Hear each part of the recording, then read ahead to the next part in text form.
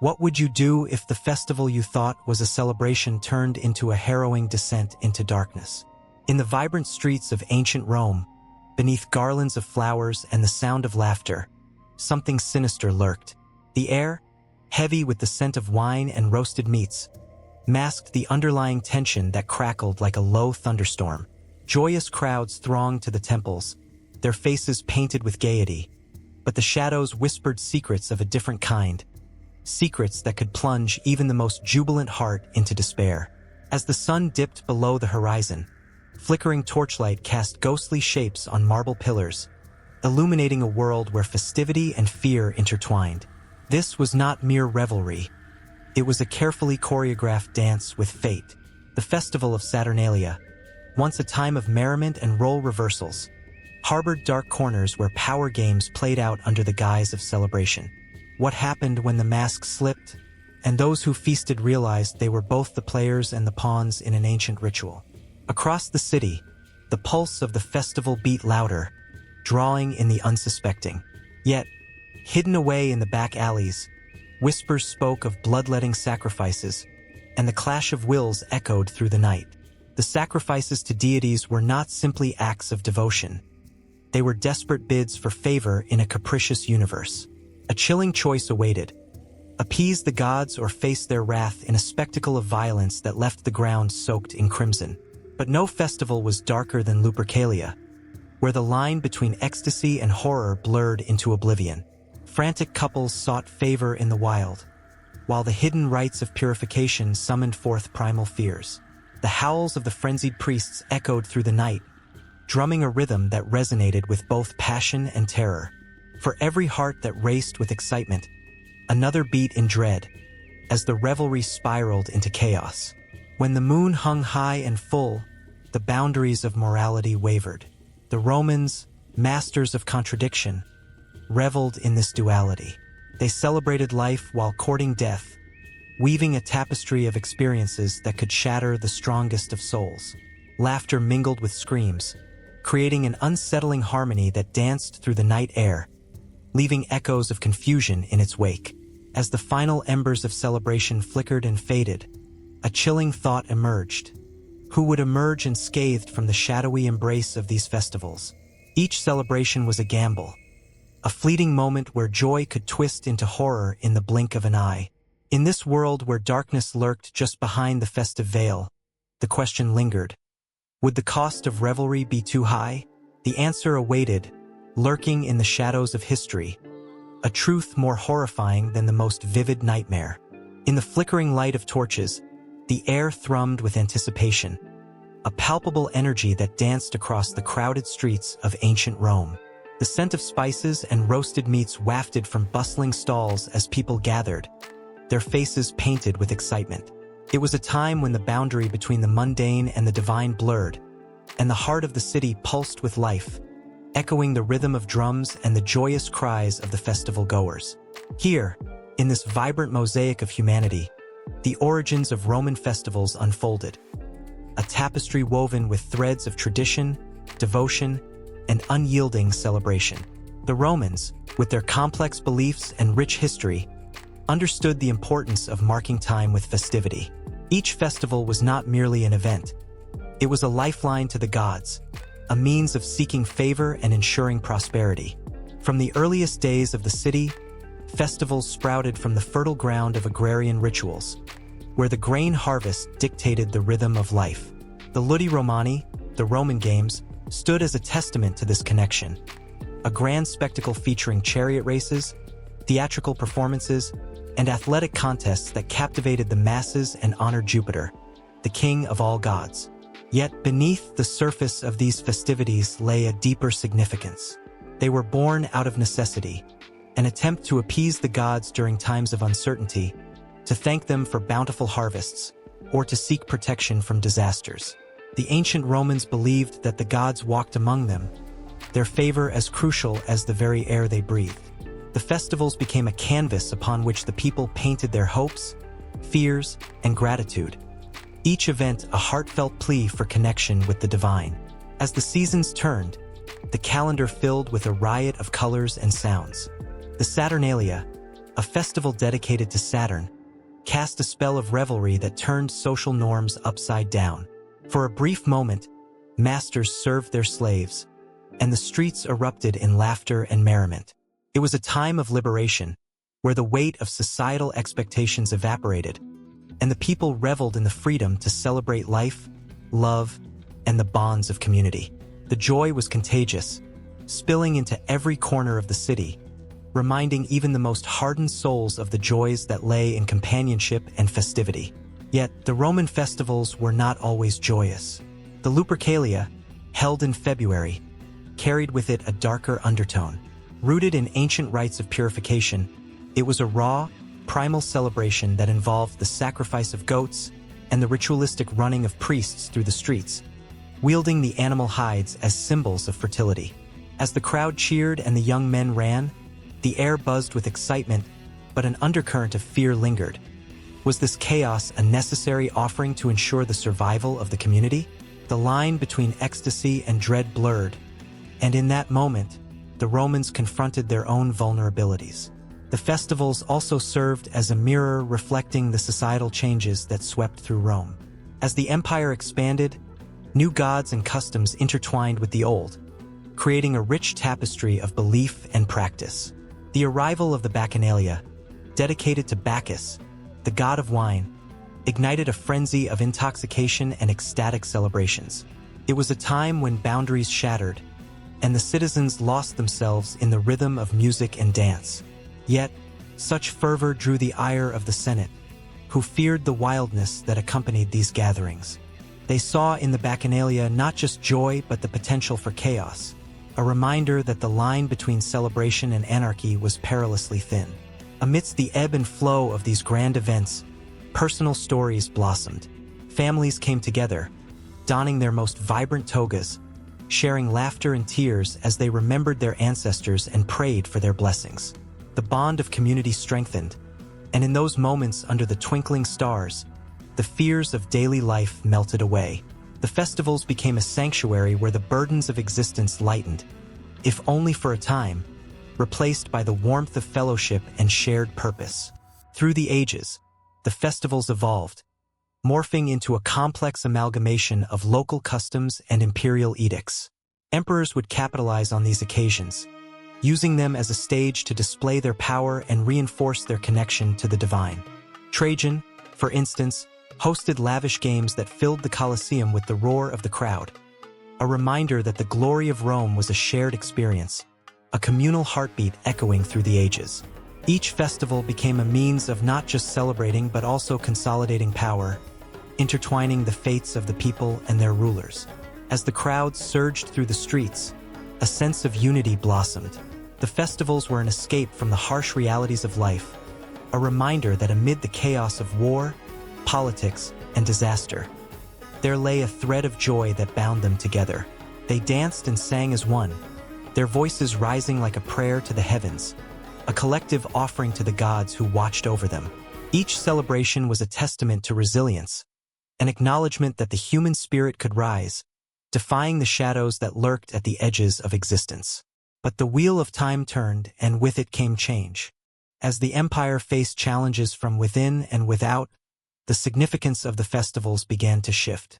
What had once been deeply rooted in the sacred began to intertwine with the secular, a reflection of a society grappling with its identity. The rise of Christianity cast long shadows over the ancient practices. Yet even as the old gods faded, the spirit of celebration remained, morphing into new forms. In the twilight of the pagan festivals, echoes lingered, a haunting melody that called to those who remembered. The laughter of children chasing one another in the streets recalled the ancient games. The scent of bread baking reminded them of rituals long past, connecting them to a lineage of hope and resilience that refused to fade. Even as the world changed, the need to come together, to celebrate life, endured, whispering promises of connection and joy that transcended time. As the sun dipped below the horizon, casting a golden glow over the city, the Romans prepared for the next festival, the next moment to honor their past and revel in the present. The drum beats grew louder, reverberating through the streets, promising that the essence of these ancient festivals would never truly vanish. In the heart of Rome, the spirit of celebration continued to pulse, a testament to humanity's eternal dance with the divine and the unbreakable bonds of community. In ancient Rome, the air was thick with the scent of incense and the distant echo of chants that resonated through the bustling streets. The people moved as if guided by an invisible hand, their lives woven into the intricate tapestry of beliefs that colored their existence. Every corner held a shrine, every home a small altar. They lived beneath the watchful eyes of gods whose moods swayed with the whims of mortals, a daily dance of prayer and sacrifice. In the early morning light, a priestess stood before a flickering flame, her hands trembling slightly as she offered a prayer to Vesta, the goddess of the hearth. The warmth of the fire mirrored the heartbeat of the city, a rhythmic pulse that connected all Romans, rich and poor alike. For them, the divine was not a distant abstract but a tangible presence, intertwined with their joys and sorrows. The priestess's lips moved silently, feeling the weight of centuries of tradition resting on her shoulders. This was more than a duty. It was a lifeline that linked the community to the divine, a bridge between the human and the otherworldly. Every Roman understood that maintaining the favor of the gods was essential. They believed that the gods walked among them, their favor often reflected in the prosperity of the fields and the safety of their families. The intricate rituals, from the grand ceremonies in the forum to the quiet offerings at home, were a constant reminder of their reliance on the divine. A poorly executed sacrifice could lead to disaster. The thought alone sent chills down their spines. As the sun climbed higher, a flurry of activity erupted in the forum. Senators, cloaked in their togas, exchanged heated words, the air electric with tension. Yet amid the political machinations, an unassuming altar sat quietly in the corner, adorned with fresh flowers and offerings. It was here that the common man could speak to the gods, seeking guidance in a world that often felt chaotic and unyielding. The patricians, while wielding power, could not ignore the whispers of the common folk who prayed for their families, their crops, and their future. The memory of a drought hung heavy in the air, an ominous reminder of the gods' displeasure. The people watched nervously as a sacrifice was prepared. A young pig adorned with garlands, meant to appease Ceres, the goddess of agriculture. The tension was palpable. There lay the fate of their harvest in the hands of a few. As the knife glinted in the sunlight, a collective breath was held. It was a moment steeped in uncertainty, where hope and fear collided, and the very air seemed to tremble with anticipation. Children wandered nearby, their innocent laughter juxtaposed against the seriousness of the occasion. One child, a boy no more than 8, stared wide-eyed at the altar. He clutched a small clay figurine, his offering to the household gods, the Laras and Penates. He believed that they would protect him, keep his family safe. In his little heart, the concept of divine benevolence was as solid as the stone that made up the city's walls. As the pig was sacrificed, the boy's mind raced with thoughts of abundance, the promise of food, and the simple joy of sharing a meal with loved ones. Meanwhile, further down the street, the cult of Mithras was gaining followers, capturing the imaginations of soldiers longing for camaraderie and purpose. In the dimly lit caves where they gathered, the mysteries of life and death unfolded in secret rites, whispered shared experiences that bound them together. The blood of the bull, its sacrifice seen as a renewal, stirred emotions deep within them, a powerful testament to the struggle against darkness. They emerged from these sacred moments transformed, with a sense of brotherhood that could withstand even the harshest battles. As night fell, the city transformed under a blanket of stars. Torches flickered to life, illuminating the shadows of temples dedicated to Jupiter, Mars, and other mighty gods. Citizens poured into the streets, their faces alight with hope, fear, and devotion. Festivals erupted spontaneously, filled with music, dance, and raucous laughter, as the people celebrated their connection to the divine.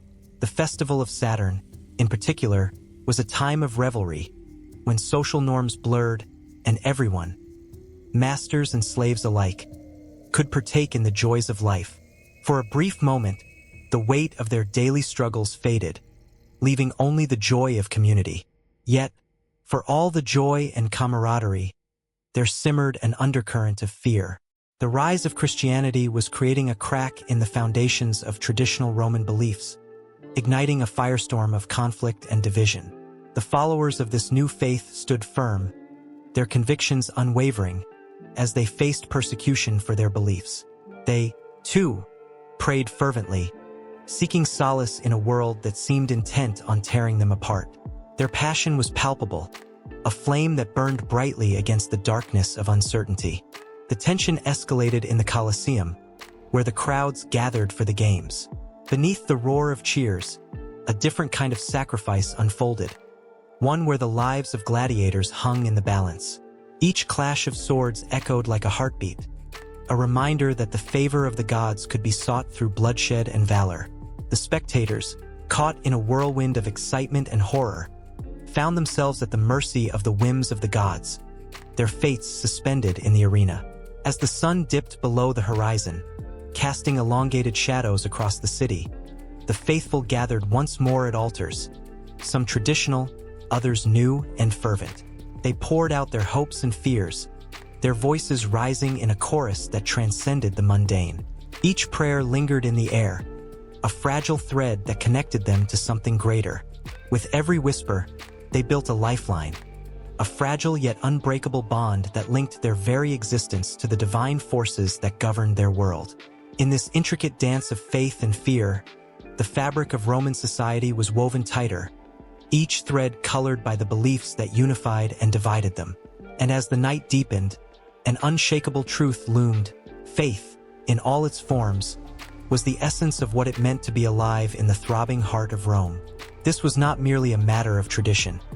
It was a quest for meaning in a world filled with uncertainty, a relentless search for hope amidst the chaos. The air hung thick with the scent of wildflowers and blood, a strange blend that whispered of life and death. In the ancient city of Rome, as the sun dipped below the horizon, the streets began to pulse with an energy that was both intoxicating and grotesque. Lupercalia had arrived, a festival steeped in the raw essence of life, love, and the darker corners of desire. This was no ordinary celebration. It was a time when the boundaries between the sacred and the profane blurred, and the very fabric of society trembled at the weight of its rituals. In the shadow of the Palatine Hill, a group of young men, draped in nothing but the skins of sacrificed goats, gathered. Their laughter rang through the air, a chaotic mingling of excitement and mischief. They were the Luperci, priests of the she-wolf Romulus and Remus's mythical nurturer, tasked with honoring fertility and purifying the city. As night enveloped the land, they prepared for the sacred rites that would awaken the primal forces of nature, invoking both reverence and fear. The ceremony began with the sacrifice of goats within the cave known as the Lupercal, where Romulus and Remus had been found, abandoned and vulnerable. The blood of the slain animals soaked into the earth, a dark offering to the gods. The priests, with their faces smeared in crimson, emerged from the cave, their bodies glistening under the moonlight. Each heartbeat echoed with the promise of fertility, and the air crackled with anticipation. It was as if the very ground beneath them pulsed with the heartbeat of the universe itself, reminding all of life's fierce and untamed spirit. As the Luperci dashed through the streets, wielding branches of the sacred fig tree, the onlookers erupted into frenzied cheers. Young women stood by, their hearts racing, their breaths caught in their throats. Some bore the marks of longing in their eyes, eager for the touch of fate as the priests raced past.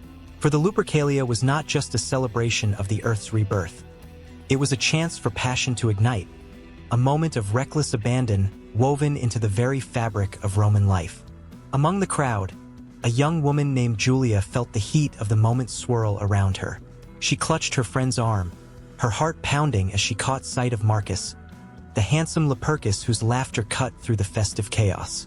His presence drew her as surely as the moon pulls the tide, and she felt a flicker of something dangerous and exhilarating. In that instant, the world faded away, leaving only the wild allure of the festival and the unquenchable thirst for connection. The dance of the Luperci was a bold spectacle. They moved with a frenetic energy, leaping and twirling, the goat skins flapping around them like wings. Each crack of a branch against the air sent shivers down the spines of the spectators. The priests darted towards the women, laughing, their intentions both playful and serious. The playful smacks of the branches on willing backs were invitations, igniting a fire of longing, as the women squealed in delight and shock. It was a game of fate, a chance for bold choices and whispered desires. But amid the laughter, an undercurrent lurked, a reminder of the darker side of love that lingered in the shadows. As the night deepened, the celebration took on a more intense rhythm. The laughter mingled with heated whispers, and the lines between joy and desperation began to blur. Couples emerged from the chaos, drawn together by an unseen force. A mix of lust, yearning, and the primal urge to procreate spiraled through the air. The promise of fertility danced around them, intoxicating and consuming. But not all was light and laughter. The echoes of ancient stories whispered of darker moments. There was a time when the festival had harbored sacrifices far grimmer than those of goats. Some said the Lupercalia had once offered human lives to appease the gods. Fear crept into the hearts of those who remembered the tales. The dark side of love, after all, was a powerful force. A reminder that passion could easily slip into obsession, obsession into desperation, and desperation into chaos. As couples embraced under the moonlight, shadows loomed behind them, twisting love into something frighteningly primal. Julia felt this tension wrap around her as she and Marcus drew closer. She was torn between the intoxicating thrill of his nearness and the unsettling awareness of what lay beneath the surface. Their eyes locked, and in that fleeting moment, she saw a flicker of something. Was it desire or danger? It sent shivers down her spine. The world around them melted away, leaving only the two of them suspended in a space where anything could happen. With the festival reaching its fevered peak, the Lupercalia began to chant, their voices rising and falling like waves crashing upon the shore. The words were ancient, echoing through the annals of time, binding the past with the present. Each syllable resonated with power, awakening the forces of nature and invoking the spirits that watched over them, both benevolent and capricious. In this moment, love was not just a simple emotion. It was an all-consuming force that could lead to ecstasy or despair. As Julia's heart raced, she felt the air shimmer around them. She wanted to reach out, to touch Marcus, to feel the warmth of his skin against hers. But the weight of tradition and the stories of old clung like a shroud, warning her that love could turn twisted, that desire could lead to a darkness both intoxicating and perilous. It was in this tension, this dance between light and shadow, that the true essence of Lupercalia came alive. The night was still young, but the energy was electric. The laughter and cries of joy mingled with an undercurrent of something darker, an unspoken acknowledgement that love, in all its forms, had a price. As the Lupercalia continued their wild dance, the lines between reverence and revelry blurred, and the festival surged forward, a cyclone of emotion and intensity that threatened to consume them all. As the moonlight bathed the city in silver, Julia and Marcus took a step closer to the edge, teetering on the brink between joy and the unknown. The air crackled with possibilities, and the shadows loomed larger, whispering secrets of the heart that dared not be spoken. In this moment, the festival thrummed with the pulse of life, love, and the tantalizing hint of something darker, an invitation to embrace both the beauty and the terror that lurked just beneath the surface.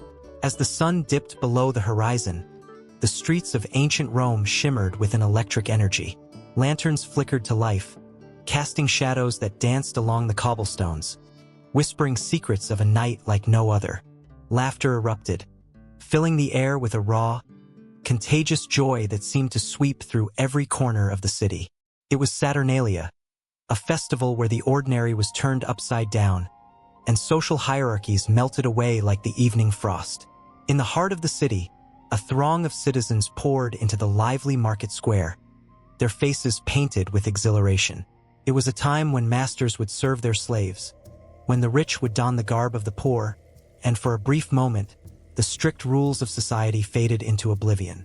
The air was thick with the scent of spiced wine and roasted meats, mingling with the musky aroma of fresh greenery, as the sacred temple of Saturn loomed in the background, a silent guardian of this chaotic celebration. Among the revelers stood Marcus, a humble baker whose hands were calloused from years of kneading dough. Tonight, he had traded his flour-covered tunic for a vibrant cloak, the color of ripe grapes, and his heart raced as he joined the spirited crowd. Each laugh and cheer wrapped around him like a warm embrace, and he felt a sense of belonging he rarely knew. He watched as the wealthy patricians broke bread with the very people they scorned in their daily lives, sharing stories and drinks as equals under the soft glow of the stars. But amidst the jubilation, a pulse of tension lingered in the background. Whispers of rebellion and change circulated through the crowd like a fleeting shadow. For many, Saturnalia was not just a festival. It was a reminder of the disparities that defined their lives. The laughter may have masked the pain, but beneath the surface, a longing for equality simmered. As night fell deeper, the sound of clashing cymbals and flutes echoed through the streets, pulling people toward a grand procession. Dancers adorned in garlands of ivy twirled under the moonlight, their movements fluid and mesmerizing. The crowd surged forward, caught in a tide of excitement, and Marcus found himself swept along, his heart pounding in rhythm with the music. He caught glimpses of masked figures, their identities concealed, moving freely among the crowd, a symbol of the festival spirit. In this moment, they were all players in a game where the rules had shifted. Yet not everyone welcomed this temporary freedom. In a shadowy corner of the square, a group of disgruntled patricians huddled together, their faces twisted with resentment. They glared at the joyous throngs, their wealth and status seemingly threatened by this delightful chaos. As the night wore on, it became clear that Saturnalia was both a celebration and a flashpoint, a place where dreams of equality met the harsh realities of a divided society. A sudden cheer erupted as the statue of Saturn was paraded through the streets, draped in colorful cloth. The crowd erupted in joyous adulation, singing songs that echoed through the night like an ancient spell, binding them together in a fleeting illusion of unity. But Marcus could sense the unease simmering beneath the surface. The festival was a double-edged sword, a reminder of their desires and the harshness of their everyday lives. As revelers danced and drank, couples embraced under the moonlight, their laughter ringing out like peals of hope. But in the shadows, a group of young rebels plotted their own course. They whispered of a new dawn, where the traditions of Saturnalia could inspire lasting change, igniting a fire within the hearts of those who had long been silenced. They yearned for a world where the joy of the festival would not just be a fleeting escape, but a beacon of hope for a future where all could thrive. The night grew older, and with it, the air thickened with possibility. Marcus found himself in a circle of newfound friends, sharing stories that felt like confessions. Each tale they told wove together the fabric of their lives, a tapestry of dreams held captive by the weight of society's expectations. Laughter punctuated their words, yet the underlying tension remained, an unspoken agreement that this night could not last forever. Then, as if summoned by the very essence of Saturnalia, a figure emerged from the crowd. Dressed in simple robes, their face obscured by a mask, they carried a torch that flickered wildly in the wind. With a voice that rose above the celebrations, they proclaimed a vision that sent a shudder through the crowd. This night is ours, but let us not forget what lies beyond. Change is possible, if only we dare to seek it. Their words pierced through the merriment, igniting a spark of hope and resistance. Marcus's heart raced as he listened, a mix of fear and exhilaration coursing through him. The festival, once a mere escape, now transformed into something greater. It was a call to action, a moment when the masks people wore during the festival began to symbolize their true selves, awakening desires for a life beyond the constraints of social order. The laughter around him faded into the background, replaced by a stirring awareness that the night held the potential to be a turning point, a fleeting moment that could echo through history.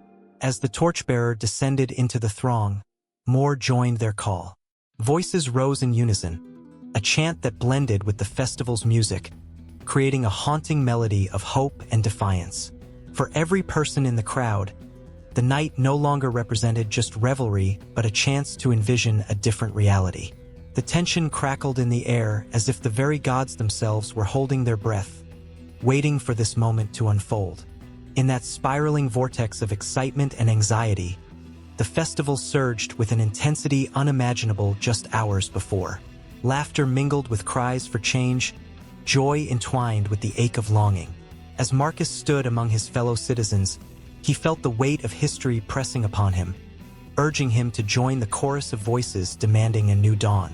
The festival surged on, a whirlwind of emotions swirling together, and in that moment, the past, present, and future collided. Saturnalia was more than a festival. It was a spark, a promise of transformation that would linger long after the lanterns dimmed and the revelers returned to their everyday lives. Amidst the whispers of ancient trees and the chilling night air, a small village lay nestled in the shadows of hills, where echoes of the past clung like fog.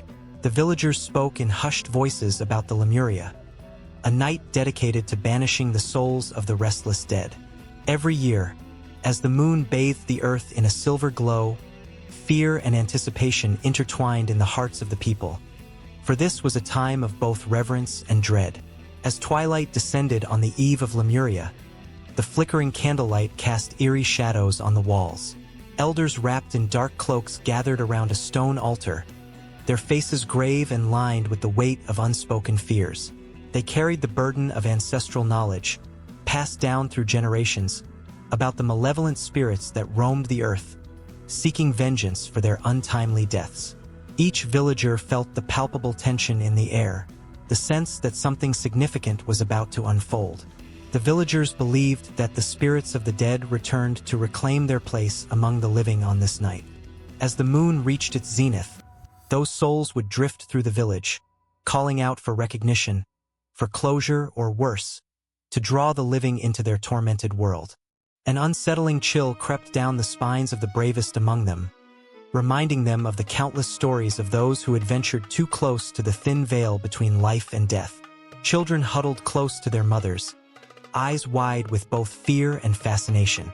They listened intently as the elders recounted tales of spirits who had been wronged, lovers separated by cruel fate, warriors who fell in battle, and innocence lost to a world that had turned a blind eye. The air thickened with emotion, and the children's imaginations ran wild, painting vivid images of ghostly figures lurking just beyond the flickering light. As the hour approached, the villagers donned garlands of herbs and fragrant flowers, symbols of protection against the malice that threatened to seep into their lives. The scent was intoxicating, rich with the promise of safety. They lit candles, their flames dancing like the souls they hoped to honor and appease. Each flicker whispered silent prayers, a call to the spirits, an invitation for them to share their stories without bringing their darkness into the realm of the living. The ritual began with solemn chants, voices rising and falling like the tides. Elders waved bundles of dried herbs, releasing fragrant smoke that curled into the night, almost as if it were alive.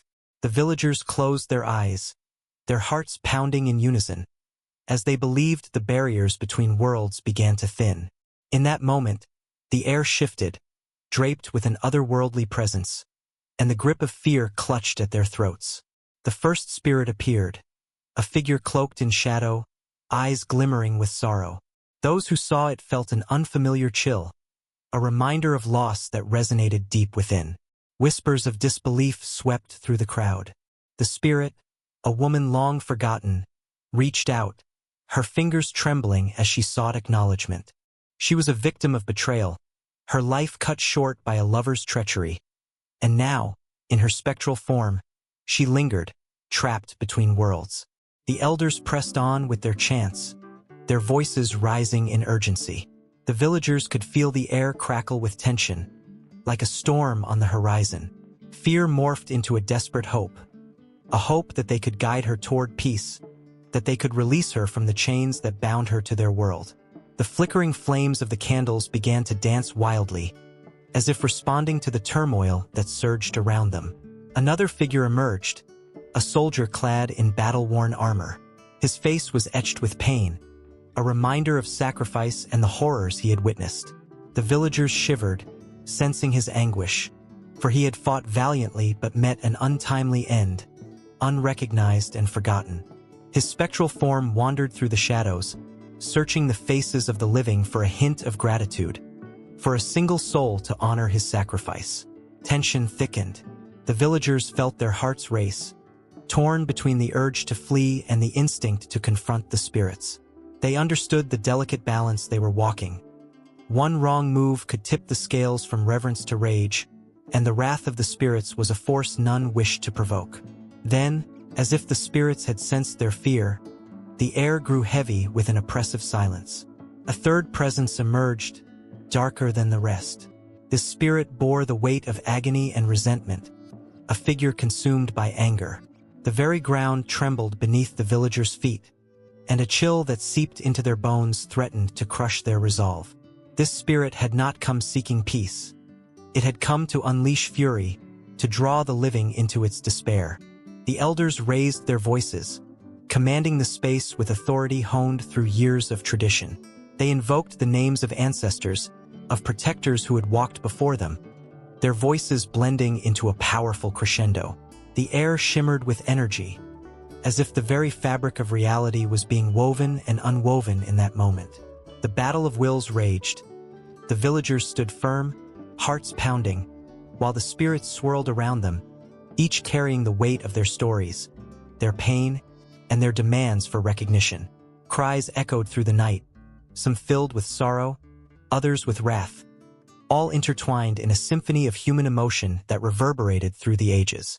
Just when it seemed that chaos would reign, the elders unleashed a final surge of energy, the culmination of their faith and determination.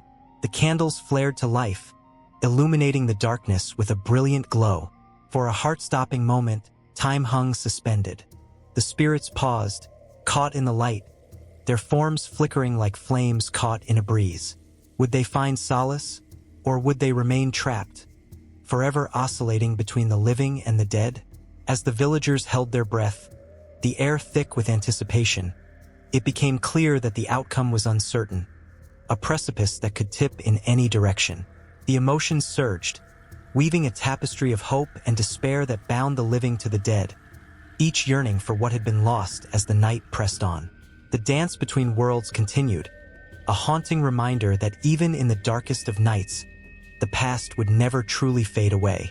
The flickering light of candles cast long, wavering shadows on the walls of ancient Roman homes, illuminating faces etched with the weight of memories. This was Saturnalia, a sacred time when the veil between the living and the dead thinned, allowing whispers of the past to echo through the present. As the days shifted from the chilling grip of winter to the tender embrace of spring, the air hung heavy with anticipation, mingling with the scent of incense that wafted through the streets.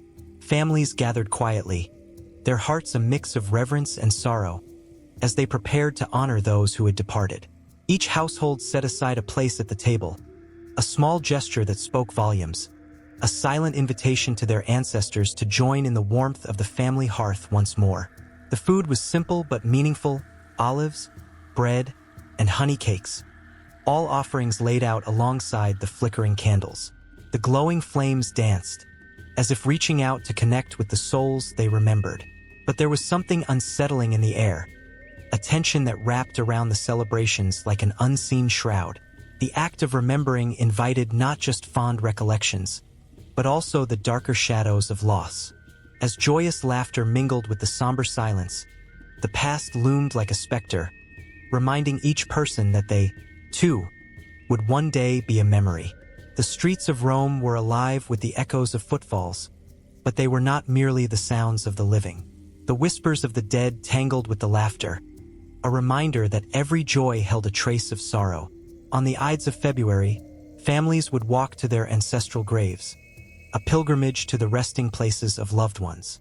The air turned heavy with the lingering scent of myrrh and the melancholy of remembrance. Each step taken toward the graveyard felt like a step into the unknown, a journey that merged the worlds of the living and the dead. As the sun dipped below the horizon, painting the sky in hues of orange and gold, the festival unfolded with a palpable sense of urgency. Priests clad in white robes led rituals, their voices rising in chants that seemed to echo through time. They offered prayers to the spirits, invoking blessings for the living while acknowledging the weight of their absence. The flickers of torchlight illuminated faces filled with both devotion and despair, souls wrestling with the fragile threads of life and death. Children watched with wide eyes, caught between the thrill of the festivities and the chilling understanding that loss is a part of life. They marveled at the decorations, wreaths of flowers, woven with care, yet their vibrant colors could not mask the underlying sorrow. The laughter of the young rang out like a sweet melody, but it mingled with the sobs of those who remembered.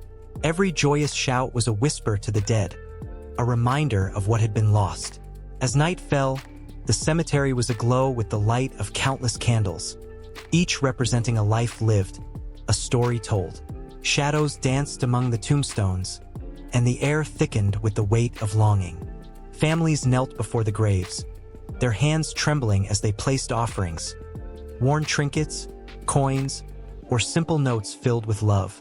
These small gestures acted as bridges, connecting two worlds, and as the offerings were laid down, a chill seemed to creep through the air, a reminder that the bond of love extends beyond the grave. Some wandered further along the paths, drawn to the ancient stones that marked not just the resting places of their ancestors, but the stories of a civilization that once thrived. With every footfall, they felt the weight of history pressing down, a reminder that life is fleeting and that each soul carries the echoes of generations. Whispers filled the air, secrets of the past floating like fog through the night, urging them to remember, to honor, and to grieve. Yet, amid the reverence, an unsettling thought lingered like a shadow: how easily these spirits could turn from protectors to avengers if forgotten. Tales of restless souls haunted the living, reminding them that neglecting the dead could bring misfortune. It was a delicate balance, this honoring of the past while forging ahead in the present. Each flickering candle was a guide, lighting the way for the souls to find peace, but also a poignant reminder of the fragility of life. As the night deepened, the sounds of the festival transformed. The laughter turned to whispers, voices low and conspiratorial, sharing tales of those who had passed. There was a comfort in sharing memories, even as tears threatened to spill. A woman spoke of her mother, her voice trembling as she recalled the warmth of her embrace, the lessons learned over countless cups of wine. A man shared the story of a brother lost to war, his words laced with bitterness and love, intertwining grief with celebration. Each story woven into the fabric of the night served to reinforce the ties that bound them to those who had come before. But beneath the surface, an undercurrent of unease flowed. What if the dead were watching? What if, in this moment of celebration, they felt the sting of being forgotten? As the candles flickered in the cemetery, casting ghostly shadows on the tombstones, the air felt thick with anticipation, as if the spirits themselves were listening, weighing the love shown against the neglect that might follow. The festival was steeped in rich history, a testament to the Roman belief in the afterlife and the importance of honoring the dead. Yet, as the last burning candle flickered and died, the chilling thought persisted. Who would remember them tomorrow? Would their stories fade like the smoke of extinguished flames? The night held its breath, caught in the balance between love and loss, life and death, as Saturnalia beckoned all to acknowledge the shadows that lingered just beyond the reach of the living. With the chill of the night settling over the city, the tension hung like a storm, waiting to break. Families would fold back into their homes, the laughter soon giving way to the quiet, reflective moments that followed an intense remembrance. A cycle of grief and celebration would continue, a testament to the unbreakable bond that tied the living to the dead, while the shadows waited, ever watchful, forever intertwined with the stories still alive in the hearts of the living. The flickering flame of a single torch cast long shadows, dancing like restless spirits on the ancient stone walls of the Italia. The air was thick with anticipation, a palpable tension that hung over the gathered crowd. A hush fell, broken only by the rustling of leaves and the distant sound of drums, a heartbeat echoing through the twilight. This was no ordinary festival. It was a sacred rite, a moment when the living sought the favor of the Laras, the spirits of their ancestors, to ensure protection and prosperity for the year ahead. As the night deepened, the first offerings were laid at the small altars dotting the neighborhood. Simple terracotta figurines, bowls of grain, and cups of wine. Each item carefully chosen, each a plea sent into the ethereal void. But as the crowd swelled, so did the gravity of what was to come. Whispers of the grim sacrifices, the offerings of blood, slithered through the crowd like a chilling breeze. Would they dare to follow tradition to its darkest depths? A chill ran down the spine of a young woman named Claudia. She clutched her infant son tightly, his innocent coos a stark contrast to the heavy atmosphere. She had heard the stories, the tales of how, in times of desperation, the people had turned to their most desperate measures, sacrificing the very essence of life to appease the Laras who demanded more than mere trinkets. This night, she feared, might be among those desperate times. As the flames grew higher, illuminating the faces of the people, Claudia's heart raced. Around her, couples held each other tighter, children clung to their parents, and the elders whispered prayers to the Laras, their eyes glistening with unshed tears. The community was united in fear, a collective heartbeat thrumming in the stillness. Would their offerings be enough? A figure stepped forward, a priest clad in dark robes, the weight of tradition heavy on his shoulders. He was the chosen one, the voice of the Laras, and as he raised his arms, the crowd quieted, eyes locked on him. Tonight, we honor our ancestors, our protectors, he proclaimed, his voice echoing like thunder rolling over the hills. But we must remember, the Laras are not just spirits of blessing, they are also spirits of wrath. The words sent shivers through Claudia. She remembered the stories told by her grandmother, the tales of neighbors who had lost everything, who turned to blood to stave off the fury of the Laras. The priest's voice grew louder, more fervent. To bless the land, to bless our homes, we must give back what was given to us, life for life. A collective gasp rippled through the crowd as the priest drew a knife from beneath his robes, its blade gleaming ominously in the flickering torchlight. Claudia pressed her son closer, her heart pounding in her chest, the very air thick with dread. She could feel the weight of history pressing down on her, the legacy of those who had come before her, their sacrifices echoing through the ages. Around them, the atmosphere shifted. The air crackled with energy, anticipation leaning toward desperation. Eyes darted nervously, searching for a way out, a way to escape this grim fate. But there was nowhere to go. Tradition held them tightly, like chains forged in the fires of their ancestors' choices. With each word the priest spoke, a sense of inevitability grew, like a noose tightening around their collective throat. The sacrifices of the past loomed large, dark shadows of figures long gone, calling out to be remembered, to be honored. We give ourselves to the Laras. What they desire is not just our hearts but the very blood that courses through our veins, he declared, his voice rising, filled with an unholy fervor. Claudia's breath caught in her throat. She had always thought the tales were mere stories, cautionary whispers passed down through generations. But now, standing in the cold grasp of the night, she felt the weight of her ancestors' choices pressing upon her. Would she be able to honor her family? Would she have the courage to give what was needed? The crowd collectively exhaled as the priest raised the knife high above his head, the blade glinting like a star fallen from the heavens.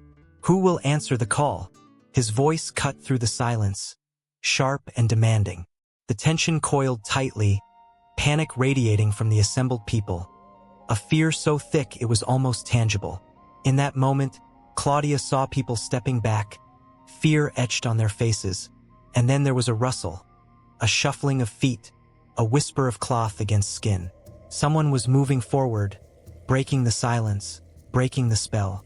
A young man stepped into the flickering light, eyes fierce with a wild resolve, a fire ignited deep within.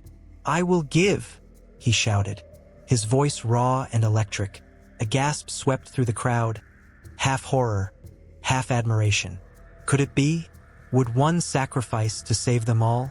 The priest's eyes shone with a calculating light, as if he had been waiting for this moment, waiting for someone to step forward and reclaim the ancient promise.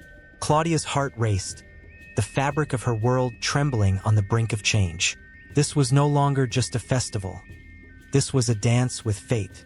As the crowd chanted, swayed by fear and hope, Claudia felt a fire ignite within her too. The Laras were calling, and she could no longer stand on the sidelines. She stepped forward, her heart pounding, joining the chorus of voices rising to meet the darkness. What was she willing to sacrifice? What would it take to ensure her son would thrive? The night deepened, and the flames roared higher, casting a long shadow over their choices. The Laras watched, as they always had, waiting for the moment when mere mortals would confront the weight of their desires, their fears, and their hopes.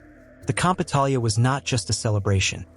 It had morphed into a crucible of life and death, a test that would echo through eternity. The crowd surged, drawn into the rhythm of the night, a collective heartbeat that pulsed with desperate yearning. Each soul, each whisper, a plea to be heard, to be saved.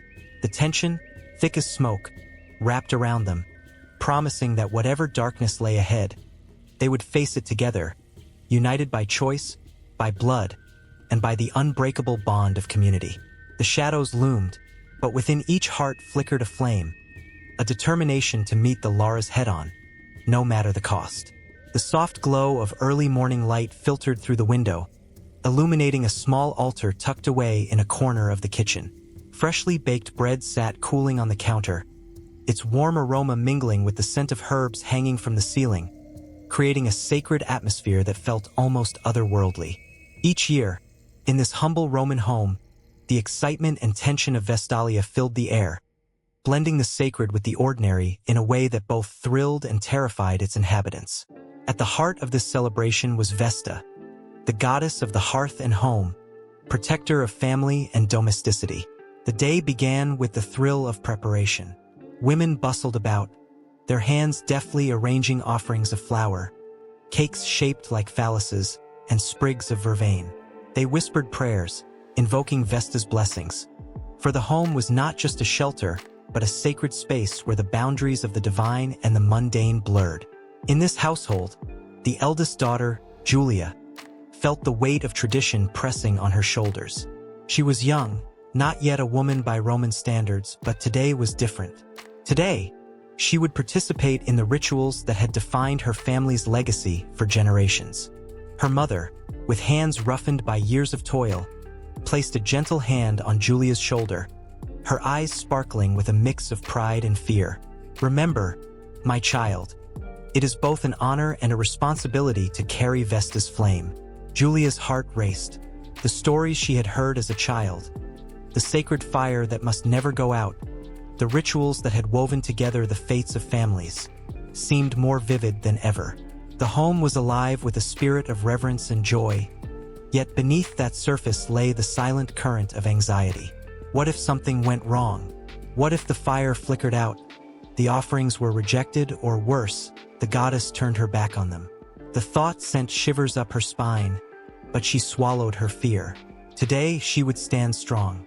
Meanwhile, in the streets outside, the atmosphere pulsed with excitement. Neighbors gathered, sharing tales and laughter, their voices rising like a chorus of supplication to the goddess. The air was electric with the mingling scents of fresh flowers and sweet cakes. It was a festival of the people, a delightful chaos that celebrated the duality of life itself, the sacredness of the home intertwined with the rawness of human existence. As Julia stepped into the living room, her heart thundered in her chest. The sacred fire flickered in its clay pot, casting dancing shadows that seemed to whisper secrets of ancient times. She knelt before it, her fingers trembling as she reached for a handful of flour. The act was simple, yet it felt monumental. Each grain represented hope, each breath a prayer. "Vesta, keeper of our hearth, bless our home," she whispered, her voice barely rising above the crackling flames. The fire responded, leaping higher as if acknowledging her plea. The room filled with a heady mix of warmth and trepidation, a reminder of the power that resided in this sacred, intimate space. But the joy of the moment was pierced by an unexpected sound. A sharp crack, like the breaking of glass, resonated from the kitchen. Julia's heart dropped. Had she forgotten something? Was the sacred fire in danger? The warmth of the moment was replaced by an icy grip of dread. She rushed into the kitchen, where her mother stood, wide-eyed, staring at the floor.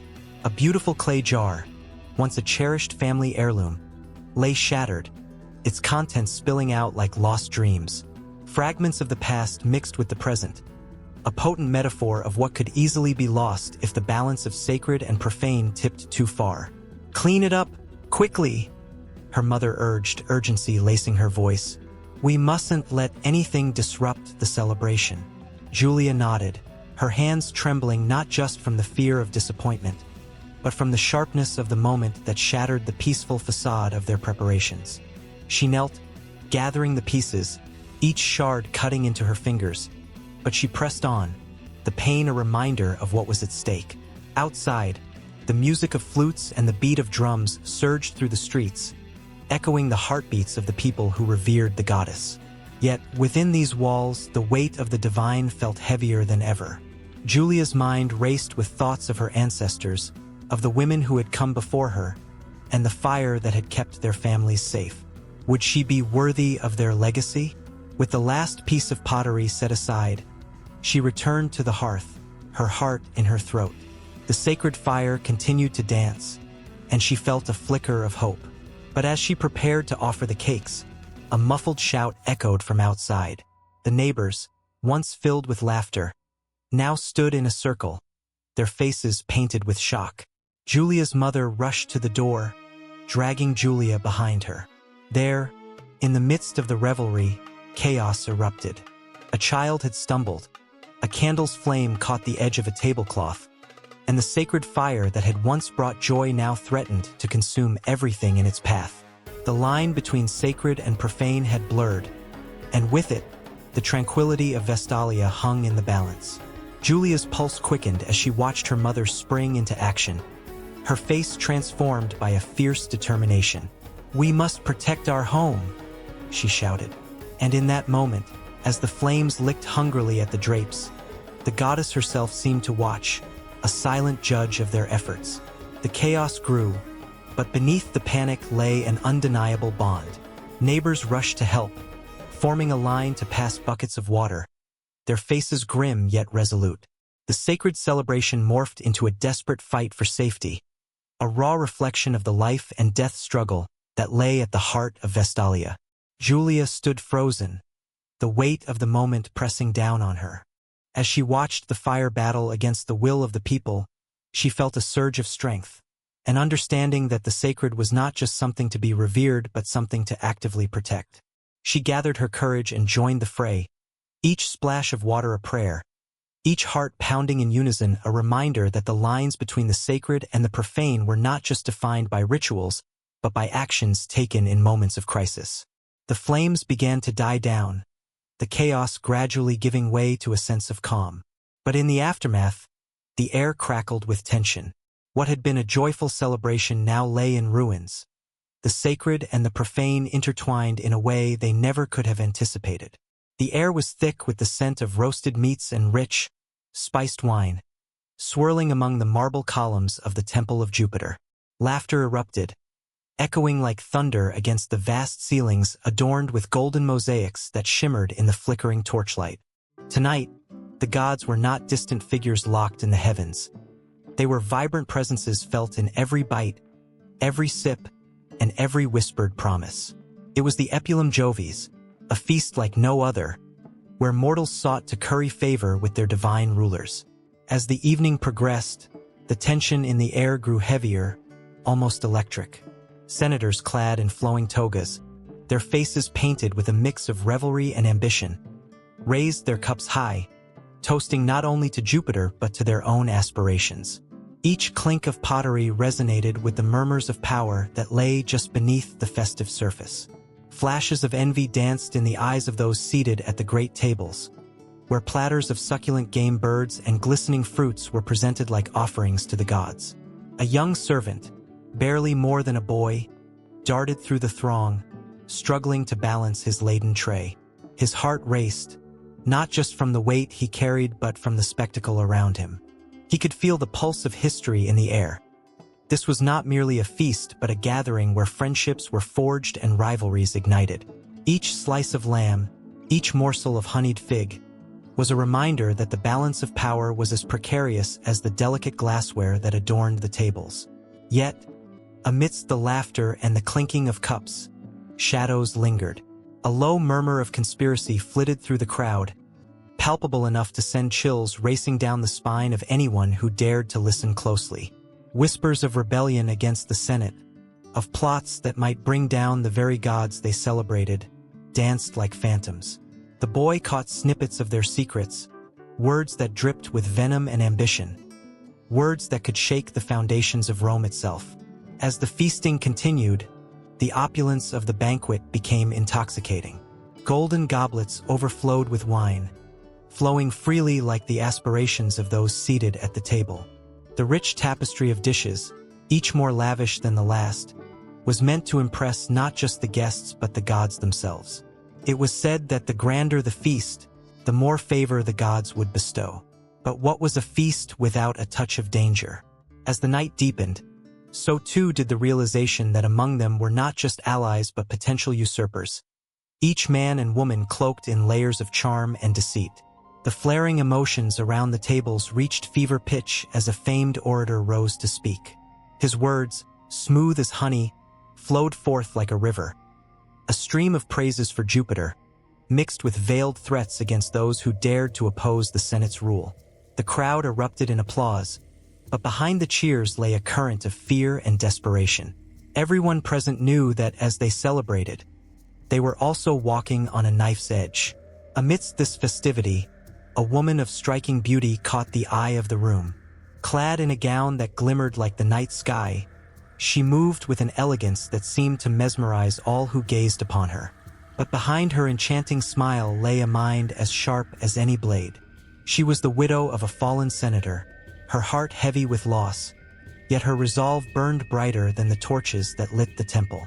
Her thoughts were a tempest of vengeance and ambition, a longing to reclaim her husband's honor in a world that had turned its back on her. As she navigated through the crowd, her fingers brushed the fabric of a senator's toga, and the man shivered as though touched by an unseen hand. Their eyes locked for a heartbeat, and in that moment, an unspoken agreement passed between them. She knew of the plots swirling around the banquet, and he, like many, was more than willing to exploit the chaos to his advantage. But as the night wore on, an icy realization crept in. Trust was a commodity as rare as gold in this world of shifting allegiances. The feast pressed on, laughter mingling with the somber hints of betrayal. Servants scurried about, their eyes wide with both fear and excitement. They were the true witnesses to this grand theater of power. A young girl, tasked with carrying delicate pastries, overheard a hushed conversation between two senators, their faces shadowed in the flickering light. Plans were being laid, alliances formed, and there was a promise of blood if the night took a turn for the worst. Suddenly, a loud crash shattered the revelry, the sound of a goblet tumbling from a table and shattering on the marble floor. Instantly, all eyes turned toward the source of the commotion, hearts racing. The air thickened with tension as a silence fell over the gathering, the kind that hinted at something dark lurking just beneath the surface. Was it an accident or a signal? The girl's breath caught in her throat as she looked around, sensing the shift in the room. A moment when festivity collided with the stark reality of ambition and betrayal. In that charged silence, the woman in the shimmering gown stepped forward, her voice rising above the stillness. Tonight we honor the gods, yet we must not forget our own. Every feast has its cost. The weight of her words hung in the air, drawing gasps and igniting a fire of whispers, sparking curiosity and fear in equal measure. The tension was palpable, a tightrope stretched between celebration and catastrophe. Each guest felt it coursing through their veins, a reminder that even in the most glorious of nights, shadows loomed large. Tonight, they were not just diners at a banquet. They were players in a deadly game, each one competing for a favor that could slip through their fingers like grains of sand. The atmosphere crackled with unspent energy, a coiled spring waiting for the right moment to unleash chaos. And just when it seemed the night would spiral into madness, a voice rang out from the back, bold and challenging, echoing against the stone walls. The boy with the tray stood frozen, heart pounding in his chest. What would happen next? Would the gods look down upon this gathering, pleased or angered by mortal folly? The weight of uncertainty hung in the air like a storm cloud, ready to burst. No one knew that the true feast had only just begun. The air hung heavy as twilight draped its velvet cloak over the fields, the sun bowing to the encroaching shadows of the trees. A restless breeze whispered through the ripening wheat, carrying with it the faint scent of earth and impending doom. In the heart of ancient Rome, where superstition ruled the hearts of men more fiercely than reason, the villagers gathered, fearful yet hopeful, under the watchful eyes of their ancestors. They knew this night was crucial. The Robigalia was upon them. As the sun dipped below the horizon, the flickering flames of torches cast eerie shadows on the faces of the gathered crowd. Men and women, clad in tunics of faded color, formed a circle around a makeshift altar. Their hearts raced, not only from the chill in the air but from an age-old dread that crammed itself into their throats. The harvest was at stake, and with it their very lives. An old priest, hunched and cloaked in dark robes, stepped forward, a figure of authority mixed with desperation. His gnarled hands cradled a bloodied lamb, its bleeding a haunting counterpoint to the rising tension. It was a sacrifice, a plea to the gods to avert the wrath of Robigus, the feared deity of blight. The priest's voice trembled but rang out clear. "O great Robigus, keeper of the fields, spare us your judgment. Our crops are our lifeblood. Do not let your dark shadows fall upon us." As the priest intoned the ancient words, dread filled the air like thick fog. The villagers glanced at one another, their faces a mix of skepticism and fear. It was an unspoken truth among them.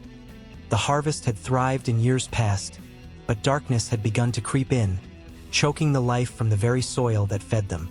Every year, they fought harder against the threat of crop failure, and every year, more sacrifices were demanded. The priest lifted the lamb high, its heart pounding in his grasp, and with one swift motion, he plunged a dagger into its chest. The crowd gasped, the sound echoing like a shriek of despair. Blood pooled at the altar's base, glistening ominously beneath the flickering torchlight, and the scent of iron filled the air, mingling with the earthy aroma of soil. This was the price of protection, the cost of survival. With the offering made, the atmosphere shifted. A tension crackled through the air, thick enough to draw gasps from the crowd. They whispered amongst themselves, recalling stories of Robigus's past wrath. Fields turned to ash, once bountiful harvests reduced to nothing but dry husks. They remembered the year when the blight came and took their children, forcing them to endure hunger until they were nothing but shadows of their former selves, gaunt and hollow-eyed. Suddenly, a figure emerged from the shadows of the trees. A woman, shrouded in a tattered cloak, her hair wild and unkempt. The villagers fell silent, their eyes wide with apprehension. She was known as the Caccatrix, a rumored witch who spoke to spirits and could see into the veil of the future. Many believed her words held power, but fear of her dark arts kept them at bay. "Fools!" she cried, her voice sharp as the dagger that had spilled the lamb's blood. "You believe a simple offering will keep Robigus at bay? Your fear feeds him.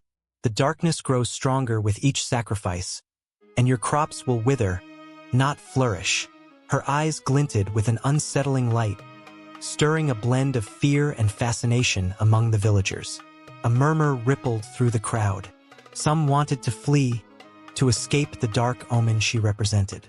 Others stood rooted, as if their very souls were entranced by the words that fell from her lips like poisoned honey. The priest glowered at her, fingers shaking on the hilt of his dagger. "Silence, witch! Speak not of things you do not understand. Robigus demands blood, and blood shall be given." But the Caccatrix laughed, a sound that sent shivers racing down spines. "You know nothing of true sacrifice. The earth craves balance, not fear. Come, let me show you the way." With a flourish, she beckoned them closer, her voice dropping to a conspiratorial whisper. Let us commune with the spirits of the land.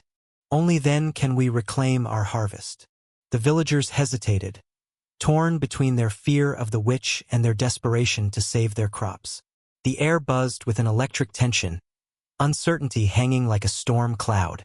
Would they risk it all for a chance to hear the truth, or remain bound to the ancient rituals that had failed them time and again? One brave soul, a young farmer named Marcus, stepped forward. His eyes burned with defiance and a flicker of hope. "I will listen," he declared, his voice steady despite the trembling of his hands. "If we must face the darkness together, I will not turn away. We cannot be shackled by fear any longer." The villagers gasped, and the cackatrix smiled, a knowing glimmer in her eyes. "Then we shall begin, dear children of the earth," she said, her voice low and inviting. "Tonight, we will forge a new path. But beware. The darkness that lies ahead may reveal not only the blight, but also the demons within yourselves." With that, the cackatrix led them away from the altar, into the woods, where the moonlight struggled to pierce the thick canopy above. The villagers followed, hearts pounding with a mixture of dread and anticipation, knowing that this night would change them forever. As they moved deeper into the darkness, the sounds of the village faded behind them, replaced by the rustling of leaves and the mournful cries of unseen creatures. They walked on, the air thickening with an ancient power, a sense of foreboding wrapping around them like a shroud. Each step pulled them further from the familiar comforts of their lives, deeper into the unknown, where spirits lingered and the whispers of the earth promised truths that had long been buried. The echoes of the past began to stir, hinting at the darkness that awaited them, ready to rise from the depths of fear and desperation, hungry for their hearts and souls. The air was thick with anticipation as the sun sank low in the sky, casting golden rays that danced upon the fields of grain. A gentle breeze whispered through the stalks, rustling them like secrets waiting to be told. This was the time of year when the veil between life and death, the earth and the underworld, thinned, when the people of ancient Rome prepared to honor Ceres, the goddess of grain and fertility. The Saturnalia festival was upon them, a celebration that promised both bountiful harvests and a poignant reminder of what lies beneath the surface of the soil. Families gathered, their hearts beating in sync with the rhythm of the earth. The air was fragrant with the scent of fresh bread, a testament to the blessings bestowed by Ceres. The loaves, golden and crusty, were shaped like the very grains that nourished their lives. Eyes sparkled with hope, but a shadow loomed, hinting at the darker side of fertility, the inevitable cycle of life and death. The festival began with a procession, filled with bright garlands of grain and flowers. The people sang hymns, their voices rising like smoke into the twilight sky. They danced with abandon, their feet pounding the earth, celebrating the bounty that promised sustenance for another year. Yet, as they moved, an undercurrent of sorrow flowed through the festivities. The fertility of the land was tied intricately to the realm of the dead, just as the fertile soil fed the living. In the dim corners of the mind, the stories of Persephone echoed, the tale of a maiden who was taken to the underworld, her mother, Demeter, left grieving. The people of Rome believed that Ceres shared in the sorrow of the earth. Each grain of wheat was a testament to the struggle between growth and decay, life and death. As they honored Ceres, they also acknowledged the shadowy realm below, a realm where the harvested grain could be consumed, sacrificed to the spirits of the past. As night fell, torches flickered like the souls of the departed, casting eerie shadows on the faces of the worshippers. A priestess, adorned in flowing white, stepped forward, her voice trembling with emotion as she recited ancient verses. The words wove a tapestry of longing and heartache, speaking of seeds buried in the earth, waiting for the kiss of spring to rise again. Each syllable vibrated with the pulse of life, yet whispered a reminder of the inevitability of death. The crowd held its breath, feeling the weight of their ancestors' presence. Thoughts drifted to those loved ones who had passed, now part of the soil, nourishing the very crops that promised another harvest. Children clung tightly to their parents' hands, sensing the gravity of the moment. The festival was more than mere revelry. It was a communion with the past, a recognition of the cycle they all shared. Suddenly, a loud horn pierced the air, and the tension transformed into excitement. The moment had arrived for the ceremonial offering. A procession of men carried a heifer, its coat gleaming in the torchlight. It was a tribute to Ceres, a sacrifice to ensure a fruitful harvest. The crowd cheered, yet there was a hushed stillness in their hearts. They knew that life must be given for life to continue. The heifer, once grazing peacefully, now faced its fate, embodying the duality of existence, the fine line between sustenance and sacrifice. As the moment approached, a ripple of emotion coursed through the gathered crowd. Some turned their faces away, unable to watch, while others leaned in, captivated by the gravity of the ritual.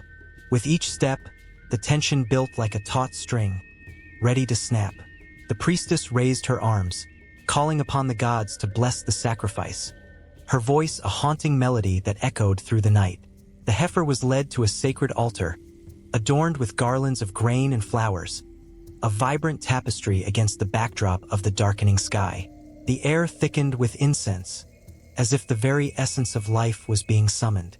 The crowd, now silent, felt the weight of their ancestors pressing upon them, a reminder of the fragile balance between joy and sorrow, harvest and loss.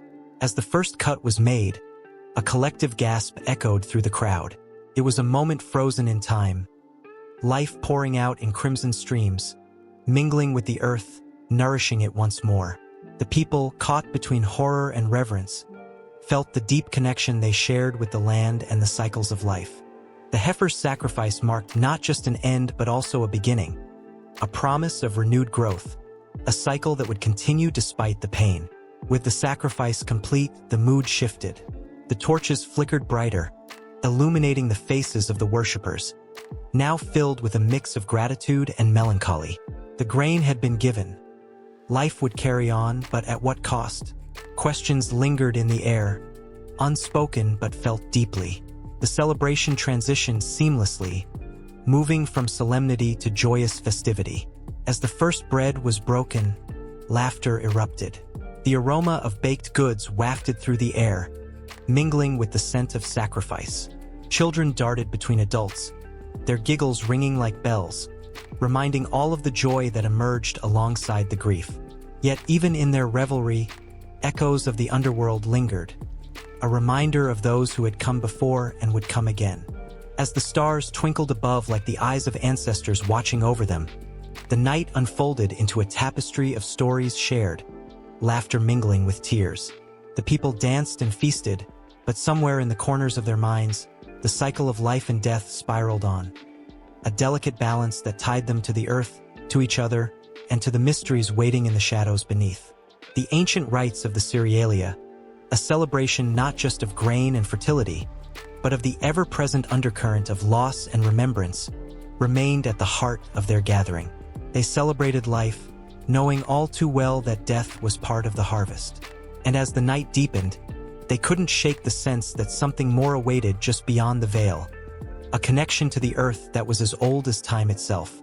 The air was thick with the scent of blooming violets and the sweet tang of ripe grapes, mingling with the laughter and music that echoed through the vibrant streets of ancient Rome. It was the Floralia, a festival that pulsed with life, where the beauty of flowers was celebrated amidst the hedonistic joy that Bacchus, a god of wine, revelry, and ecstasy, brought to the people. The very ground seemed alive, trembling beneath the feet of revelers dressed in colorful garments that fluttered like petals in the breeze. As the sun began to set, casting a golden hue over the city, flowers adorned every corner. Brightly colored petals cascaded from balconies, while sweet-smelling garlands decorated doorways. Women, in flowing dresses, danced with abandon, their laughter carrying through the air like music. They wore crowns of wildflowers, their hair fragrant with the essence of spring. Each step they took seemed to awaken the earth beneath them, coaxing the flowers to bloom in a riot of colors, as if the very gods themselves were pleased with this display of joy and life. In the midst of this vibrant chaos, the people gathered at the Temple of Flora, their goddess, the embodiment of nature's beauty and abundance.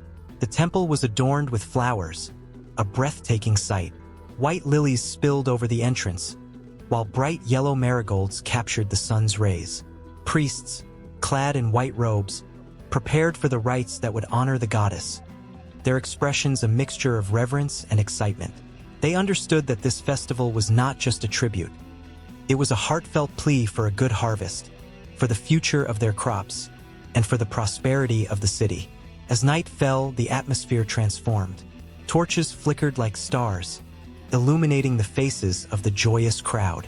The music grew louder, a rhythmic pulse that seemed to synchronize with the heartbeats of all who stood there. Bacchus himself, a figure of both charm and mischievousness, appeared among the throngs, his presence igniting an even deeper frenzy. Clad in a cloak woven from grapevines, he moved effortlessly through the crowd, laughter spilling from his lips like wine from a cup. His followers danced around him, their bodies swaying in time with the music, pushing the boundaries of sanity and intoxication. One could feel the electric tension in the air, a mix of gaiety and recklessness. The intoxicating wine flowed freely, as goblets clinked and filled with the rich ruby liquid that promised uninhibited freedom. The baksheesh ecstasy reached its peak. Men and women lost themselves in the rhythm, capturing fleeting moments that felt eternal, as if time itself had paused to witness this grand spectacle of life.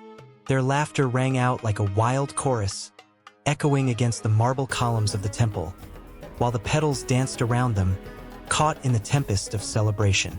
The festival also bore a deeper significance, a reminder of the cycle of life and death. The Floralia was said to be a time of renewal, where the beauty of flowers symbolized the rebirth of nature, a celebration of both joy and the bittersweet passage of time. Amidst the gaiety, there lingered an understanding of the fragility of life. Each flower that bloomed was a reminder that beauty was fleeting, a cycle that would eventually lead to decay. And yet, the people reveled in this dichotomy, laughing and embracing the ephemeral nature of their existence. As the night wore on, the revelry reached an intensity that was almost primal.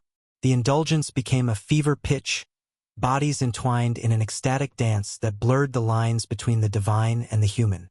Wine-soaked laughter mixed with the soft whispers of desire, igniting passions that had long been kept hidden.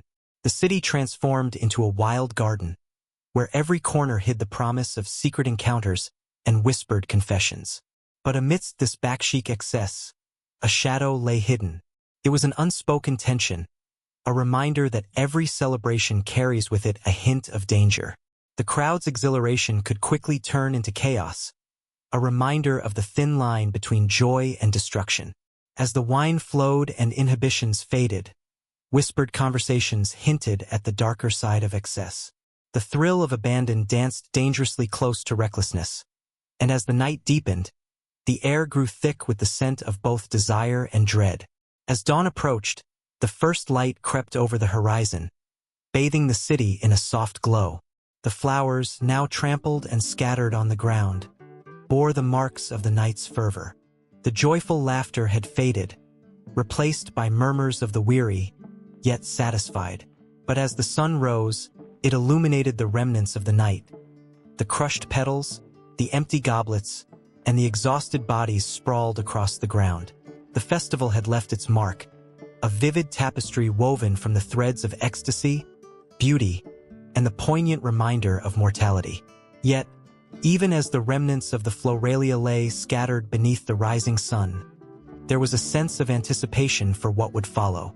The cycle of life continued, and the people knew that while the flowers would fade, new blooms would soon emerge, leading to the next celebration. The gods watched over them, their presence felt in the whispers of the wind and the tremor of the earth beneath their feet. And in this moment, amidst the remnants of baksheesh excess, a new chapter awaited, one where the echoes of laughter would transform into the whispers of hope, and the promise of renewal lingered just beyond the horizon.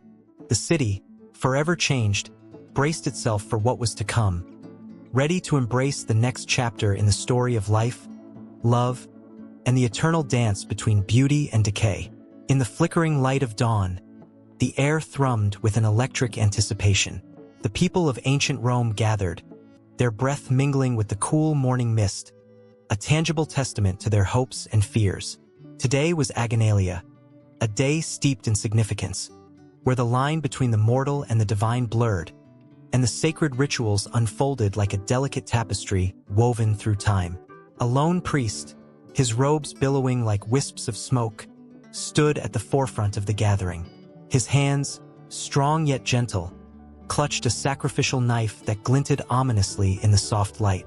The weight of generations rested on his shoulders, a legacy of duty that echoed through the ages.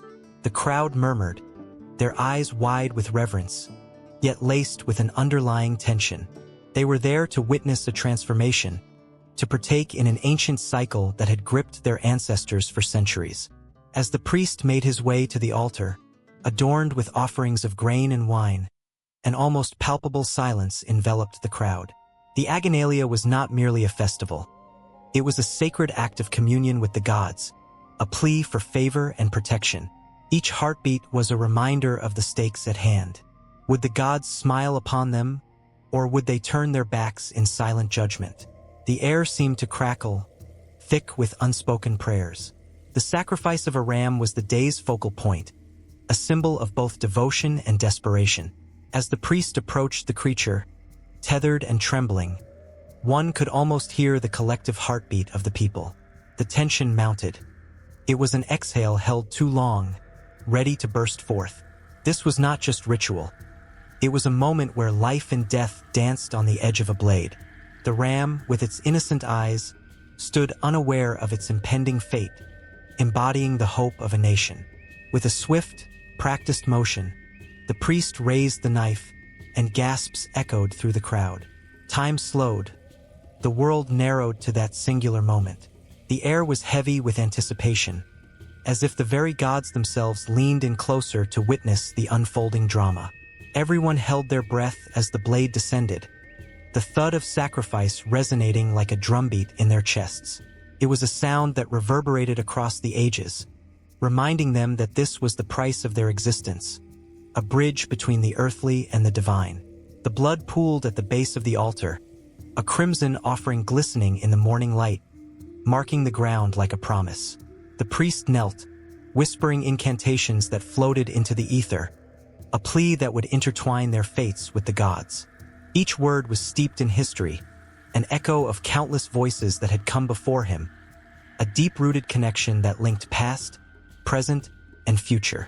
The crowd, still entranced, felt the pulse of their forefathers in the air, a reminder that they too were part of this sacred lineage. But the Saturnalia was not solely about the sacrifice. It was a day of reckoning, where the community would reaffirm their bonds. The people stepped forward, one by one, to partake in the offerings. They dipped their fingers into the blood, a visceral act that tied them to the moment and to each other.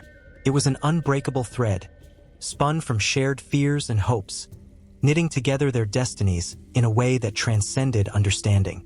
In the midst of this ritual, an elderly woman with weathered hands stood at the back of the crowd, her eyes glistening with unshed tears. She had seen many Satturnalias in her lifetime, each one a poignant reminder of loss and renewal. Her heart ached, not just for the sacrifice but for the memories of loved ones who had stood beside her in years past. Each Saturnalia was a chapter in her life, a bittersweet reflection of joy and sorrow intertwined. The cycle continued, yet the ache of absence lingered like the scent of incense in the air. As the sun climbed higher, the atmosphere shifted. Laughter broke through the tension as children danced around the altar, their innocence a stark contrast to the gravity of the rituals. They were the future, the next generation who would carry forth the traditions and rituals that defined their people. The echoes of joy intertwined with the somber hum of remembrance, creating a melody that resonated within the very stones of Rome. The priest stood, a silent guardian of the sacred, his heart beating in rhythm with the pulse of the community. He raised his hands, inviting the gods to witness their devotion. The crowd followed suit, hands lifted high as if to touch the heavens. In that moment, they were united, a single entity bound by faith and sacrifice.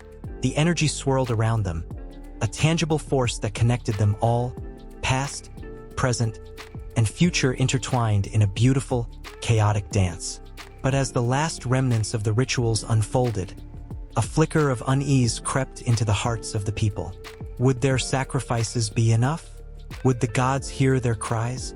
The uncertainty weighed heavily in the air, a reminder that even amidst the fervor of celebration, the specter of doubt lingered. In the shadows, a figure watched the proceedings with keen eyes. There was something unsettling about their presence, a reminder that not all was well in the world. The balance of power, the delicate threads that held their society together, was fragile. The rituals, while sacred, were not just acts of devotion. They were also a means of control, a way to ensure order in a world that often swung wildly between chaos and calm.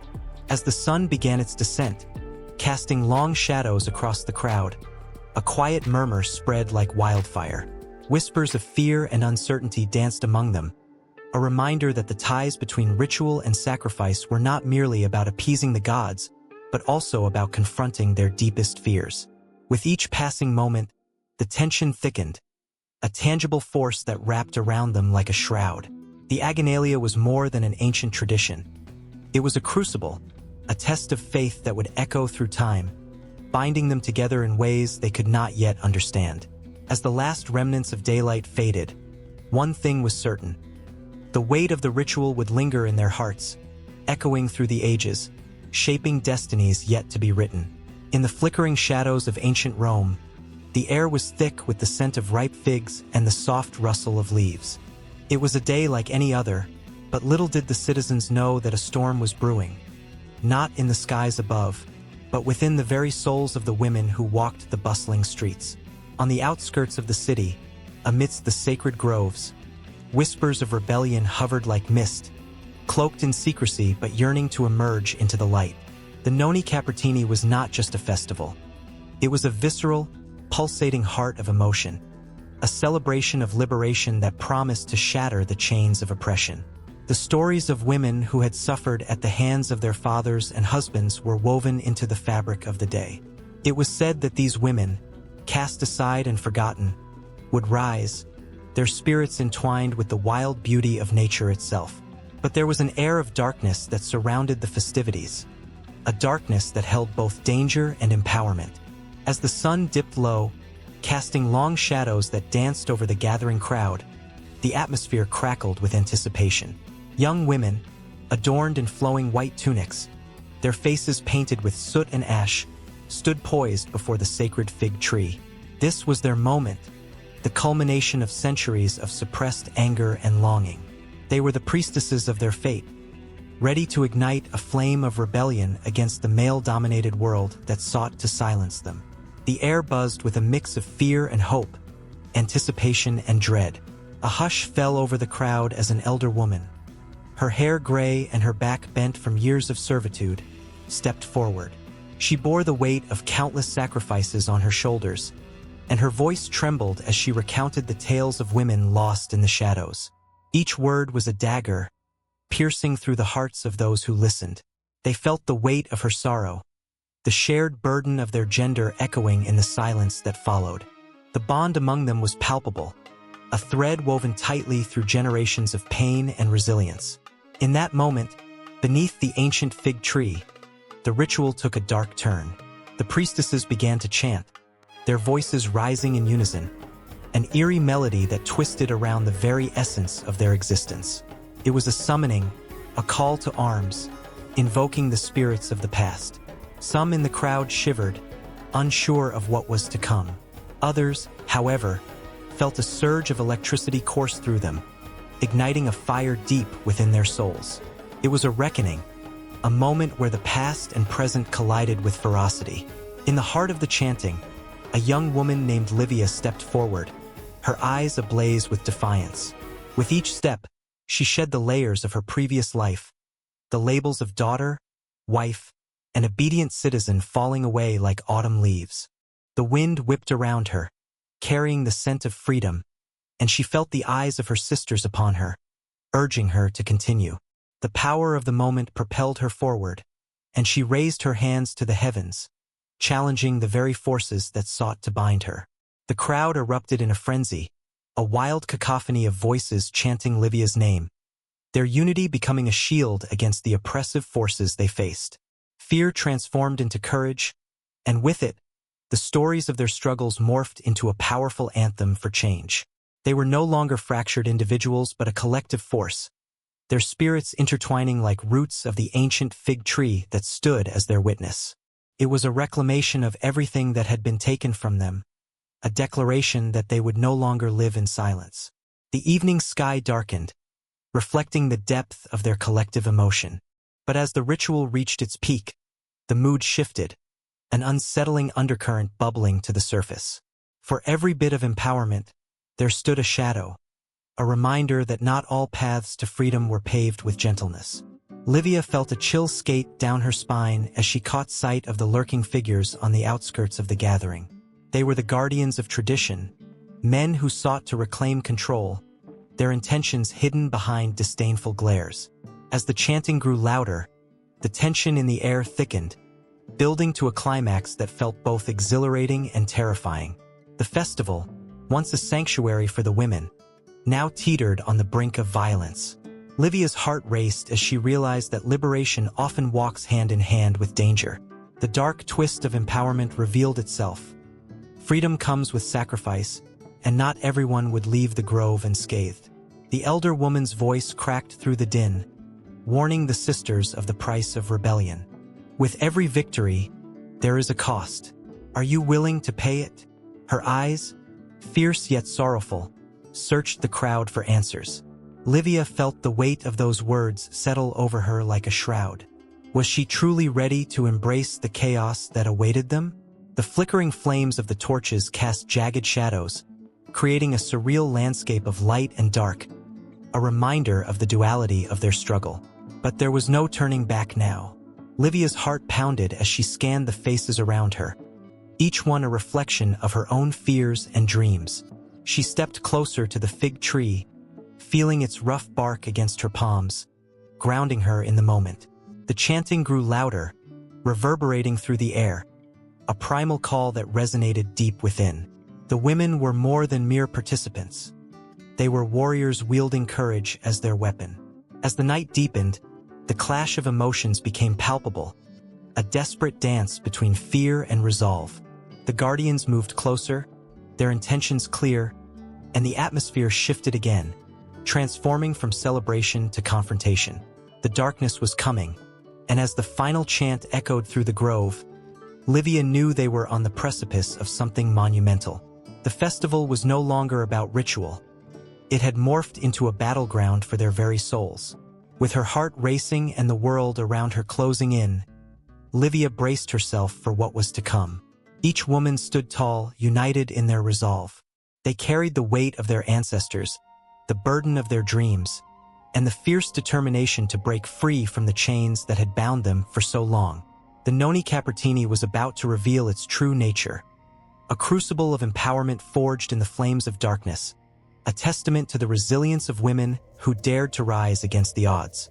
As the first shouts erupted from the guardians, Livia stood firm, ready to embrace both the pain and the power that awaited them. The line between celebration and chaos blurred, and in that moment, everything hung in the balance. What would become of them would be written not just in the annals of history but within the very marrow of their bones. A story that would echo through time, forever entwined with the fate of those who dared to dream. The sun hung low in the sky, casting a golden hue over the Roman countryside as the townsfolk gathered, their hearts racing with anticipation. The air was thick with the scent of earth and ripe grain, a reminder that the harvest was nigh. But it was not just the bounty of the fields that drew them together. It was the Consualia, an event that stirred the very soul of the community. A day when the spirit of the horse and the labor of the fields collided in a vibrant tapestry of tradition and celebration. Children dashed about, laughter bubbling like the nearby brook, while adults exchanged stories of past victories and defeats in the equestrian games. The horses, magnificent creatures, danced in their stalls, their manes flowing like silk in the gentle breeze. Whispers of the upcoming races floated through the air, each one a promise of glory and the thrill of competition. The Consualia was a spectacle, a ritual not merely of sport but of life itself, woven into the fabric of Roman culture. As the sun dipped lower, Shadows stretched long across the earth, and the first echoes of trumpets sounded, signaling the start of the games. The crowd surged forward, hearts pounding in time with the rhythmic beat of hooves striking the ground. The racers, clad in vibrant tunics, mounted their steeds with a mixture of pride and determination, their eyes burning with fierce ambition. To win was to honor not just oneself, but the gods, the land, and the very essence of the harvest. Among the throng was a young rider named Marcus. His heart raced not just with the thrill of competition but with the heavy weight of expectation. His family had always been champions of the Consuelia, their names etched in the annals of history. Marcus felt the pressure as he tightened the reins, his fingers brushing against the leather that held his fate. His horse, a spirited chestnut with a coat that gleamed like polished bronze, snorted in excitement, sensing the tension that crackled in the air. The first race began with a thunderous cheer as the horses bolted from the starting line. A cloud of dust rose, catching the golden rays of the setting sun, turning the scene into a living painting.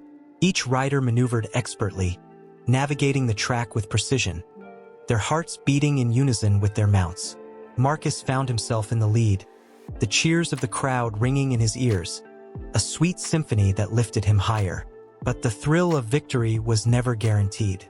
As the race progressed, Marcus felt the sting of competition closing in behind him. One rider, a fierce rival, surged forward with a strength that seemed otherworldly, pushing Marcus to dig deeper. Every muscle in his body screamed for release, the echo of the crowd urging him to push through.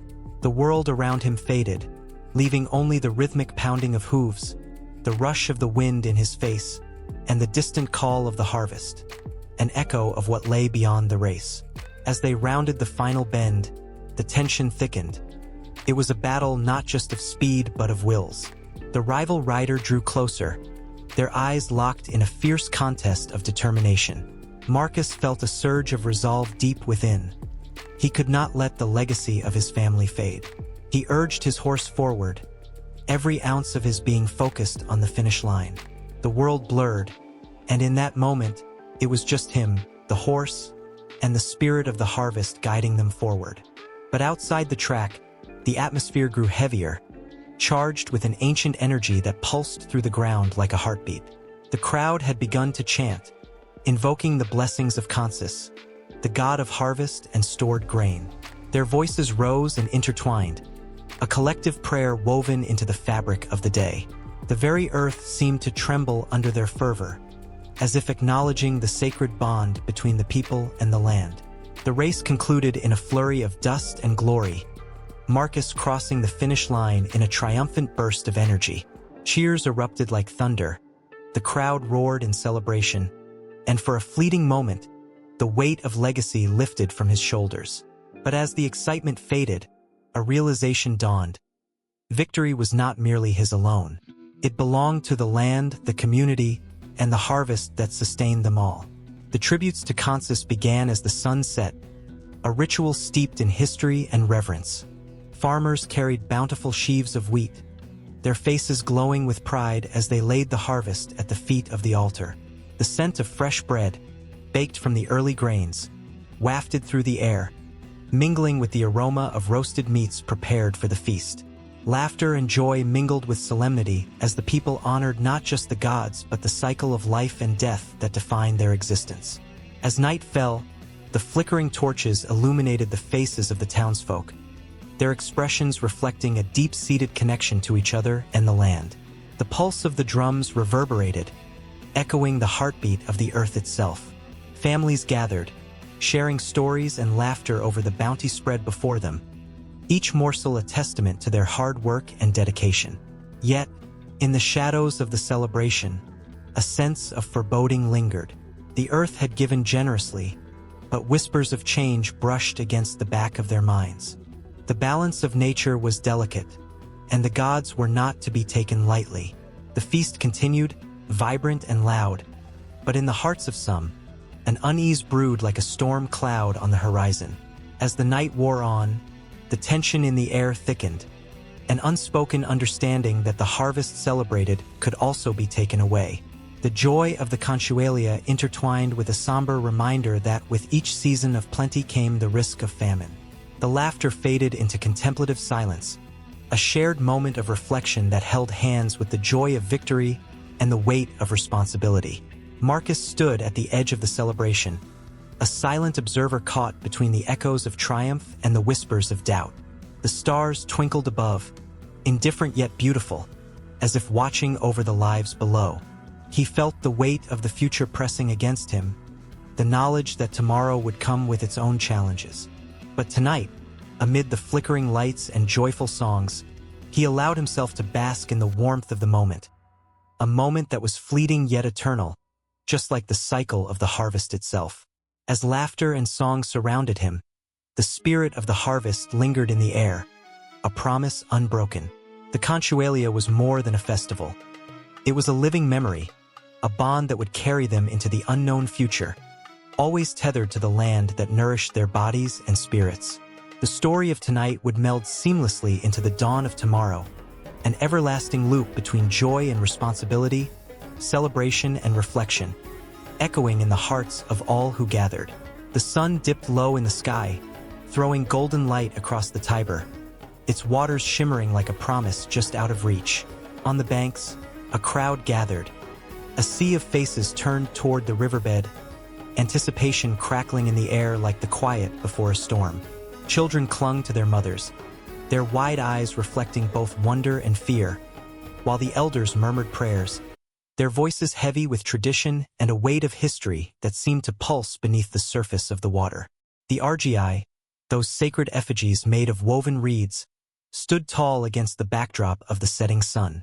Each figure was imbued with the essence of the ancient, a reminder of the spirits that lingered from a time when the gods were closer to the people.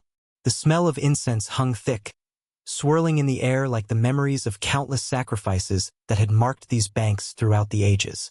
Today was a day of reckoning, a day when Rome would confront its fears and desires, the very essence of life and death wrapped in the embrace of the Tiber.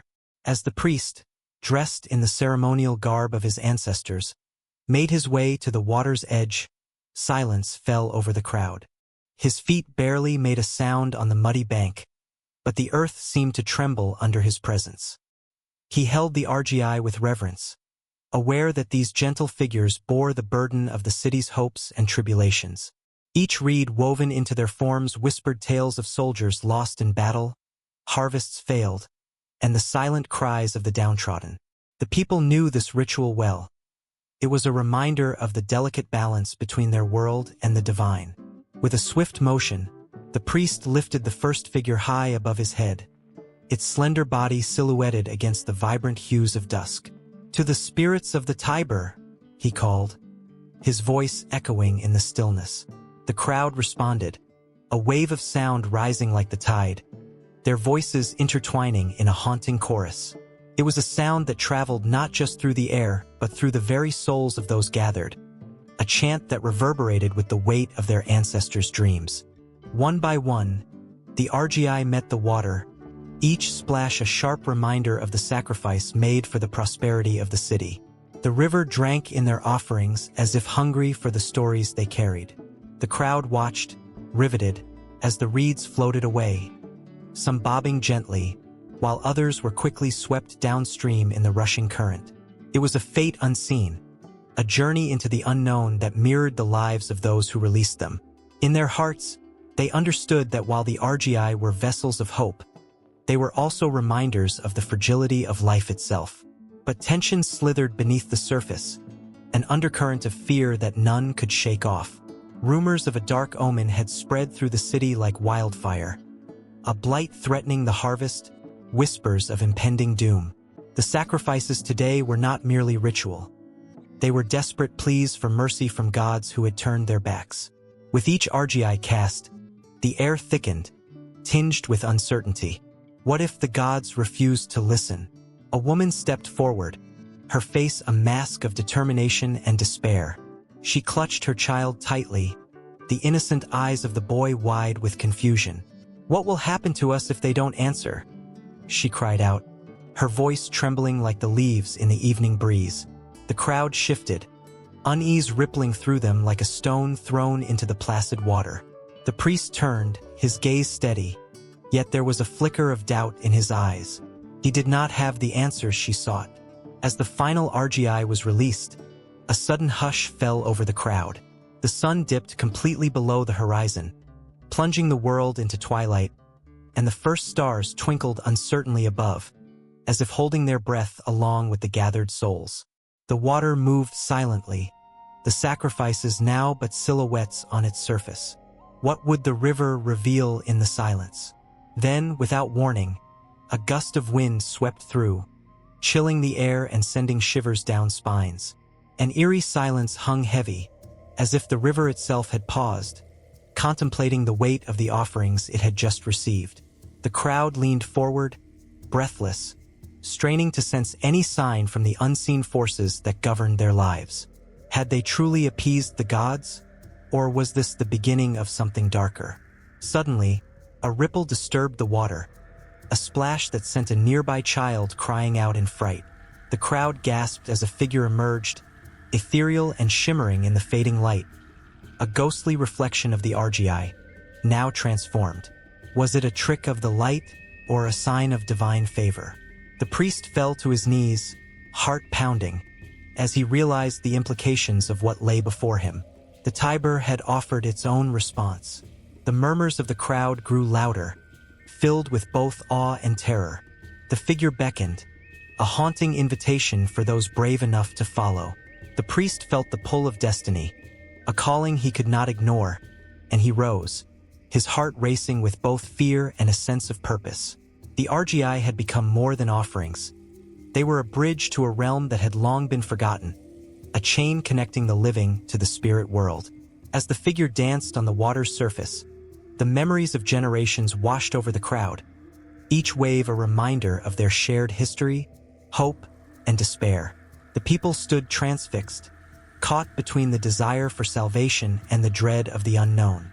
The Tiber whispered secrets to them, tales of victory, love, loss, and the eternal struggle to find meaning in sacrifice.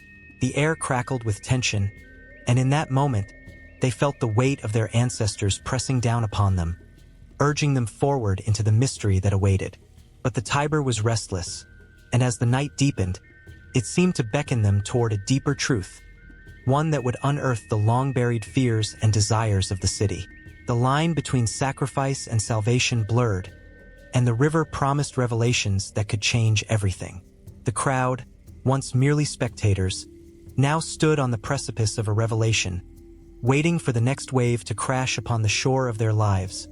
As the night deepened and the stars began their silent vigil, the air was thick with tension, a palpable weight that pressed down on all who gathered. It was a time when whispers of unity mingled with the stench of betrayal, when the vibrant colors of togas could not mask the secrets hidden beneath. The Fiery Latiny was more than just a festival. It was a stage for the grand performance of politics, where alliances were forged and shattered with the same ease as a flickering flame. Bright banners flapped in the wind, adorned with symbols that spoke of ancient ties, while laughter echoed through the streets, a jarring contrast to the solemn undercurrents that wove through the crowd.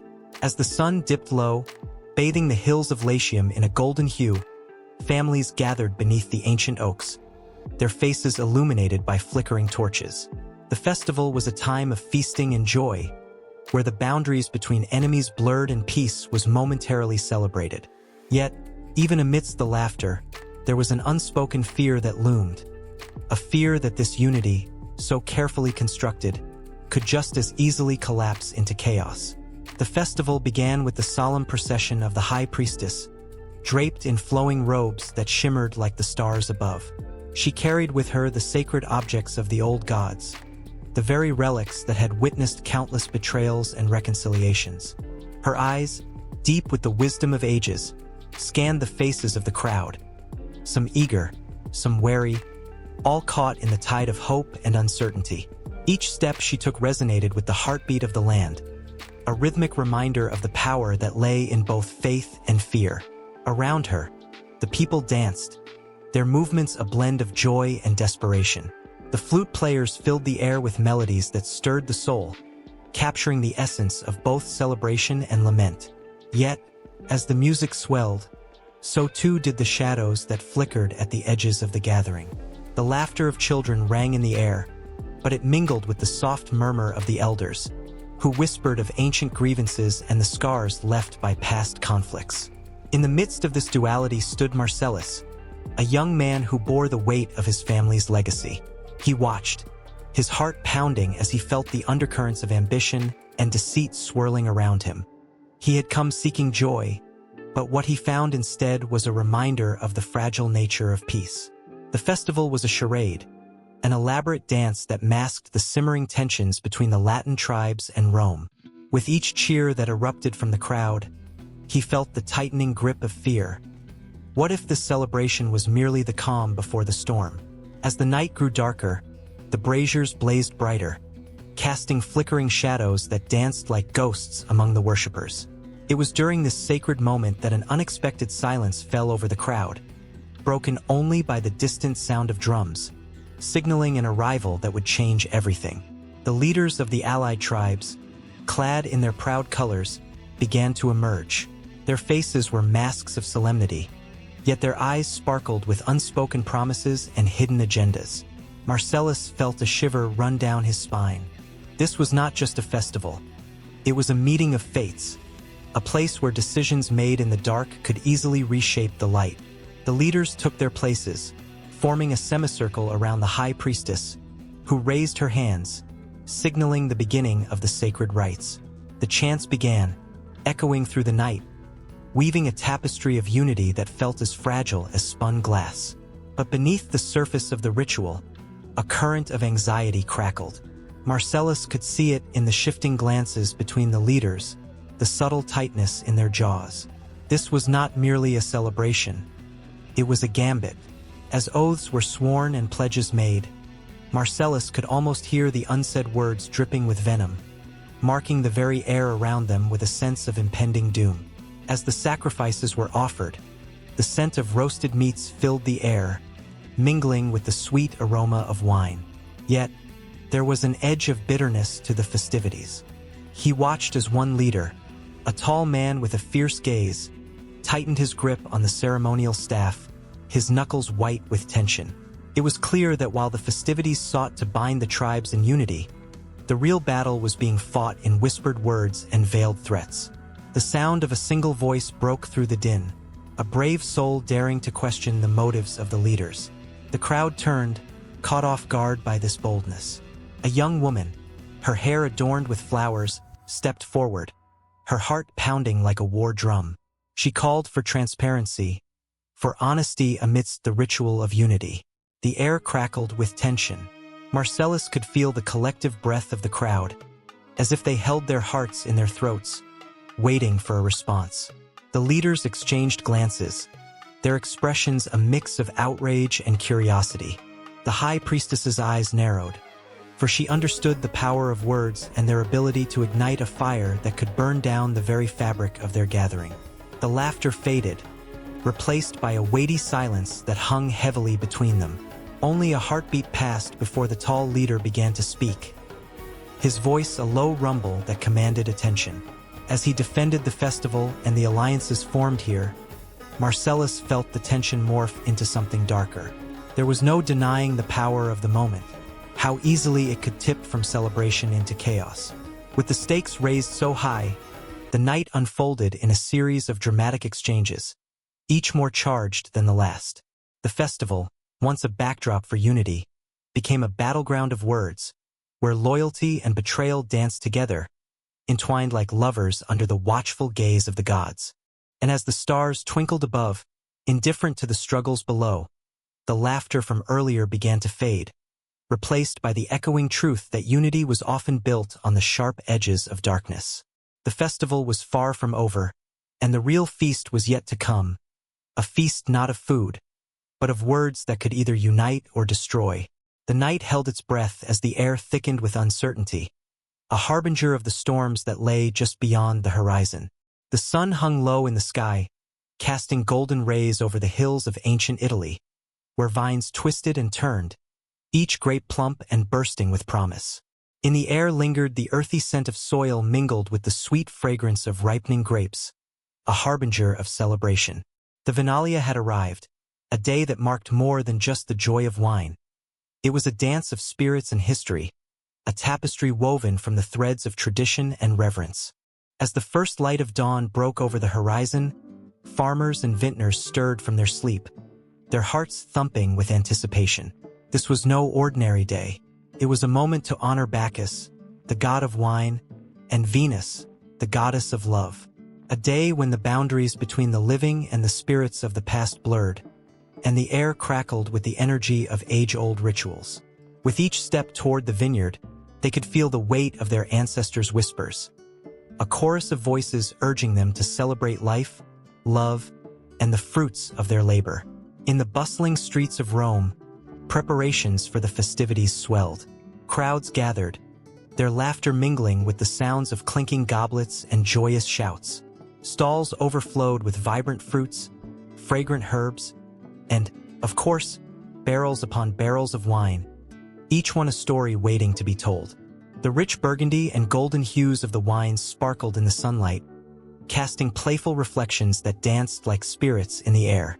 As the day progressed, the sound of music drifted through the streets, calling people to join in the revelry.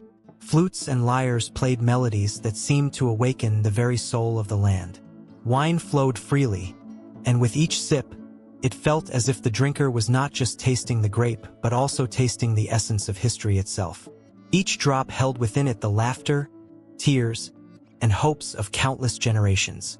Beneath the vibrant festivities, a palpable tension simmered.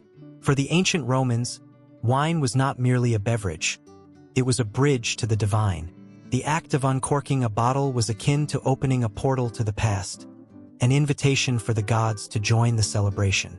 As the cork was pulled, a soft pop echoed like a sigh of relief, releasing the heady aroma of fermented grapes, a scent that carried with it the weight of tradition and sacred rituals. Amidst the throngs of revelers stood an elderly vintner named Marcus, his weathered hands steady as he prepared for the day's main event. He was a guardian of secrets, a keeper of wine recipes passed down through the ages. His eyes sparkled with a mixture of pride and nostalgia as he reminisced about his late father, a man who taught him the art of winemaking, who whispered stories of Bacchus while crushing grapes underfoot, who had instilled in him the importance of this sacred day. As Marcus poured the first glass of his finest vintage, the crowd hushed, anticipating the ritual to unfold. He raised the glass high, the ruby liquid catching the light, and spoke words of gratitude that had echoed through centuries. To Bacchus, who fills our hearts and our cups. To Venus, who binds us in love and laughter. The crowd responded with a cheer that reverberated against the ancient stones of Rome, a powerful reminder of their shared heritage. But not all were present in body. Some lingered as memories, shadows of ancestors who had once walked these lands. They were here in spirit, their laughter and tears woven into the very fabric of the celebration. As Marcus took a sip, he felt their presence surround him, a warm embrace that sent shivers down his spine. The wine coursed through him, igniting memories long buried. He could almost hear his father's laugh, see the twinkling eyes of his mother, and feel the love that had shaped his life. In that moment, the festivities took on a deeper meaning. It wasn't just about the wine or the food. It was about connection between generations, between the living and the spirits of the past. The air was thick with emotion as people raised their glasses, toasting to those who had come before, acknowledging the sacrifices and joys that had led them to this moment. But as the sun dipped lower, casting shadows that stretched like fingers across the cobblestones, an unexpected chill descended. A sudden gust of wind swept through the crowd, carrying with it a whisper of uncertainty. Some glanced nervously at one another, sensing that the spirits invoked in celebration were not all benevolent. Tales of the Vinalia were filled with warnings of those who dared to disturb the peace of the dead. People began to murmur, laughter fading as the weight of forgotten stories began to settle over them like a heavy fog. The atmosphere shifted, tension coiling tightly in the air. Was the day meant for celebration, or were they intruding upon realms better left undisturbed? As the sun slipped further beyond the horizon, The joyous ambience faded into a haunting stillness, leaving hearts racing and thoughts spiraling. Marcus felt it too, an unsettling presence lurking just beyond the joy. His heart thundered in his chest as he recalled the tales his father had told him about past Vinalia celebrations where the boundaries between the living and the dead had been dangerously thin. What had started as a day of joy was now tinted with a fear that clung to them like shadows. Yet, the wine continued to flow, and the crowd, caught between elation and dread, clung to their cups, seeking solace in the familiar taste of the vine. With every sip, they sought courage, hoping the spirits would embrace them, not condemn them.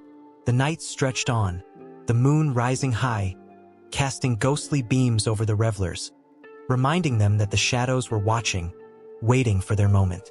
As the wine flowed and the stories unfolded, the boundary between joy and fear blurred, intertwining like the twisting vines that grew in the vineyards. Ghosts of the past lingered, their whispers curling around the living, urging them to remember, to honor, to celebrate, but also to tread carefully, for the spirits were restless. With each toast, they were not just raising their glasses to Bacchus.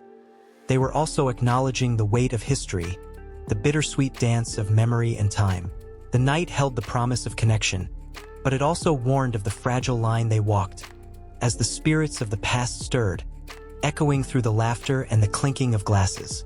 Beneath the ancient whispers of the forest, where the roots entwined like secrets clenched in a fist, something was stirring in the soil. A flicker of movement caught an eye. A shiver ran down the spine of the evening as if the earth itself held breath. It was the ceremonies, the keepers of the soil, their presence felt but rarely seen, emerging from the shadows of history. Each footfall was a song of ages past, their connection to the land both profound and unsettling. In the cool embrace of twilight, the air thickened with mystical tension. The villagers, with their deep-set fears and whispered rumors, spoke of dark offerings left at the edge of the woods, gifts to appease those who tended to the ancient earth.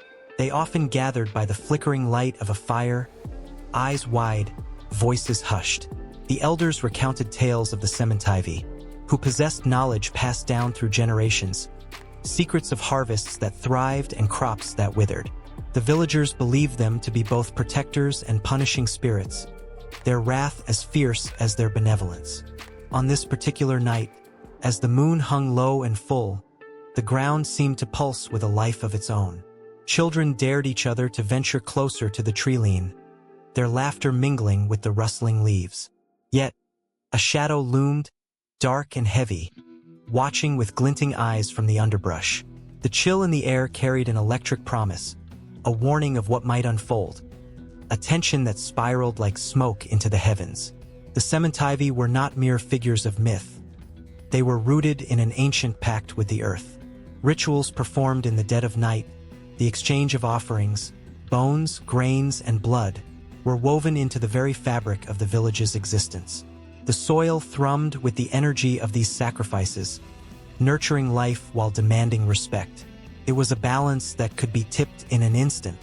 One ungrateful gesture, one forgotten offering, and the land would turn its back, leaving nothing but barren earth and despair. As night draped its velvet cloak over the world, a group of daring souls, their hearts pounding with a mix of fear and excitement, decided to venture into the depths of the woods. They carried with them a bundle wrapped tightly in coarse cloth, a tribute to the ceremonies, an attempt to bridge the gap between their world and the spirits. Each step was a whisper of trepidation, every rustle in the underbrush sending shivers down their spines. The moonlight painted their faces in ghostly hues, illuminating the resolve in their eyes. But was it resolve, or was it foolishness? The line was thin, and in the forest, the air felt heavy with unseen watchers, the trees yawning like ancient giants. They reached a clearing, the ground soft and yielding beneath their feet, a sacred place where offerings had been left for centuries. As they kneaded the dirt with trembling fingers, they felt the heartbeat of the land, echoing their own, wild, erratic, and alive. In this moment, a figure emerged from the shadows, cloaked in darkness, skin glistening like the night sky. The ceremonies had come to collect their due. It was neither ghost nor man, yet it held an undeniable presence that commanded attention. Its eyes, like wells of ink, seemed to pierce through the souls of the villagers, searching for something long buried deep within. They could feel the weight of their ancestors' choices resting heavily upon them, the sins of the past echoing through their bloodlines. "Why do you trespass?" It spoke, voice like rustling leaves. Each word wrapped around them, squeezing their hearts, pulling them closer to the brink of fear. The villagers, frozen in place, felt their courage wane under the intensity of the gaze. They were not here to challenge, but to plead for the favor of the spirits who had long protected them. With hands shaking, they unveiled their offering, a humble collection of grains, woven together with strands of hair and threads of hope, a plea for prosperity and forgiveness. Yet, the ceremonies were not easily swayed. They required more than mere trinkets. They demanded sincerity, a deep acknowledgement of the bond shared with the earth. The air crackled with tension as the figure scrutinized the villagers, assessing their intentions. Had they come out of respect, or was it merely the thrill of trespass? The questions hung heavily, and silence enveloped them like a shroud. In the heart of that stillness, buried truths began to rise.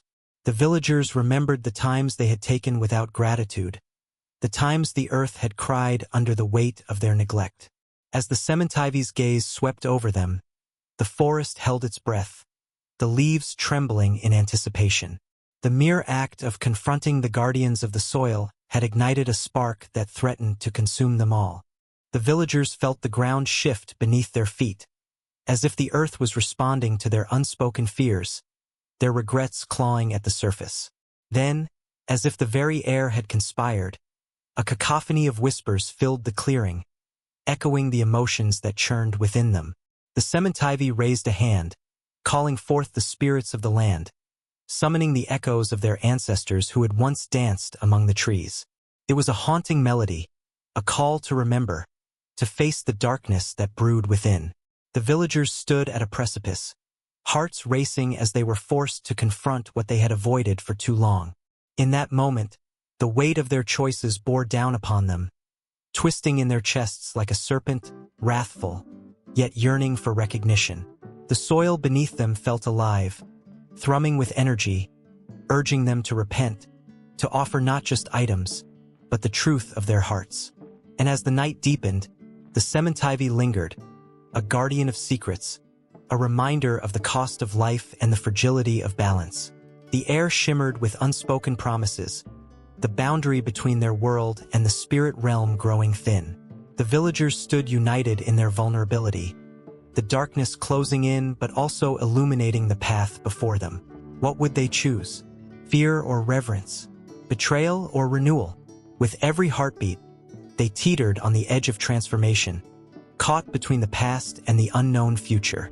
The fate of their village rested on the knife's edge, waiting for a choice that would forever alter the landscape of their existence. And as the shadows danced around them, a haunting question lingered, a whisper that could not be ignored. Would they rise to honor the soil that had nurtured them, or would they be consumed by the darkness they had once ignored? The air was heavy with an unnatural stillness, as if the very earth was holding its breath. A lone figure stood amidst the whispering trees, their gnarled branches stretching like skeletal fingers toward the darkening sky.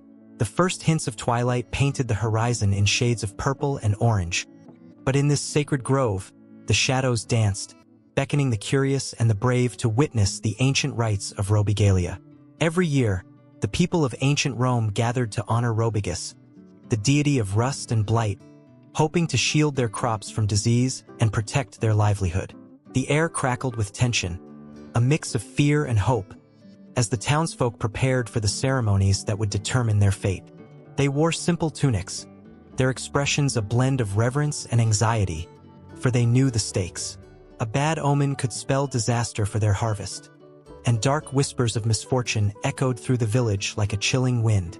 As the sun dipped below the horizon, a chill enveloped the grove, igniting a fire within the hearts of the gathered crowd. The priest, clad in a blood-red robe, stepped forward, his voice resonating with authority. He raised a bowl filled with crimson liquid, the blood of sacrificed animals, and offered it to the sky. This was no ordinary offering. It was a lifeline. The villagers watched with bated breath, their hearts pounding wildly as the priest invoked the name of Robigus, calling for protection against the imminent threats that loomed over their fields. "Spirits of the land," he intoned, his voice echoing like thunder. "We beseech you, spare us from the ravages of decay." Each word dripped with urgency, a prayer steeped in centuries of tradition, laden with the weight of countless ancestors. They believed that their pleas would rouse the deity from his slumber, a slumber filled with darkness and looming dread. In the flickering firelight, shadows twisted and turned. Figures in the distance appeared and vanished, leaving a trail of uncertainty. The villagers exchanged glances, eyes wide with apprehension. Fear crept in like a thief, stealing away their courage. What if Robigus ignored their cries? What if the ancient rites failed them? As the night deepened, the atmosphere thickened with anticipation. The priest began to chant, a haunting melody that echoed through the grove. The crowd joined in, a chorus of voices rising in unison, weaving a tapestry of sound that resonated with their collective hope. They believed that their harmony could pierce the veil of darkness, pushing away the ominous shadows that threatened their lives. Suddenly, a gust of wind swept through the grove, extinguishing the flames of their fire and plunging them into darkness. Gasps filled the air as panic surged. The night had taken on a life of its own, and the villagers could feel the weight of dark omens pressing down upon them. Whispers of unease rippled through the crowd as they fumbled to relight the torches, their hands shaking, their minds racing with visions of crops wilting and livestock falling ill. A low rumble echoed in the distance, stirring both fear and curiosity. It was as if the earth itself was speaking, warning them, or perhaps mocking their desperate pleas. The altar, a simple stone slab draped in offerings, seemed to pulse with energy, drawing their attention like a magnet. The priest, undeterred by the darkness, plunged forward, determined to complete the ritual. "Let the blood of the offering flow into the soil," he commanded, his voice fierce and unwavering. "Let it nourish the earth and protect our lands from despair." He poured the red liquid onto the ground, and for a moment, the silence was deafening. The villagers held their breath, waiting for a sign, a flicker of hope. The ground trembled slightly, and they exchanged incredulous glances. Was it merely the wind, or had the ritual truly stirred the spirit of Robigus? Then, a whispering sound erupted from the trees, a cacophony of voices that seemed to rise from the very roots of the earth. It was both beautiful and terrifying, a reminder of the thin line that separated life from death, order from chaos. The villagers swayed as the sound enveloped them, intoxicating and chilling all at once. But fear clawed at their minds. What if the sounds were not blessings, but warnings? What if the dark omens they had feared for so long were finally manifesting? Like a storm cloud ready to burst, anxiety bloomed among them. They recalled tales of crops ravaged by unseen forces, of pestilence creeping through fields like a thief in the night. As the last notes of the ritual faded into the stillness, an ominous silence filled the air. The priest, sensing the unrest, raised his arms high, demanding their attention. "Do not falter. The gods are listening. We must stand united." His eyes glowed with fervor, but within their depths flickered a trace of fear. And then, just as hope seemed to wane and despair threatened to overtake them, a bolt of lightning split the sky. It illuminated the grove, casting bizarre shadows that twisted and morphed, creating shapes that seemed to mock their desperate efforts. Gasps erupted from the crowd, and they stumbled back, hearts pounding like war drums. In that moment, they saw their deepest fears laid bare. The specter of crop failure, the ghost of hunger lurking at their doorstep. The priest, steadfast despite the chaos, shouted over the rising wind, "Fear not, for every dark omen, there is a flicker of light. We will prevail." But even as he spoke, doubt crept into their hearts. What if they had angered Robigus? What if their sacrifices went unheard, lost in the tumult of the storm? The darkness swirled around them, a reminder that the line between protection and peril was razor thin. As they huddled together, clenching hands, the crowd remained spellbound, caught between reality and the haunting whispers of the unknown. The night wore on, thick with tension and fear, a testament to their vulnerability in the face of forces they could not control. And within that charged atmosphere, the story of Robigalia unfolded, echoing through the ages, a ritual of protection drenched in dark omens that demanded their attention, their faith, and perhaps most frighteningly, their unwavering resolve. The sun hung low in the sky, casting a warm, golden glow over the city of Rome. Laughter echoed through the streets, a sound both joyous and chaotic, giving life to the vibrant atmosphere that enveloped the celebrations. It was Saturnalia, a festival that turned the world upside down, a time when the usual rules of society faded like smoke in the wind. As families gathered, the aroma of roasted meats and sweet pastries filled the air, mingling with the scent of spiced wine. Tables overflowed with food, a cornucopia of delight that beckoned even the most austere citizens. In this moment, the weight of expectations and responsibilities melted away. For 7 days, the people of Rome were liberated from their daily toil, and revelry reigned supreme. In the heart of the bustling crowd, a group of children darted through the throngs of neighbors and friends, their laughter ringing like chimes. They dashed towards the marketplace, eyes wide with excitement. Stalls brimmed with colorful fruits, sugary confections, and festive decorations. The children reached for a piece of honey cake, their fingers sticky as they savored the sweetness, lost in the thrill of indulgence that defined the season. The streets transformed into a stage for vibrant performances. Masked figures danced and played tricks, their exaggerated gestures drawing gasps and giggles. For the duration of Saturnalia, social hierarchies blurred. Masters and servants exchanged roles, laughter spilling forth as the once structured fabric of society unraveled. A high-ranking senator, usually clad in the solemnity of his toga, sprawled on the ground, donning a comical mask, while his servant crowned him with a garland of leaves, proclaiming him king of the feast. With each passing day, the spirit of chaos grew. Adults joined in the mockery, throwing playful jabs at one another, their laughter harmonizing with the clinking of goblets filled with wine. In the flickering lantern light, friends told stories, some true, others embellished, each tale accompanied by hearty guffaws that echoed down the alleyways. The air vibrated with camaraderie, a shared defiance against the mundane reality that awaited them after the festival ended. At the Temple of Saturn, worshippers gathered, offering prayers and sacrifices to the god of agriculture. They draped themselves in garlands, their faces smeared with soot and cheer, a colorful tapestry of humanity. A great feast was laid before the deity, an invitation for abundance and prosperity in the coming year. The priests, clad in saffron robes, invoked blessings, their voices rising like smoke into the heavens, mingling with the laughter that surrounded them. In the shadows, those less fortunate found a voice for their grievances. They took to the streets, their mockery sharp and biting, holding up mirrors to the excesses of the wealthy. A jovial procession paraded through the city, a living satire of Roman life. The poor, dressed in rags and adorned with makeshift crowns, mocked the opulence of the elite. They sang songs of rebellion, their words dripping with irony and wit, and the crowd erupted in applause, their spirits lifted by the audacity of the moment. As night fell, the city transformed into a labyrinth of lights and shadows. Lanterns swayed gently in the breeze, casting flickering shapes against the ancient stones. In the taverns, laughter turned raucous. Hearts swelled with courage as wine flowed freely. Each cup raised was a toast to revelry, to a world where rules were mere suggestions. Friends embraced, some spinning in circles while others broke into spontaneous dance, their bodies moving in sync with the chaotic pulse of the festival.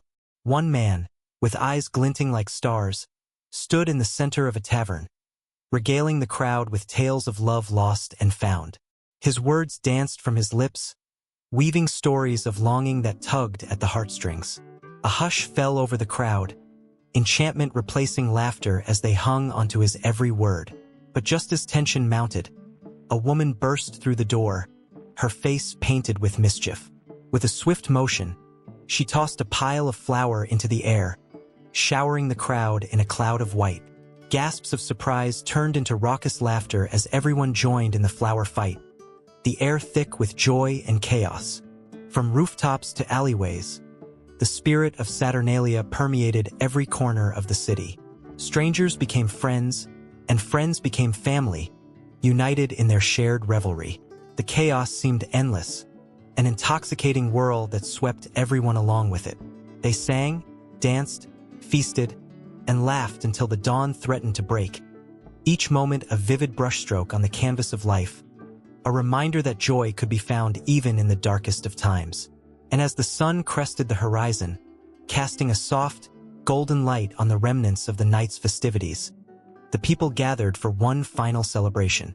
With hearts racing and spirits high, they formed a circle, each person holding hands, their laughter mingling with the sound of distant bells.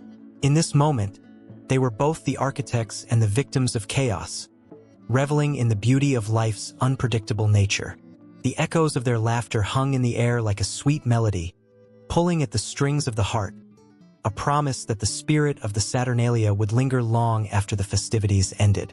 And yet, even in that moment of bliss, a shadow loomed on the horizon, an awareness that the joy would soon give way to the mundane. But for now, in this fleeting moment, they danced, they sang, they embraced, their bonds forged in chaos, promising to carry the essence of Saturnalia within them, an ember glowing brightly against the encroaching dawn. A roar erupted from the crowd, echoing like thunder as the first clash of steel rang out in the air. The sun hung high above the Colosseum, casting a golden hue over the arena, where thousands of eager spectators gathered, their faces painted with anticipation and excitement. The atmosphere was electric, charged with a potent mix of fear and exhilaration, as hearts raced and breaths were held in unison. This was not merely a contest.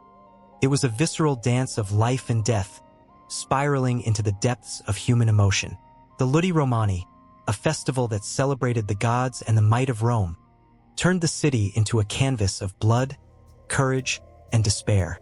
For days, the streets were alive with vibrant processions, the scent of roasted meats mingling with the cries of merchants hawking their wares.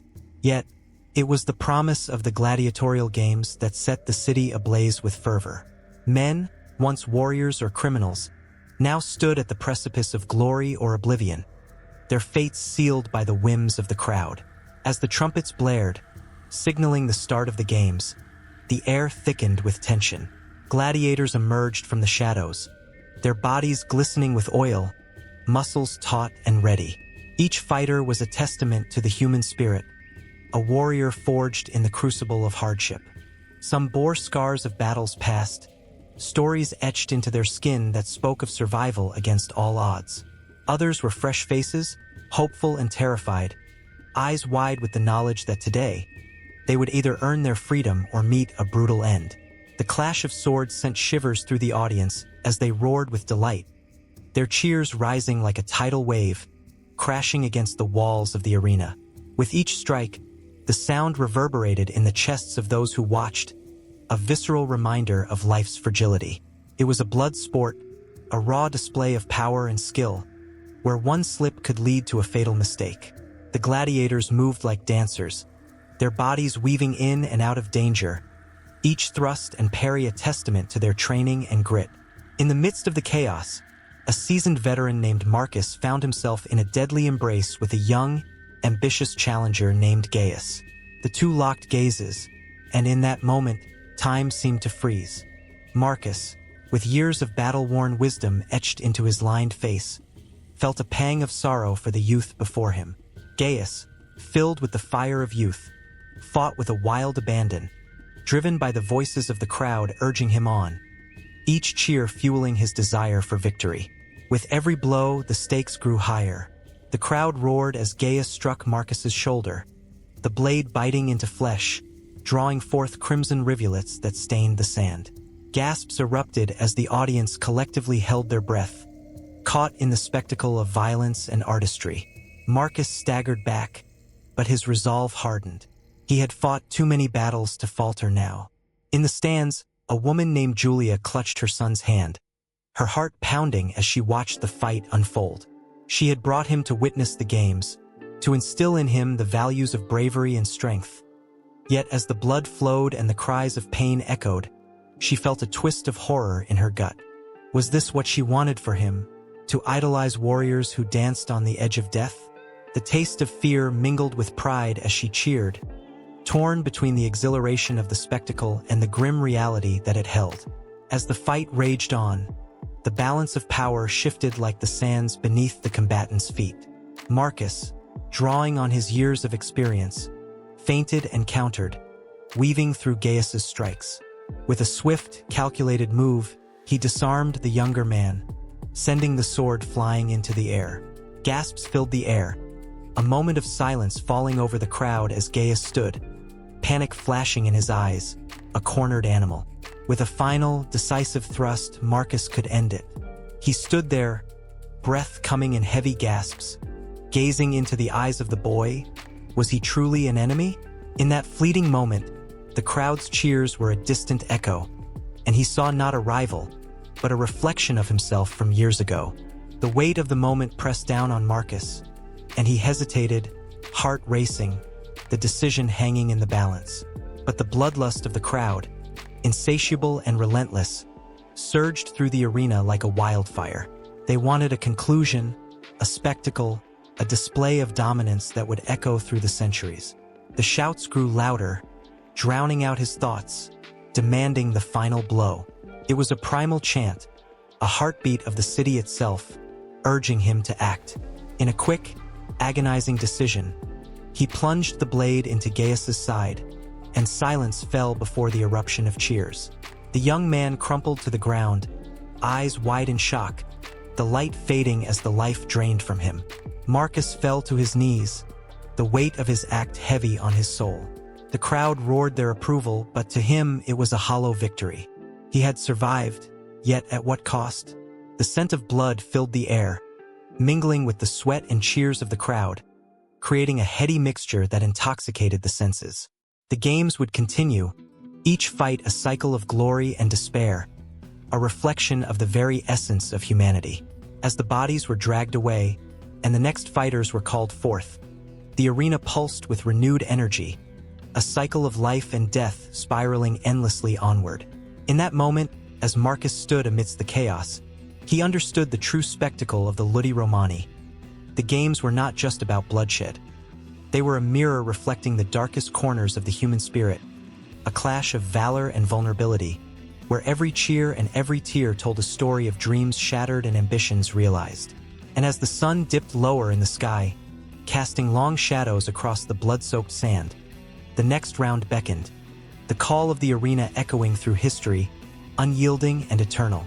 In the dim light of a hidden chamber beneath the streets of ancient Rome, shadows flickered against stone walls, whispering secrets that had been locked away for centuries.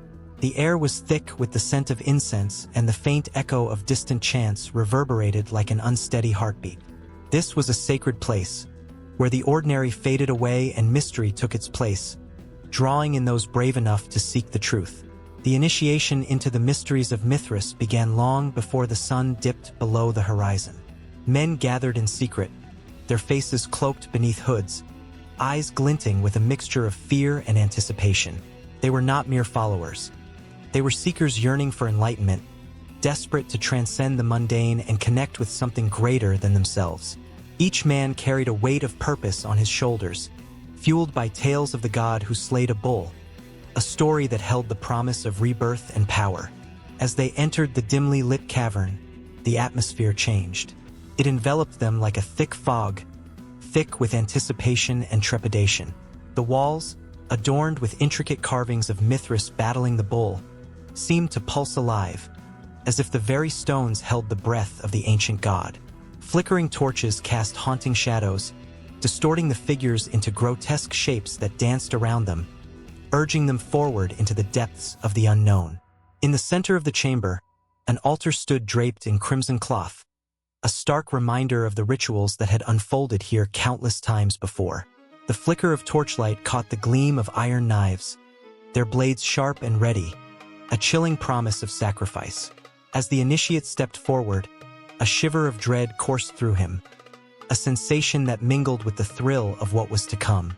Would he emerge as one of the chosen, or would he become just another whisper lost to the ages? The high priest, draped in dark robes that swept the ground like night itself, raised his arms, calling the men to silence.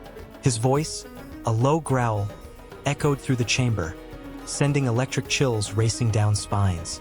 "Brothers," he intoned, "tonight we honor Mithras, the god of the light, the savior from darkness.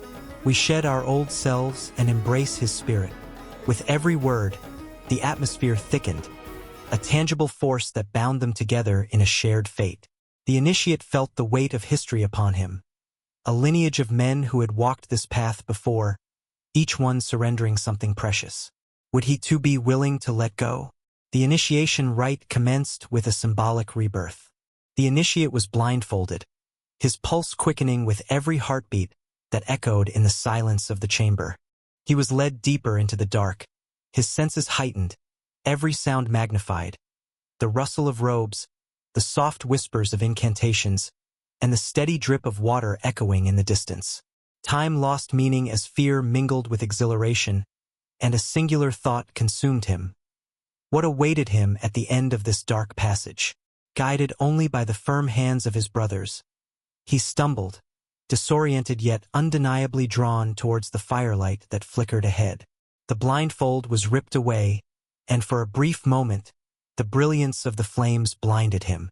When his vision cleared, he found himself face to face with the tableau of Mithras, the god poised with the bull, as if ready to leap from the wall into reality. The imagery was both beautiful and terrifying. It radiated power, but also the weight of sacrifice. The high priest approached with a dagger in hand, its blade glinting ominously in the flickering light. "You must give yourself to the light," he commanded.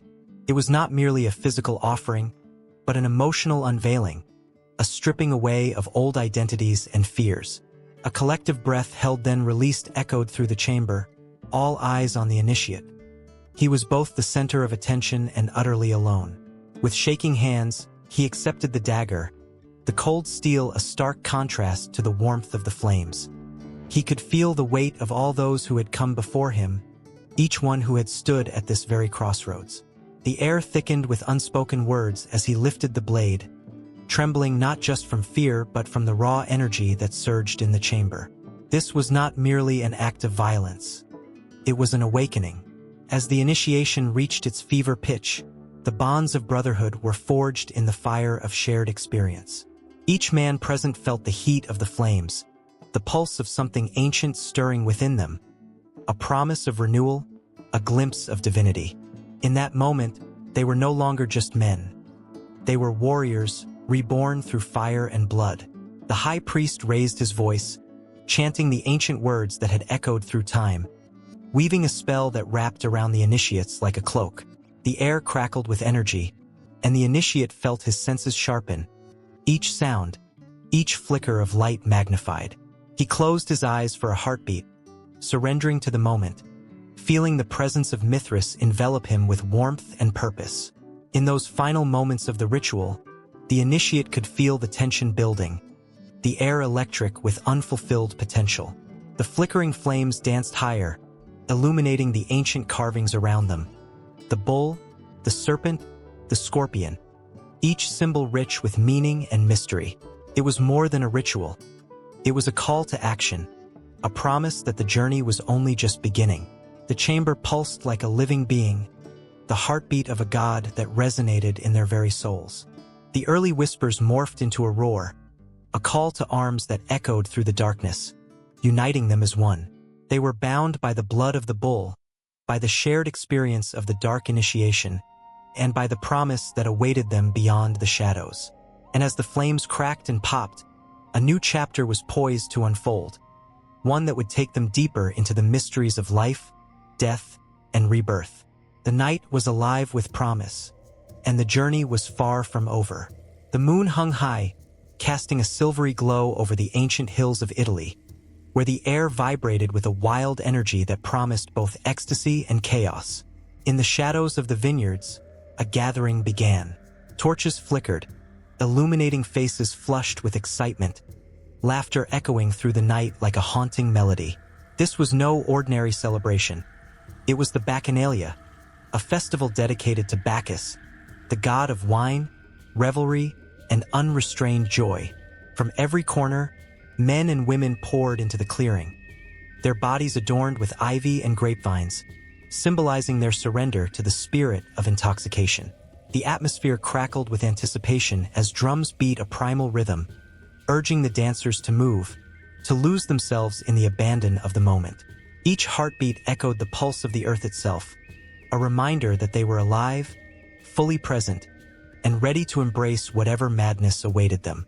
The wine flowed freely, dark and rich, swirling in clay cups that were raised high in toasts to freedom and revelry. It was said that the first sip brought with it a wave of warmth, cascading through the body, turning worries into whispers, fears into laughter. As the alcohol seeped into their veins, the boundaries of reality began to blur. The mundane world of responsibilities and daily life fell away, replaced by a vibrant tapestry woven from the threads of passion and raw emotion. Laughter erupted like fireworks, bright and intoxicating, as couples twirled and stumbled, lost in the heady euphoria of the night. The air was thick with the scent of ripe grapes, mingling with the earthiness of the soil and the perfume of wildflowers, wrapping around the participants like a lover's embrace. Within this sacred space, every person became a part of something greater, a community united by shared desires and primal instincts. But beneath the surface of joy, a tension simmered. Whispers of danger threaded through the laughter like shadows dancing just out of sight. The Bacchanalia was not merely a festival. It was a ritual that danced on the edge of chaos. There were tales of wild abandon leading to tragedy, of ecstasy slipping into madness. The stories of those who had ventured too far into the night, their souls lost to the intoxicating thrill, haunted the fringes of the celebration.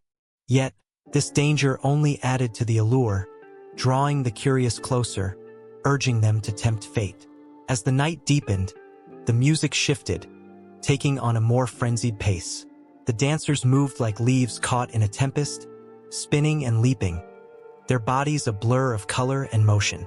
The boundaries of the self began to erode, replaced by a fierce connection to the group.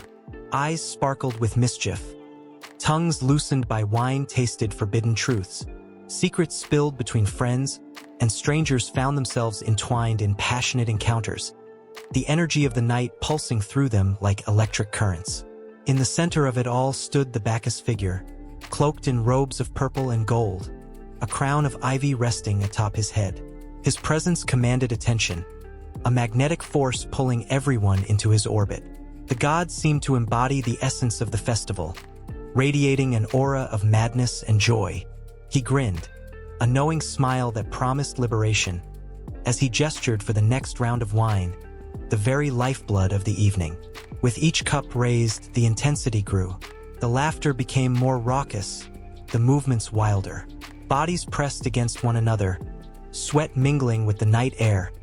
As inhibitions melted away, there were no longer boundaries between individual desires. They became a single, throbbing entity of passion. The music swelled, enveloping them in waves of sound that resonated with their very souls, carrying them into a state of blissful delirium. But then came the moment when the ecstasy reached its peak. A collective sigh, a release that seemed to echo through the valley. Eyes rolled back in pleasure, mouths open in shouts of joy. Yet, as quickly as it rose, that bliss began to twist, morphing into something darker. The laughter turned into cries of exhilaration, but also of fear.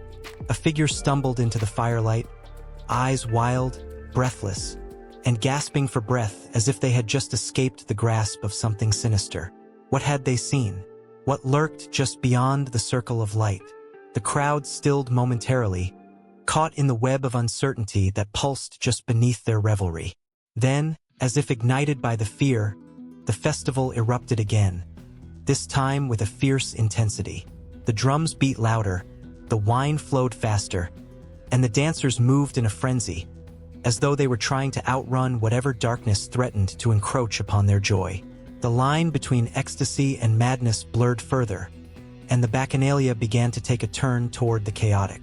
The air thickened with tension, an electric charge that crackled and sparked, transforming laughter into screams and joy into terror. Those who had come seeking freedom now found themselves participants in a ritual that demanded everything. The festival had become a mirror, reflecting the rawest parts of the human spirit, the desires, the fears, the madness that lurked just beneath the surface. The fire blazed brighter, shadows danced, and within that flickering glow, the participants were no longer merely revelers. They became sacrifices to the night, offering up their sanity, their inhibitions, all in the name of Bacchus. The night stretched on, a spiraling vortex of emotion, where every heartbeat echoed the wild, untamed pulse of life itself. And as the moon hung high above, watching silently, the Bacchanalia continued, a whirlwind of ecstasy, excess, and the intoxicating taste of ritual madness that seemed destined to last forever. The sun hung low in the sky, a fiery orb casting its crimson glow over the arena, where waves surged against the stone walls, whispering tales of power and glory. This was no ordinary spectacle. It was a grand display of might, the Naumachii. Thousands filled the seats, their hearts pounding with anticipation, eager to witness the clash of ships and the roar of battle. The air was electric, thick with the scent of salt and sweat, as the crowd murmured, their breaths caught in their throats like fish in a net. The stage was set on water, not for peace but for bloodshed. Wooden vessels, replicas of warships, bobbed gently on the surface, their hulls painted with vivid colors that gleamed under the sun. Each ship held its crew, men whose eyes were hardened by the realities of war yet alive with the thrill of the fight. They knew what was at stake: glory for their commanders, admiration from the masses, and perhaps even a chance to taste freedom for a fleeting moment. As the signal horn blared, the atmosphere shifted. The joy of the crowd morphed into a palpable tension, each spectator gripping their seat as silence fell. Then, like thunder breaking the calm, the ships surged forward, carving waves in their wake. The sound of oars splashing echoed like a war drum, a chilling prelude to the chaos that was about to unfold. The first clash was brutal. The ships collided with a splintering crash, wood against wood, sending vibrations that resonated through the very bones of the spectators. The fierce warriors leaped into action, swords glinting as they met in a fray that sent sprays of water into the air, mingling with the shouts and cries of battle. Blood mingled with briny seawater, creating a gruesome tapestry that told stories of valor and despair. Among the combatants was Marcus, a young sailor, barely out of boyhood, his heart racing as he faced his first real challenge. He had dreamt of this moment, of the glory that awaited, but now, amidst the chaos, fear clawed at him. As he swung his sword against an opponent, he felt the weight of every life lost before him, every soul that had taken to the waves in search of honor and found only death. His hands trembled, not only from the exertion but from the sheer reality of what he was doing. Was this fight truly worthy of a man? In the stands, the crowd was a sea of faces, some twisted in excitement, others pale with horror. Mothers covered their eyes, not wanting to witness the violence, while children cheered, their laughter striking a jarring note against the sounds of battle. The juxtaposition of joy and horror painted a vivid picture of humanity's complex relationship with death and glory. The cheers grew louder, a wave of sound crashing against the arena, urging the fighters to push harder, to fight until their last breath. As the battle raged on, desperation seeped into the hearts of the warriors. Each clash of steel became a dance with fate, a moment where life and death intertwined. Marcus found himself facing an enemy, a man with eyes that burned with the same desperation. They were both fighting for something, but which man would walk away? The roar of the crowd faded into silence as time slowed, the world around them blurring, leaving only the two of them in a space defined by tension. With a swift motion, Marcus parried and struck, feeling the cold steel bite into flesh. The man fell, a gasp escaping his lips as he was dragged into the depths below, swallowed by the very waters that had once seemed so inviting. Marcus staggered back, the weight of the act settling heavily upon his chest. It was glory, yes, but it was also a haunting reminder of mortality. Would he ever be free from this moment, or would the ghost of that man forever linger in his mind? The battle continued, each clash echoing the rhythm of the crowd. The sea itself seemed to roar in approval, as if the gods watched intently, amused by the theater of human folly. More ships splintered, more lives flickered like candles blown by the wind. For every warrior that fell, another rose, driven by the same insatiable hunger for glory, for honor, for a fleeting moment of recognition. And then came the chaos. A ship suddenly ablaze, flames licking the sky, illuminating the faces of the terrified sailors trapped within. The crowd gasped, a collective breath held in dread. The fiery inferno consumed everything in its path, the screams of the dying mingling with the frantic splashes of water as men leaped overboard, desperate to escape the burning hell. The desperation in their eyes mirrored Marcus's own fears, and in that moment, he felt a surge of empathy, a fleeting connection to those he fought against. Suddenly, the arena transformed into a cacophony of horror and excitement, as the flames crackled and danced, casting an eerie glow on the faces of the captivated crowd. Some cheered, believing the inferno to be the ultimate climax of the event, while others wept for the souls lost to the flames. And in that chaos, amidst the bloodshed and brilliance, the line between victor and vanquished blurred, leaving only the raw essence of humanity laid bare. As the smoke began to clear, shadows loomed large over the water, broken ships floating like ghosts upon the surface, remnants of what had once been vibrant vessels of war. The tide pulled back, revealing the stark reality of the battlefield. A grim scene lined with bodies, some lifeless, others gasping for air, each one a poignant reminder of the price of entertainment. With every wave that lapped at the edges of the arena, it whispered stories of those who had fought and fallen, their dreams extinguished like the flickering flames. The crowd erupted into a frenzy, some standing, some sitting, all grappling with the emotions that washed over them like the very waves that had borne witness to the bloodshed. Cheers mingled with cries of despair, a jarring symphony that echoed across the water. It was a celebration shrouded in tragedy, a testament to the duality of human existence, where love and hate, joy and sorrow, glory and death entwined in an unbreakable bond. As the final remnants of the battle settled into the depths below, the sun dipped below the horizon, casting long shadows across the water. The arena stood alive with tension, anticipation for what was to come, for the next show, the next battle, the next chance for glory. Amidst all the chaos, the unyielding thirst for spectacle stirred in the hearts of the crowd, binding them together in the shared experience of tragedy and triumph.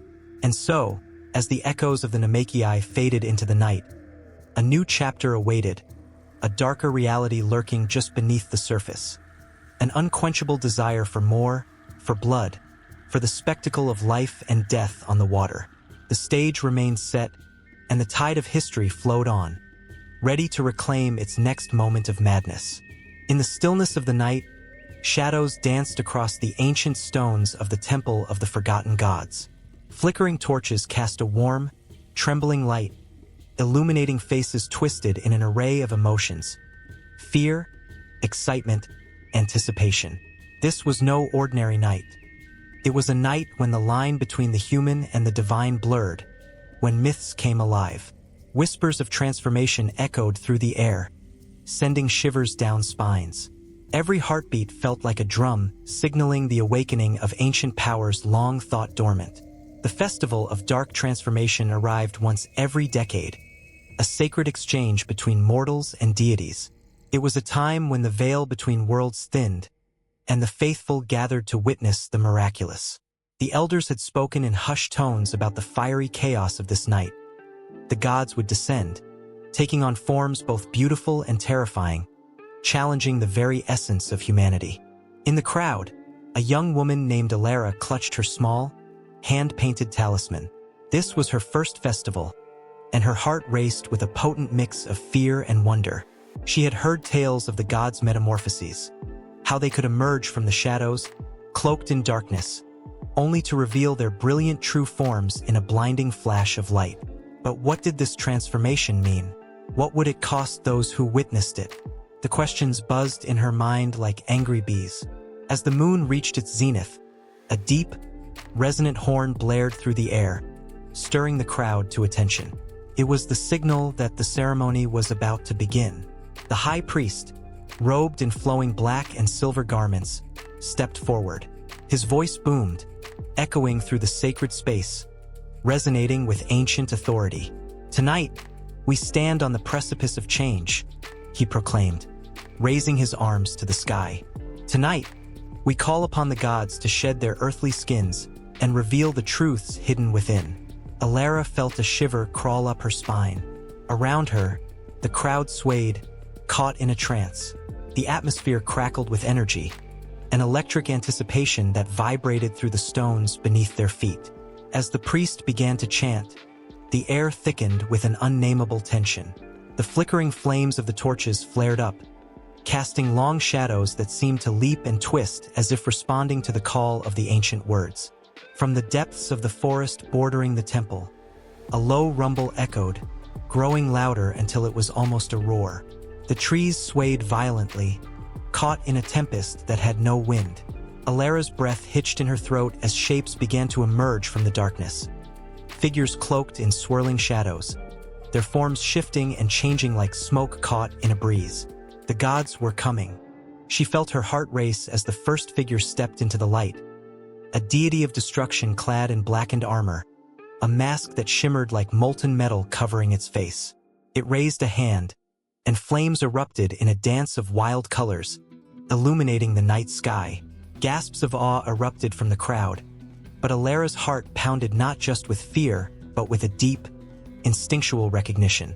This was not merely a display. This was a confrontation with the darker aspects of existence. More figures followed, each one more enthralling and terrifying than the last.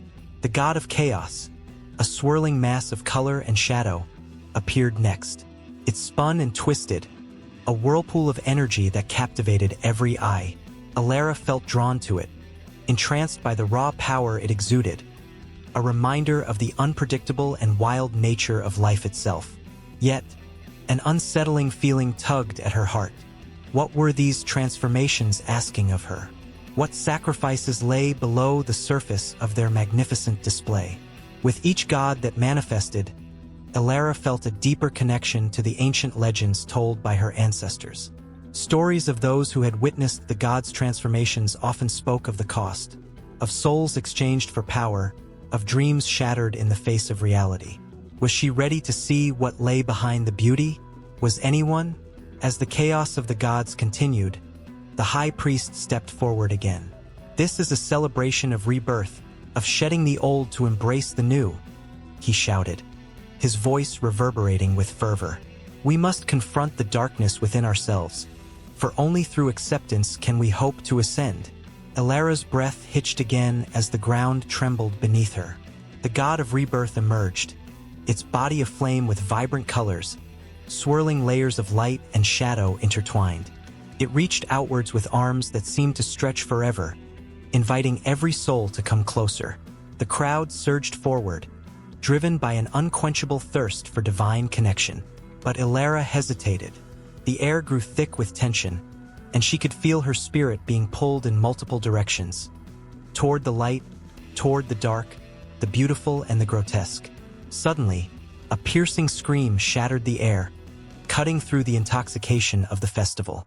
A man, overwhelmed by the raw power of the gods, staggered back, his eyes wide with fear. He had come seeking strength, but instead, he faced the terrifying truth of his own fragility. The gods, in their transformative splendor, demanded honesty and sacrifice. Were the people ready to pay the price?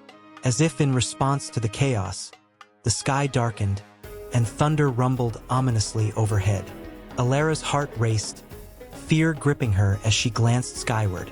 The gods were stirring, They were not mere spectators but active participants in this ritual of transformation. She could feel their energy swirling around her, beckoning her to let go of her fears, to embrace the unknown. But the question lingered, at what cost? The crowd, once vibrant and eager, now simmered with tension, teetering on the edge of chaos and devotion. Alara stood frozen, caught in the whirlwind of emotions. The festival was no longer a celebration. It was a reckoning, a moment where the darkest corners of the human soul would be unveiled. And in that moment, she understood transformation was not just about the gods. It was about them, the mortals, and the choices they made in the face of the divine. With a deep breath, she stepped forward, drawn into the chaos. She would face the shadows lurking within her, ready to embrace whatever truth the night would reveal. The festival of dark transformation was far from over. Rather, it was just beginning, and with it, the dance of gods and mortals had only just begun. The air was thick with the scent of damp earth and the chill of impending rain. It clung to the villagers like a shroud, an omen of the ominous events that lay ahead. The festival of Silvanus, a celebration dedicated to the god of the woods, was meant to be a day of feasting and joy. Yet, as the sun sank lower, the skies darkened, transforming the jubilant atmosphere into a menacing silence. Children, once filled with laughter, now huddled close to their mothers, their eyes wide with unease. The elders murmured old tales, warnings of a time when nature itself turned wrathful. They spoke of the ancient trees that whispered secrets, their gnarled branches reaching toward the heavens as if pleading for mercy. The villagers, rooted in tradition, could feel the weight of their ancestors' eyes upon them, urging them to honor the old ways. Yet, something felt wrong. As twilight enveloped the land, the festival's preparations unfolded in a flurry of activity. The villagers laid out tables draped in white linens, adorned with fresh fruits and steaming dishes. Roasted meats glistened in the fading light, interspersed with wild herbs that filled the air with their sharp aromas. Yet, shadows danced on the edges of the flickering torches, hinting at a disturbance that loomed just beyond the trees. At the center of it all stood Alicia, the chosen priestess, with her long hair flowing like the river that nourished the land. Her heart beat with a mix of anticipation and dread. She had learned the sacred rituals from her mother, but the energy in the air felt different tonight. The winds whispered warnings, rustling the leaves in a frenzied symphony. She couldn't shake the feeling that this year's worship would demand more than mere offerings. As the villagers gathered, Alicia raised her voice, calling for unity, her words laced with hope. Tonight, we honor Silvanus. May he bless our fields and protect our home. Yet, even as she spoke, her eyes scanned the horizon. A dark cloud was forming, thick and swirling, as if the heavens themselves were brewing a tempest. With each passing moment, the villagers' laughter faded, replaced by uneasy glances skyward. The winds picked up, howling like a lost soul, sending ripples of anxiety through the crowd. Alicia felt her resolve falter. The woods, usually a sanctuary, now loomed like a predator, watching, waiting. Then, without warning, the first drops of rain fell, heavy and relentless. The villagers gasped, eyes wide as the sky opened up, unleashing a deluge upon them. Tables collapsed under the weight of the water, dishes turned to mush, and the vibrant celebrations turned into chaos. Alicia's heart raced as she tried to rally the villagers. "We must seek shelter," she cried, but her voice was swallowed by the growing storm. The trees around them creaked ominously, groaning as if bearing witness to an age-old grievance. The storm was no ordinary squall. It was a manifestation of nature's fury. Alicia felt the ground tremble beneath her feet, as if the very earth had turned against them, angry at the offerings it had been given, or perhaps the ones it had not. In the dim light of the torches, she saw old Hector, the village elder, his face drawn with a grave expression. "The offerings aren't enough," he shouted over the roar of the wind, his voice trembling with fear. "Silvanus demands a sacrifice." Whispers rippled through the crowd, panic mixing with disbelief. Sacrifice? The word hung in the air, heavy and ominous. Alicia's stomach twisted. They had always honored their ancestors and the god with food, music, and dance. But here, under the wrath of nature, the festivity now turned to desperation. The storm intensified, lightning splitting the sky as if to punctuate the elders' words.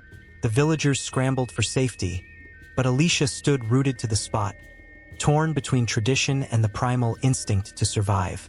What kind of sacrifice could appease a god so angry that he unleashed the storm? Just as the winds howled louder, a voice pierced the chaos.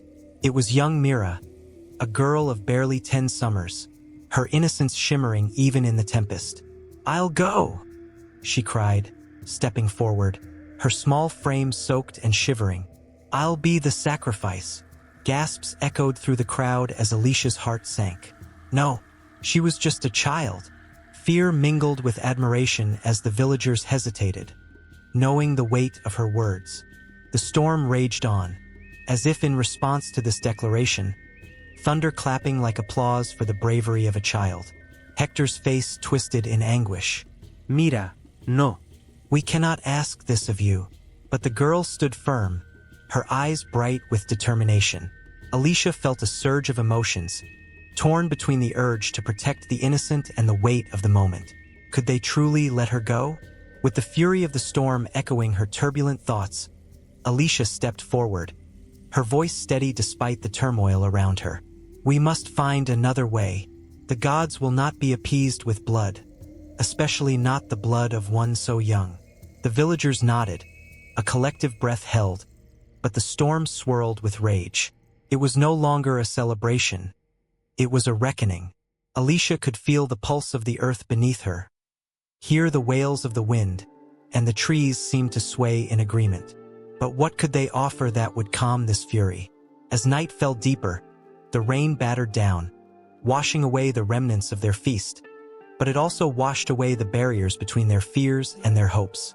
Alicia felt an urging in her heart. She could not wait for a savior from the skies.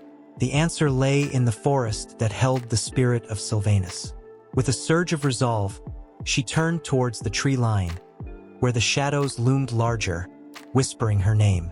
"Come with me," she called to the villagers, her voice a rallying cry against the storm. "We will offer our unity, our strength. We shall go to the heart of the forest and plead for our lives." As they gathered around her, the darkness of the woods beckoned, a vast unknown filled with both fear and promise.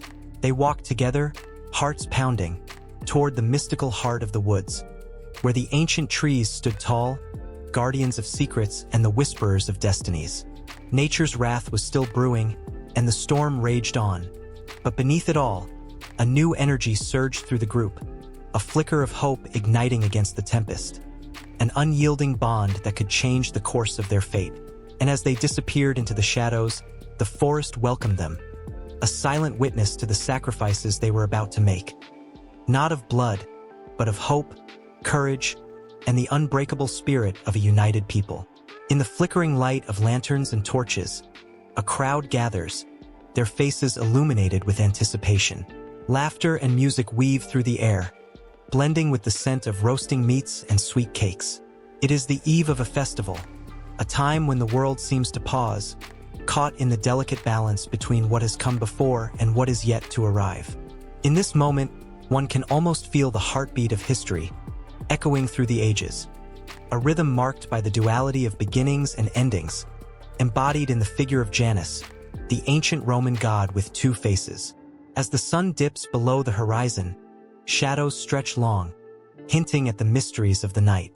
The festival is a tapestry woven from countless threads of tradition, each thread telling a story of hope and loss, celebration and reflection.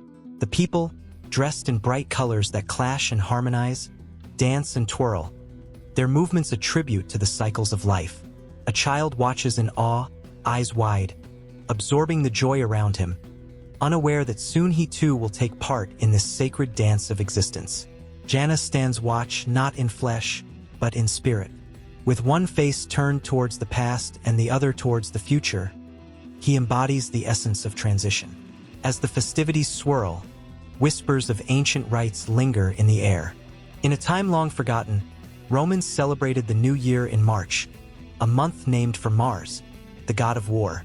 But as the calendar evolved, so did the traditions. In January, the month named after Janus, they welcomed new beginnings with feasts and prayers, bidding farewell to the old year with solemn reflection. The echoes of those ancient ceremonies still resonate in modern celebrations, where laughter mingles with tears, a reminder that endings are but the seeds from which new beginnings spring forth. The festival court becomes a stage for stories, each tale a testament to the lives once lived. A young couple twirls, their feet barely touching the ground, lost in each other's eyes. As they dance, the flicker of a distant bonfire illuminates the faces of those gathered, revealing lines of joy and sorrow etched deep into their skin. Each wrinkle tells of love lost and found, of children born and grown, of moments that have slipped through their fingers like grains of sand. The music swells, and in that moment, all are united. Past and future, celebration and remembrance.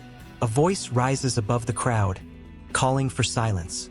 The townsfolk gather around a figure draped in flowing robes, the festival's elder, who holds the wisdom of years.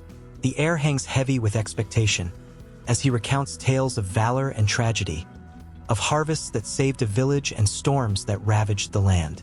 With each story, the past comes alive, and the people are transported back in time. They see the faces of their ancestors, hear the laughter of children long gone, feel the weight of loss and the warmth of love. Each tale is a bridge, connecting the past to the present, an unbroken chain of memory that stretches back through generations. As night deepens, the elder gestures towards the fire, its flames dancing like the spirits of those who have passed. Tonight we honor what was and what will be, he intones, his voice steady yet tinged with emotion. The crowd nods, understanding. The flame flickers, casting shadows that dance among them, a reminder that life is ephemeral, a series of cycles forever turning. With each story shared, the people acknowledge their own stories, beginnings intertwined with endings, joy mingled with sorrow. The festival takes an unexpected turn when a hush falls over the crowd. A lone figure enters the clearing, draped in a dark cloak. There is a palpable tension, a collective intake of breath as they wonder who this stranger could be. The figure raises their head, revealing a face marked by both the weight of sorrow and the light of hope. They step forward, and the music fades to a whisper. In this moment, the festival transforms. The duality of Janus is more evident than ever. One side bears the burden of grief, while the other glimmers with possibility. With a voice that trembles yet resonates, the stranger speaks of loss. The loss of a home, the loss of family, the loss of dreams. The crowd listens, hearts heavy, tears glistening in their eyes. But then the stranger shifts, the cloak falling back to reveal a heart filled with resilience. They speak of new beginnings, of hope rising from the ashes of despair. The tension in the air shifts, the weight of grief giving way to an undeniable spark of inspiration. As the stranger's words weave through the crowd, a ripple of emotion spreads. The music swells once more, and the people join hands, forming a circle that encompasses both the joy of the night and the sorrow of the past. They dance not only for themselves, but for those who cannot, embracing the duality of their existence. With every step, they honor both endings and beginnings, understanding that to truly celebrate life is to hold both in equal measure. In this sacred space, the festival becomes a living tapestry of emotions. Love, loss, hope, and joy entwined together. The beat of drums echoes like the pulse of the earth, reminding all present of their connection to one another and to the cycles of life. As the night grows deeper, lanterns flicker like stars fallen to earth, illuminating the faces of those who have come together in this moment of unity. They are no longer just individuals. They are a community, bound by shared experiences and the timeless dance of beginnings and endings.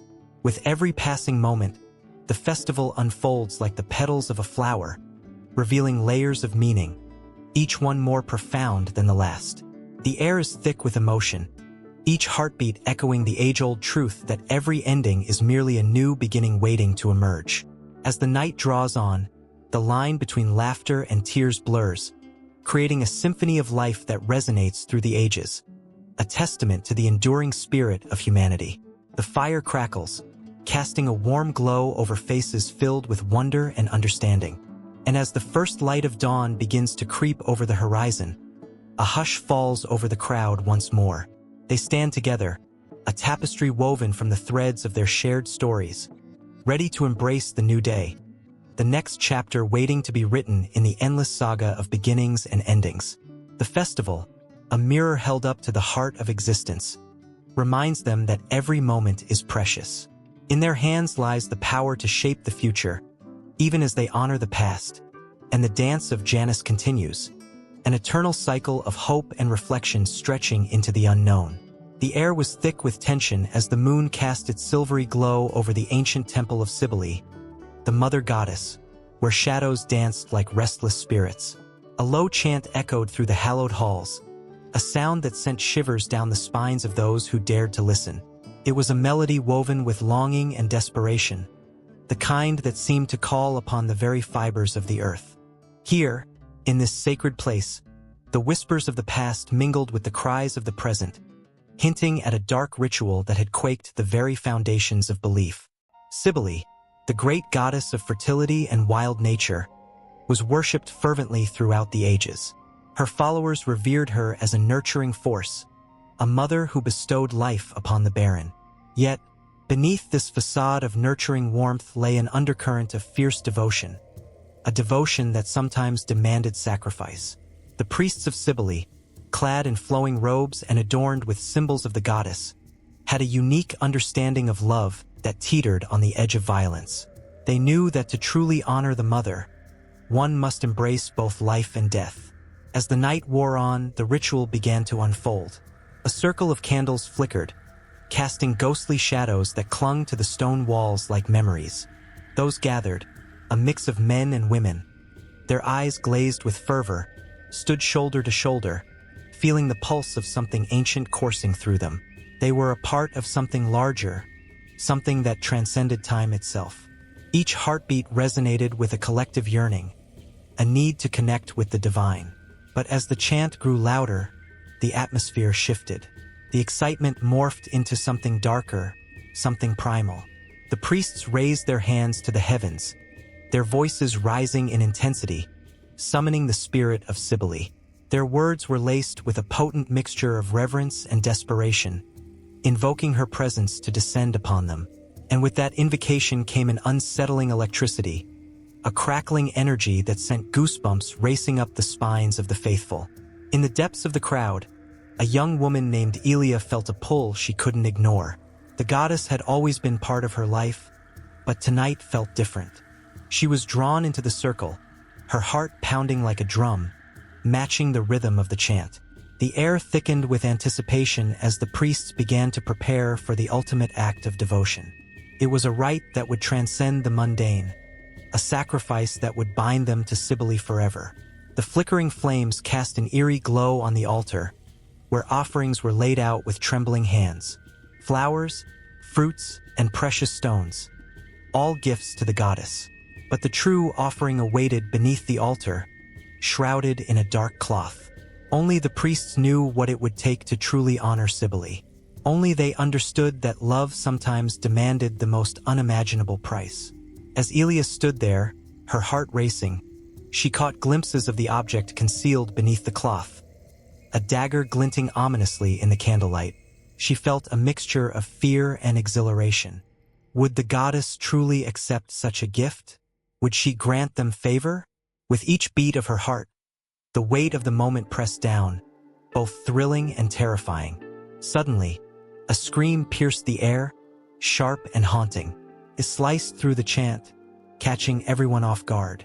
A man, trembling with ecstasy and fear, fell to the ground, his body convulsing as he surrendered to the overwhelming energy of the ritual. He was lost in a trance, a vessel for the goddess. The assembly gasped, their faces a blend of awe and dread as they witnessed the raw power of Cybele surging through one of their own.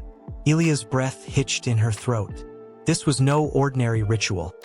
This was a communion with the divine, a dance on the edge of life and death. The energy swirled around her, intoxicating and alluring, and she felt herself teetering on the brink of something monumental.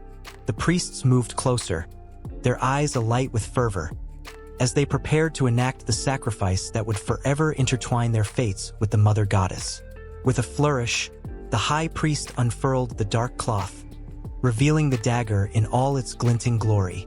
It was beautiful and terrifying, a symbol of everything they believed in: the strength of the earth, the ferocity of nature, and the deep, abiding love of a mother who demanded everything. A hush fell over the crowd as they collectively held their breath, the anticipation palpable. Elia felt an inexplicable connection to the dagger, as if it were calling to her. The air crackled with energy, and she knew in that moment that she was standing at the crossroads of fate. The chant swelled once more, resonating with the very essence of life itself. Hearts raced as the priests began to dance, their movements fluid and hypnotic, drawing everyone into a trance. The boundaries of time and space seemed to blur as they spun through the ages, connecting with every soul who had ever worshipped Cybele. Then it happened. The high priest raised the dagger high, and with a swift, fluid motion, he plunged it into the earth before the altar. A deafening roar erupted from the crowd, primal and raw, shaking the very stones of the temple. Elia felt a surge of energy ripple through her, a powerful reminder of the life force that coursed beneath their feet. It was as if the goddess herself had awakened, ready to embrace her children once more. In that moment, Elia understood the true nature of devotion. It was not simply about worship. It was about surrendering to the wild, unpredictable forces of life. As the ritual reached its climax, the air pulsated with an ancient magic, and Elia realized that she would never be the same. The dark rituals of Cybele bound them all, a tapestry of life, death, and rebirth woven together in a dance that was as old as time itself. And then, just as quickly as it had begun, the energy shifted. Dark clouds loomed over the temple, casting shadows over the gathering. A feeling of foreboding washed over Elia. The goddess was not only a nurturing mother but also a fierce protector, and the balance of power hung by a fragile thread. Would they be worthy of her favor, or would the darkness consume them all? The boundaries of love and fear blurred as the ritual spiraled into an unknown abyss, leaving the faithful hanging on the precipice of the unknown, their souls entwined in a dance that had only just begun. The night was thick with a palpable tension, a lingering hush that seemed to blanket the village as the sun dipped below the horizon. Lanterns flickered to life, casting dancing shadows across the cobbled streets, and whispers of anticipation swirled in the air. It was the festival of the 9 nymphs, an event steeped in ancient tradition, where the living and the spirits would brush shoulders for one fleeting night. The villagers knew that when the moon hung high and full, the boundary between the world of the living and the underworld would blur, allowing the spirits to reclaim a piece of their former lives. As the clock struck midnight, a chill crept through the gathered crowd, prickling the skin of those who dared to venture outside their homes. The festival had begun. Laughter mingled with the scent of roasted meats and spiced wines, but there was an undercurrent of fear that twisted in the stomachs of many. For tonight, the 9 nymphs, spirits of the underworld, would wander among them, seeking connection and companionship, all while reminding the living of the fragility of existence. Each year, the villagers offered their tributes: flowers, trinkets, and food, hoping to attract the attention of the nymphs. It was said that to be touched by one of these ethereal beings could grant blessings or curses, depending on their whims. As the first notes of haunting melodies floated through the air, a hush fell over the crowd, and all eyes turned toward the thick woods that bordered the village. The trees swayed as if bowing to an unseen force, and with a sudden gust of wind, the nymphs emerged. They glided forth with grace, each one a manifestation of beauty and sorrow, their forms shimmering in the moonlight. Some wore gowns woven from shadows and starlight, while others bore the scars of their past lives, remnants of the joys and pains they had endured. Their eyes sparkled with mischief, but there was also a depth that hinted at untold stories. The villagers felt an instinctual pull toward them, a blend of longing and dread that made hearts race. The first nymph, Eliana, drifted through the crowd, her laughter like the tinkling of glass. She reached out, her fingers brushing against a young girl's cheek. The girl gasped, her eyes widening in awe. Suddenly, a vision flooded her mind. A garden bursting with color, a mother's embrace, and a laughter that echoed through time. The connection was brief but profound, leaving the girl breathless. Eliana smiled, for she took joy in reminding the living of what they had lost, even if only for a moment. Next came Theros, the nymph of shadows and secrets. His presence sent a shiver through the crowd as he swept past, his dark cloak trailing like a storm cloud. Those who met his gaze felt an overwhelming urge to confess their deepest fears, their hidden desires. A man stepped forward, trembling, compelled by an invisible force. "I've been unfaithful," he blurted out, the words spilling from his lips like poison. Theros nodded, an inscrutable smile playing on his lips. He offered the man a choice, to keep the burden of guilt or to let it go and face the consequences. The man's heart raced as he weighed his options, the festival blurring around him. As the night deepened, each nymph revealed their unique gifts and curses, weaving a tapestry of emotions that enveloped the village. Some sought to heal, while others reveled in chaos, igniting old wounds and fears. The air thickened with tension, a mixture of joy and despair that left the villagers reeling. Laughter turned to tears and back again, the emotional current flowing like a river with no end. Amidst the chaos, a subtle shift occurred. The nymphs began to gather at the center of the village, their ethereal forms merging into a swirling vortex of light and shadow. The villagers watched, breath bated, as an ancient chant filled the air, a language lost to time but resonating with the very core of their being. The words were a call to the spirits of the underworld, an invitation to join them in this sacred dance of life and death. Luna, the moonlit nymph, stepped forward, her voice a melodic whisper that wrapped around the hearts of all present. "We are the memories you cherish, the pain you flee from," she sang. "Embrace us, for we are woven into the fabric of your existence." Her words hung heavy in the air, igniting a spark of understanding within the villagers. They realized that the nymphs were not merely spirits of the past. They were reflections of their own lives, holding their joys, sorrows, and choices. The crowd began to sway, caught in the hypnotic rhythm of the nymphs' dance. It was a dance of destiny, a mingling of fates as the living and the dead intertwined. The boundaries blurred further, and the villagers felt an intoxicating pull to join the nymphs, to become one with the very essence of life itself. Laughter and sobs merged, creating a symphony of emotion that echoed into the night. But with every moment of ecstasy, there was an ever-present danger.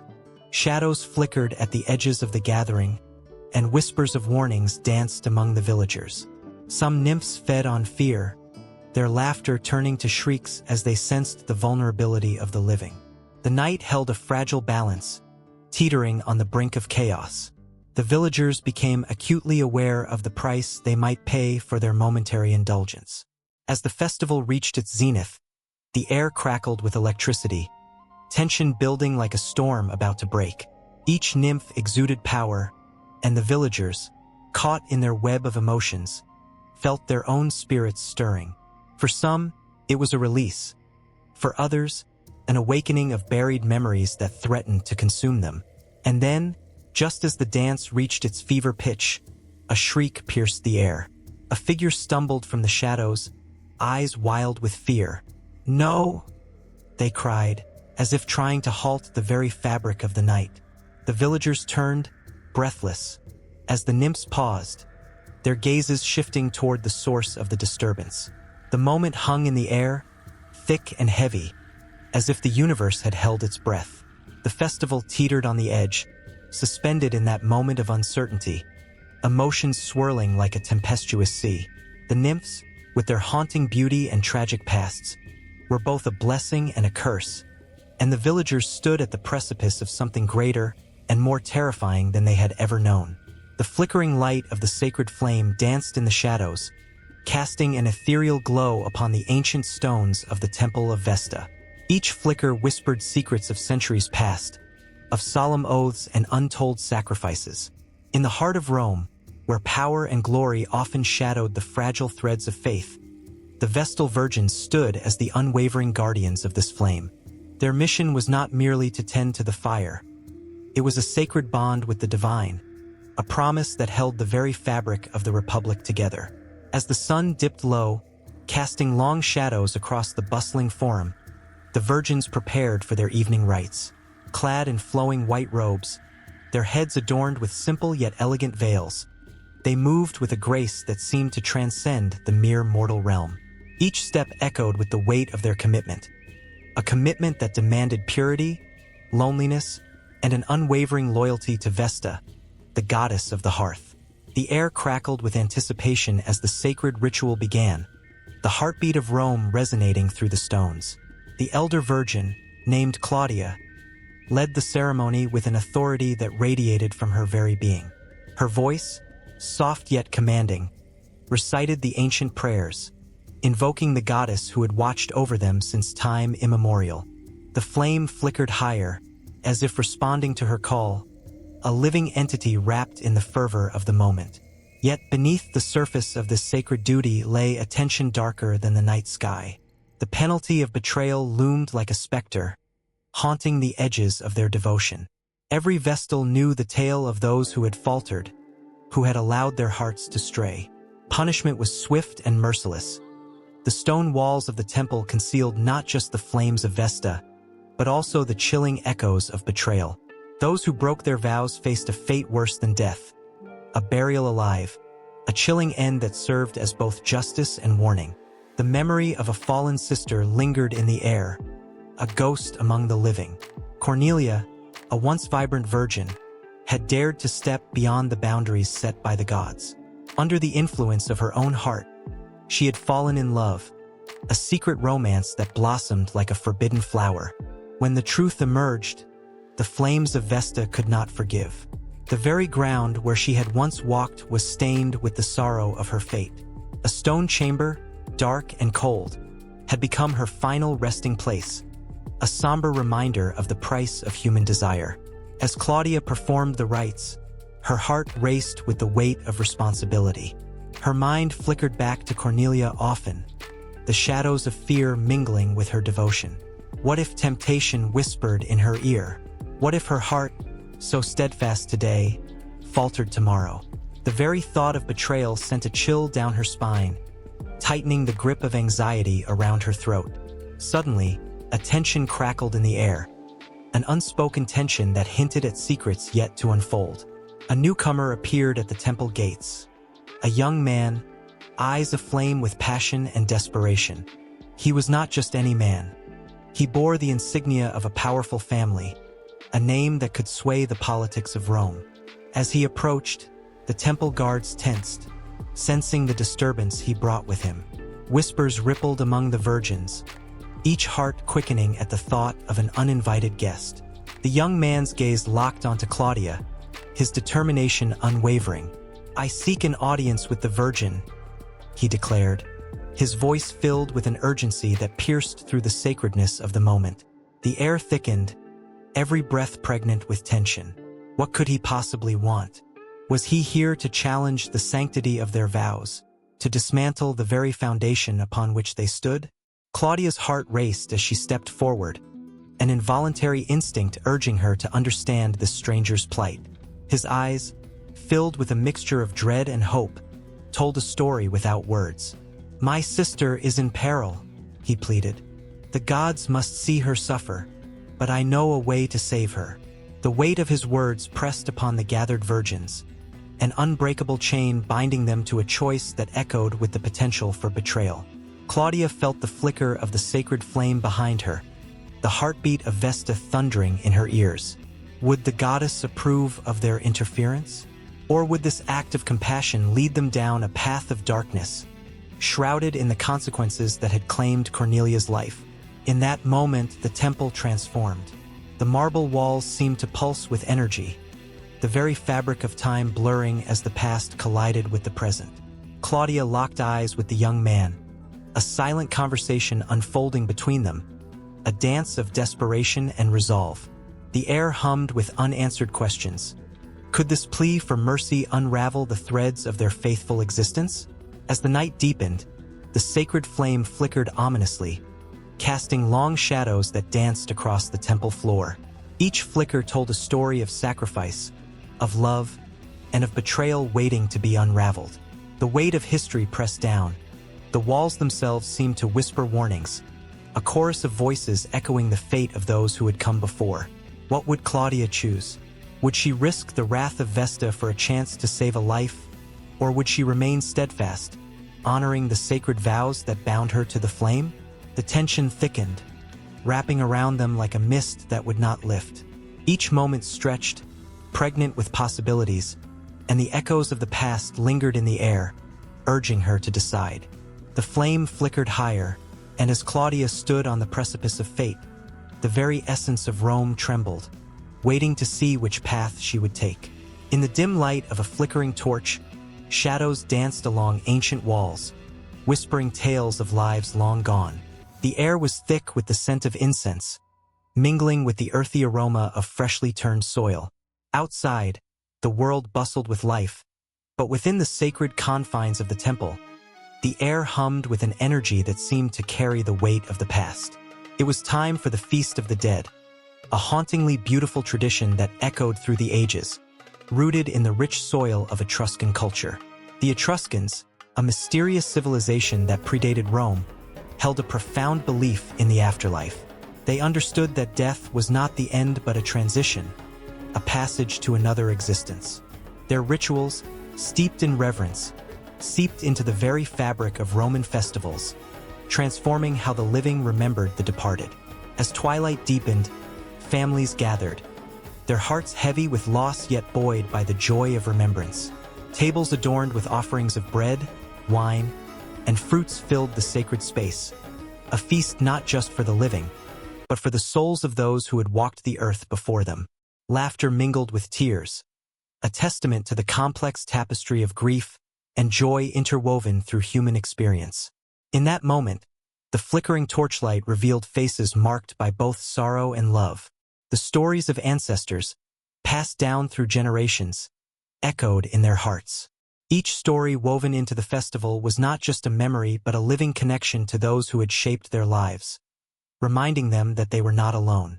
The spirits were invited to join the feast, their presence felt in the rustle of leaves, the soft gust of wind, and the gentle sway of the flames. The Etruscans believed that the dead could still influence the living, guiding them, watching over them. They had rituals that included offerings to ensure the spirits remained content, that they would favor the family with blessings instead of wandering lost. It was not merely a celebration. It was a pact, a promise that the living would honor the dead, and in return, the dead would provide protection and guidance. As night fell, the sound of drums echoed in the distance, weaving a spell of rhythm and pulse that seemed to awaken the very earth. The Romans, inspired by their Etruscan predecessors, embraced this aspect of reverence and remembrance. Festivals like Saturnalia began to take shape, where families would gather at family tombs, offering gifts of food and wine, creating a bridge between the worlds. The living and the dead danced together in a timeless ballet, a celebration of love that knew no bounds. In the flickering light, a young girl, her eyes wide with wonder, listened intently as her grandmother recounted tales of ancestors long gone. "Grandmother, do you think they can hear us?" she asked, her voice a whisper. The old woman smiled, her heart swelling with pride. "Yes, my dear, they are always with us. We honor them not just today, but every day." The girl's imagination soared, picturing her ancestors gathered around the heavenly table, their laughter mingling with the stars. But the Feast of the Dead was not without shadows. There were stories whispered of those who did not honor the dead, those who neglected the rituals, leaving the spirits restless. The Etruscan belief lingered like a warning. To ignore the past was to invite misfortune upon oneself. Fear and reverence intertwined, creating a sense of urgency in the hearts of the living. The weight of responsibility was palpable as they prepared for the rituals, ensuring that nothing was forgotten. As the night deepened, a chilling breeze swept through the gathering, extinguishing some of the torches. Gasps filled the air, and a collective shiver ran through the crowd. Was it just the wind? Or was it something more? Anxiety crept in, a reminder that the line between the living and the dead was thin, and respect was essential. The songs of remembrance turned softer, more solemn, as if the very spirits were listening, their presence felt in the depths of silence. With each passing hour, stories flowed like the wine that filled the cups, a tapestry of joy and sorrow, laughter and tears. The echoes of the past blended with the present, creating a haunting symphony of remembrance. The moon cast a silvery glow over the faces, illuminating tears and smiles, each reflection a testament to the bonds that transcended time. As the clock inched toward midnight, a sense of anticipation filled the air. The living and the dead were on the cusp of a promise fulfilled. Families stood side by side, hands clasped together, as they turned their gaze to the night sky, seeking the stars that shone brightly above.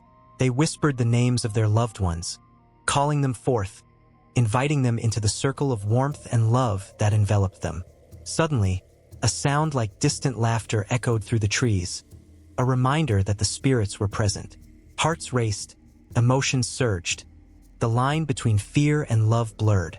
They felt not just the presence of those who had passed, but also the weight of heritage, the legacy handed down from the Etruscans, shaping Roman culture and festivals. It was a moment suspended in time, a connection that ran deeper than blood, reaching into the very essence of what it meant to be human. As they raised their cups in a toast, the air crackled with energy, a fusion of past and present. The feast of the dead became a living tapestry, woven together by hearts, memories, and unyielding love. It was a celebration of life wrapped in the embrace of death, a haunting reminder that while the dead may depart, their influence remained, flowing through the veins of those who remembered. In that fragile moment, the boundary between the festival of the living and the sacred reverence for the dead blurred, cementing a bond as old as time itself. And just as the night seemed to breathe, the promise of tomorrow shimmered in the air, hinting at the next chapter. The unwavering legacy of the Etruscan influence on Roman celebrations, an unbroken circle of life, death, and rebirth.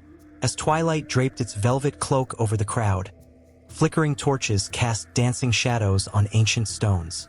The air was thick with anticipation, a palpable tension that echoed through the festival grounds.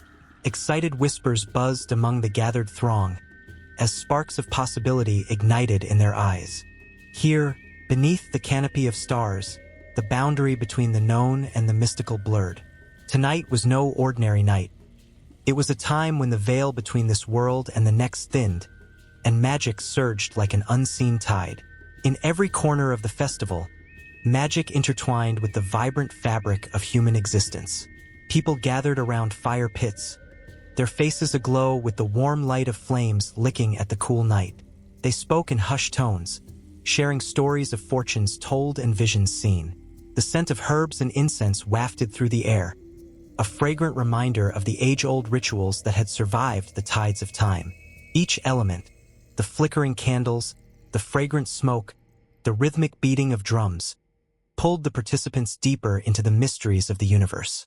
In the midst of this, an ancient figure emerged, draped in flowing robes adorned with symbols of the moon and stars. This was no mere storyteller. This was a diviner, a keeper of secrets that lay hidden in the folds of fate. The crowd parted like water before a ship, their eyes wide with wonder and reverence. The diviner's voice, low and melodic, carried across the gathering. Tonight, we shall seek the truth that lies beyond our grasp. Let the spirits guide us. Around a central fire, a circle formed, charged with the energy of hopeful hearts and eager minds. Within this sacred space, the diviner reached for a handful of shimmering stones, each one a token of fortune.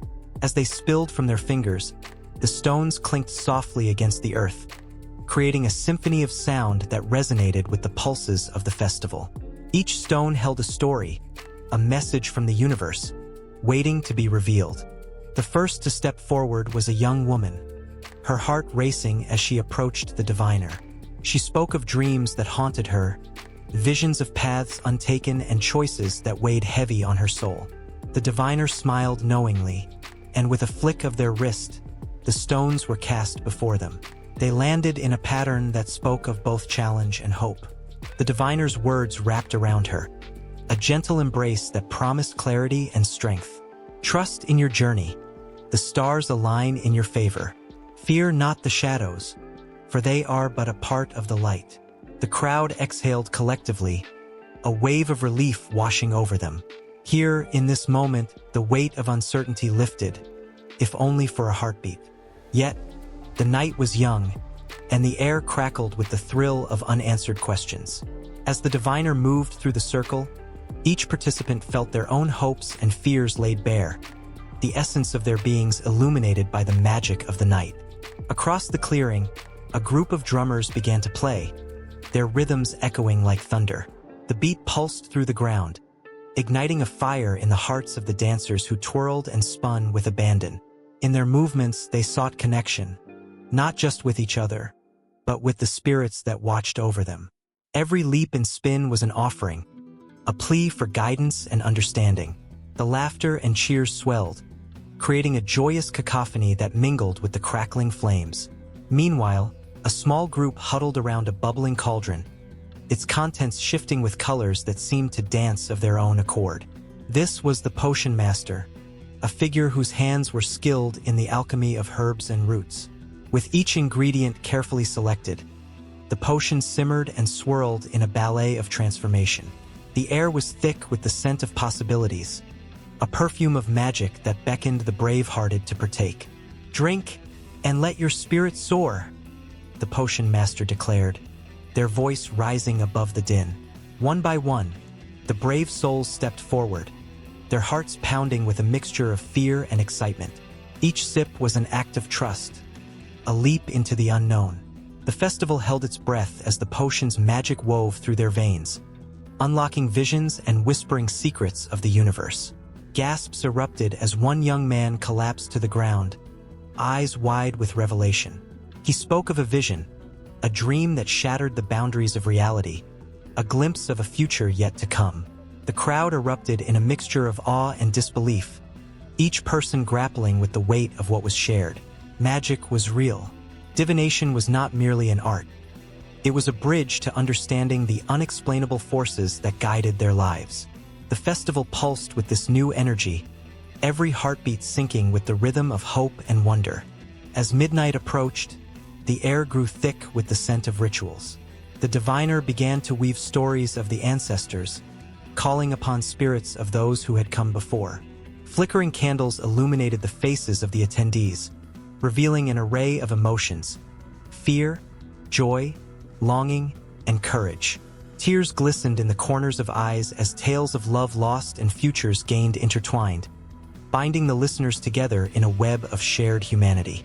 And yet, as the divine reached out, so too did shadows stir at the edges of the celebration. Whispers of doubt flickered like the fading light of the torches. Questions lingered in the hearts of those who wondered. What if the magic faded?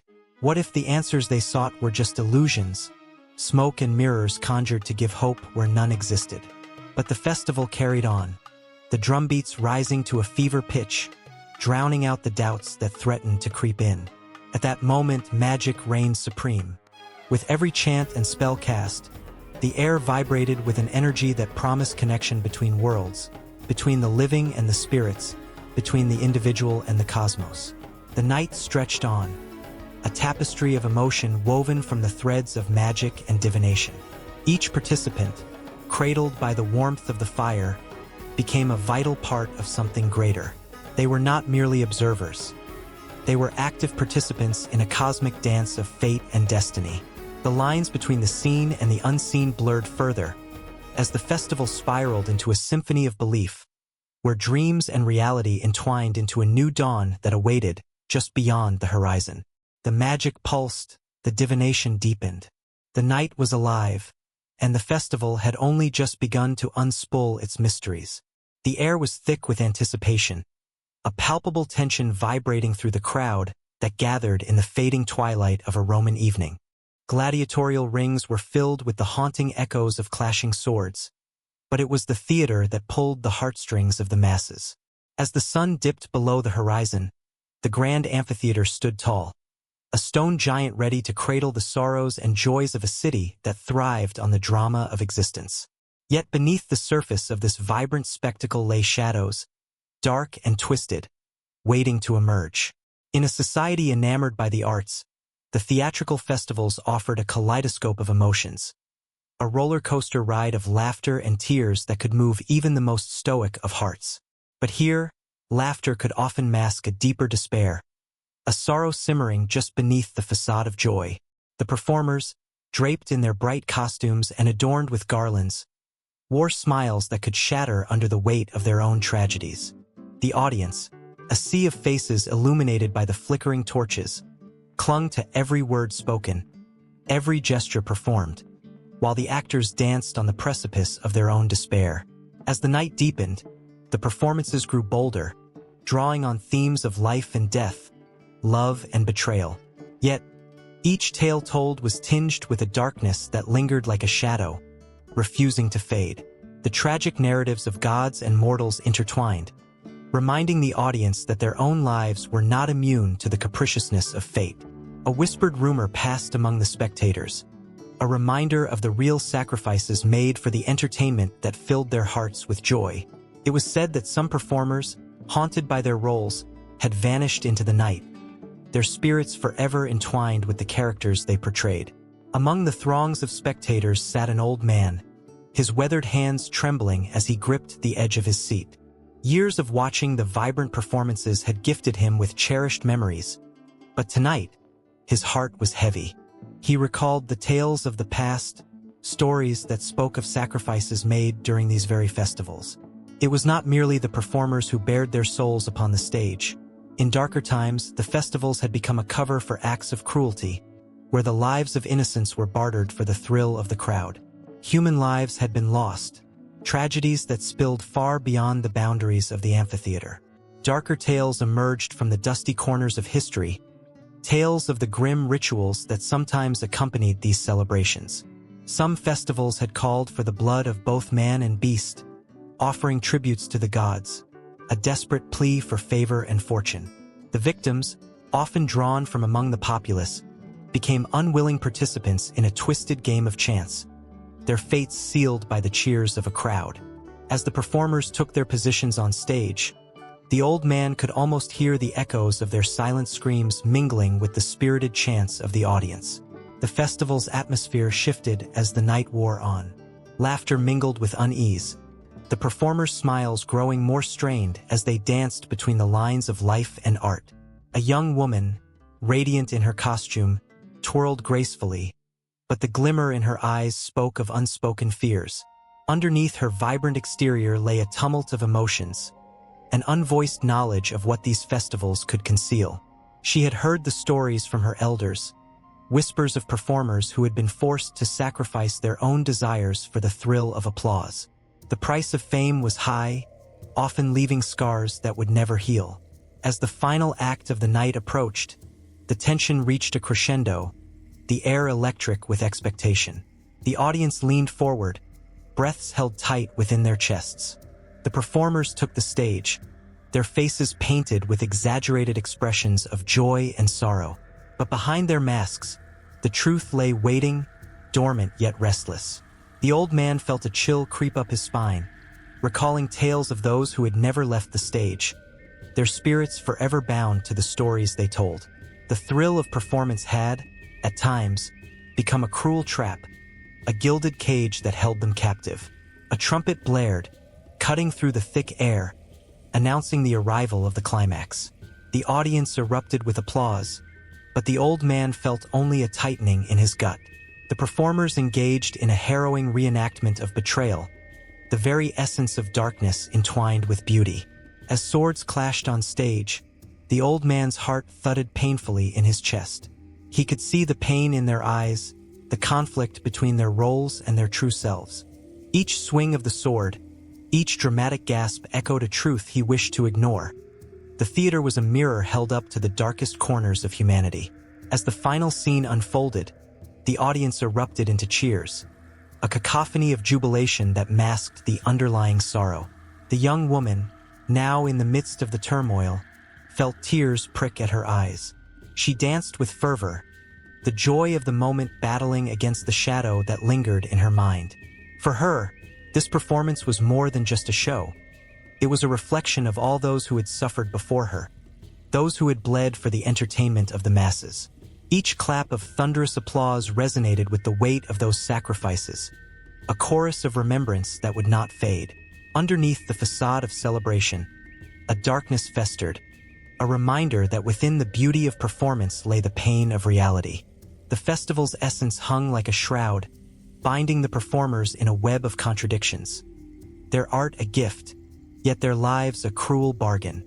As the night wore on, the echoes of the past intertwined with the present, a haunting melody that played on the strings of the heart, threading despair into the very fabric of joy. The amphitheater stood witness to these intertwined fates, a silent observer to the love and loss that unfolded upon its stage. The old man leaned back in his seat, eyes glazed over with memories, as the laughter of the crowd echoed around him. In their merriment and thrill, he could feel the pulse of history, an unbroken chain that connected their lives with those who had come before. The darkness of the festivals loomed large, an ever-present specter that refused to fade, entwining the threads of tragedy and triumph into an intricate tapestry of human experience. Dust settled on the battlefield, mingling with the scent of smoke and iron, a haunting reminder of what had transpired. Sunlight broke through the dark clouds, casting golden rays over the remnants of a fierce struggle. In that moment, a fierce roar erupted from the throats of soldiers, a sound that danced between triumph and sorrow. They had fought valiantly, shedding blood for a cause, but the cost of victory weighed heavily on their souls. The air pulsed with a bittersweet energy, electrifying and haunting all at once. In the distance, banners waved proudly, colors bright against the ashen landscape. Each flag told a story, each flutter of fabric etched with the names of the fallen, a silent homage to the lives extinguished in pursuit of glory. The soldiers, weary but exhilarated, gathered around a makeshift stage, where the general stood poised to deliver a speech that would echo through the ages. Yet, behind the cheers and the loud applause, a deeper ache resonated within the hearts of those who truly understood what had been sacrificed. As the general spoke, his voice thundered with pride. He recounted tales of bravery, of comrades who had faced insurmountable odds. Laughter erupted, but it was tinged with a sharp edge, the kind only those who have tasted loss can understand. For every shout of celebration, there was a muffled cry lingering in the shadows, a reminder of the families who would never again embrace their loved ones. The weight of medals hung heavy around the necks of soldiers, but what worth were they when the cost of wearing them was so high? Nearby, a young man named Samuel stood, his medal gleaming in the sun, reflecting the faces of those around him. He could hear the laughter, feel the excitement, yet his heart felt like a stone. Just days earlier, he had watched as his closest friend was struck down, his life snuffed out like a candle in the wind. The joy of victory felt hollow, a cruel trick played by fate. Samuel's fingers brushed the metal, and for a brief moment, he imagined it transforming into a heavy chain, binding him to the pain of loss. What was a trophy of war to him? The laughter around him felt like a distant echo of a world he no longer belonged to. As night fell, the first bonfires flickered to life, casting long shadows across the faces of the gathering crowd. Songs rose into the air, soaring high with the hope of a brighter tomorrow. Yet Samuel remained grounded, lost in a sea of memories. The glow of the flames danced in his eyes, illuminating the faces of his fallen comrades in his mind. Their laughter, their dreams snuffed out too soon. He thought of their families, no longer able to share a meal or tell stories in the warmth of home. The celebration felt like a masquerade, a joyous facade hiding the stark reality of their sacrifices. The general's voice boomed once more, proclaiming the dawn of a new era, a future that belonged to the victors. The crowd erupted in cheers, fists pumping into the night sky, but Samuel couldn't join them. Instead, he stood apart, staring into the flames as they flickered, imagining the souls of the departed dancing among the sparks. Would they be remembered, or would their stories fade, just like the ashes swirling in the wind? The thought gnawed at him, a relentless reminder that they were more than just statistics. They were lives lived, dreams unfulfilled. As the night wore on, the stark contrast of joy and sorrow became a palpable force around him, a tension that pulled at the very fabric of the celebration. Laughter erupted, yet Samuel could feel the weight of grief hanging in the air. A young woman approached him, her eyes reflecting the same darkness he felt. She was the sister of another fallen soldier, someone Samuel had fought beside. They exchanged a look filled with shared understanding, a silent acknowledgement of the battle they were fighting, not just against enemies on the battlefield, but against the ghosts that haunted them. Together, they moved away from the thrumming heart of the celebration, seeking solace in the shadow of the trees. There, the sounds of revelry faded, replaced by the soft rustle of leaves and the distant crackle of firewood. "Do you think they're proud of us?" she whispered, her voice trembling. Samuel's heart sank. He wanted to say yes, to offer her comfort, but instead, he felt the weight of a truth he couldn't voice. They weren't just proud. They were watching, waiting, and perhaps even weeping for the comrades left behind. The cost of victory stretched far beyond the battlefield. It spiraled into the hearts and minds of those who survived. Each cheer for victory became a reminder of the price paid, a drumbeat in the background of a celebration that felt increasingly hollow. Samuel and the young woman shared stories of their friends, each name a ghost echoing through their memories. With each word, the weight of their loss became a shared burden, knitting them together in their grief, their determination to ensure that their loved ones' stories would not fade into dust. As dawn approached, the first light of day broke through the darkness, casting a warm glow over the remnants of the night's festivities. The sounds of laughter had faded into a haunting silence, replaced by the soft chirping of birds announcing a new day. The world around them seemed to hold its breath, teetering on the edge of a reality that was both beautiful and tragic. The celebration had reached its climax, but for Samuel, the true battle was just beginning. How would he honor his fallen comrades? How could he carry their memories into the light of day? As he looked into the young woman's eyes, a sense of purpose ignited within him. They would not be forgotten. They would become the stories that built the future. The trophies of war were not just medals. They were the lives left behind, the love, laughter, and dreams that still echoed through the world. And as the sun began its ascent, illuminating the path ahead, Samuel felt a stirring deep within. He would carry their legacy forward, a living testament to the cost of victory, a reminder that every celebration held within it the shadows of sacrifice. The flickering flames of the past would guide them into an uncertain future, where hope and grief intertwined, crafting the tales of those who had fought but could not return. The journey had only begun. As twilight draped its shadowy cloak over Rome, the air thickened with the scent of damp earth and incense. The city buzzed with the whispers of anticipation, a blend of excitement and dread.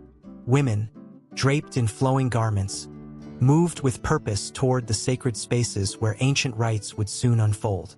There was an electricity in the atmosphere, a sense of something brewing beneath the surface, something dark and powerful.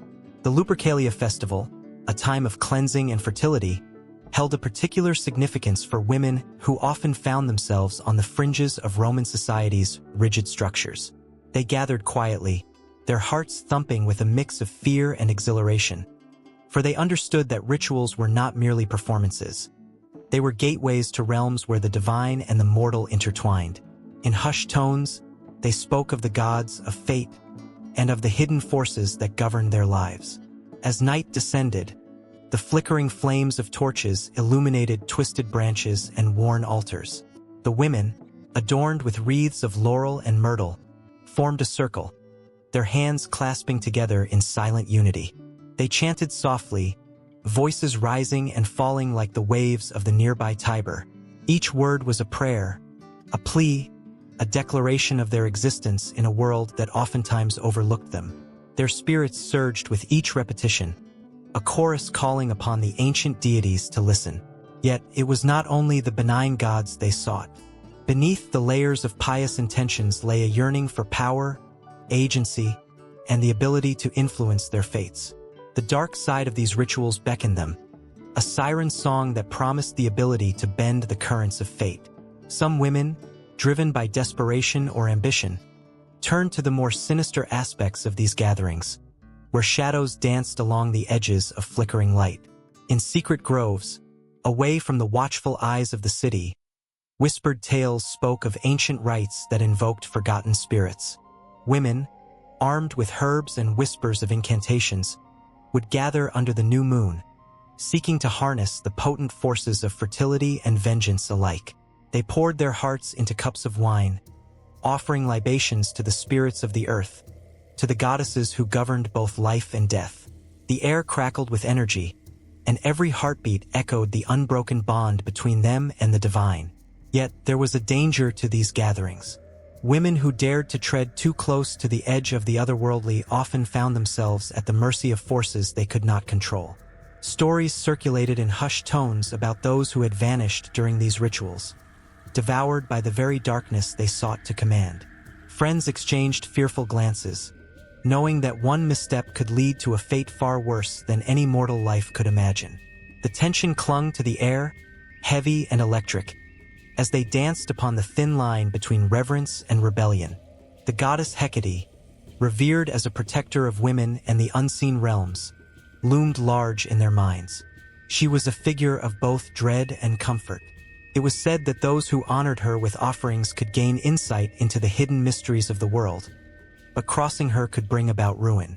The women invoked her name, calling on her to be their guide, but they also tread carefully, acutely aware of her duality. Would they find forgiveness in her embrace or face her wrath? Just as the moon reached its zenith, the chanting intensified, a primal rhythm echoing through the grove. The women moved as one, lost in a trance that seemed to transcend time itself. In that moment, they were not bound by their earthly lives, but rather, they became vessels of ancient power. Their voices rose, intertwining with the rustling leaves and the sighing winds, until the very fabric of night itself seemed to respond. From the shadows, a figure emerged, clad in dark robes, a silhouette against the moonlight. The women felt a shiver run down their spines, excitement mingling with fear. This was no ordinary participant. This was a priestess of Hecate, a woman who had ventured beyond the threshold of the known. Her presence commanded respect, and the air around her crackled with an intensity that made their hearts race. With each step, she drew closer, and the women felt an irresistible pull toward her, as though she were a magnet drawing them into her orbit. "Do you seek the truth?" she asked, her voice low and melodic, resonating through the night. "Or are you prepared to face the shadows lurking within?" With those words, every fear and hope coiled tightly within them. They yearned for knowledge, for power, but at what cost? The line between sacrifice and gain blurred, and as they stared into her piercing gaze, they saw reflections of their deepest desires and darkest fears. The night pulsed with an energy that felt almost alive, wrapping around them like a lover's embrace, intoxicating yet terrifying. As her hands moved gracefully, weaving intricate signs in the air, the women held their breath, teetering on the edge of the unknown. They were drawn in, entranced by the promise of secrets long buried beneath the weight of tradition. The flickering flames danced higher, illuminating faces filled with anticipation. The world outside faded away, leaving only the ritual and the bond they shared, a sisterhood forged in the crucible of darkness and light. But with the high stakes of their desires came the ever-present possibility of betrayal. In the dim light, trust mingled with suspicion.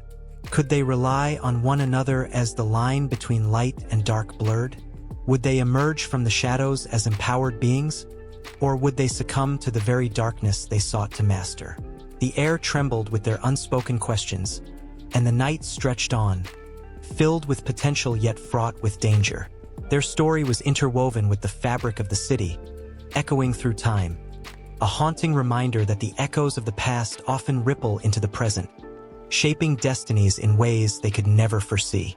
And just as the flame flickered, holding its breath before the impending storm, the future awaited, cloaked in mystery and possibility, ready to unfold in ways none could predict.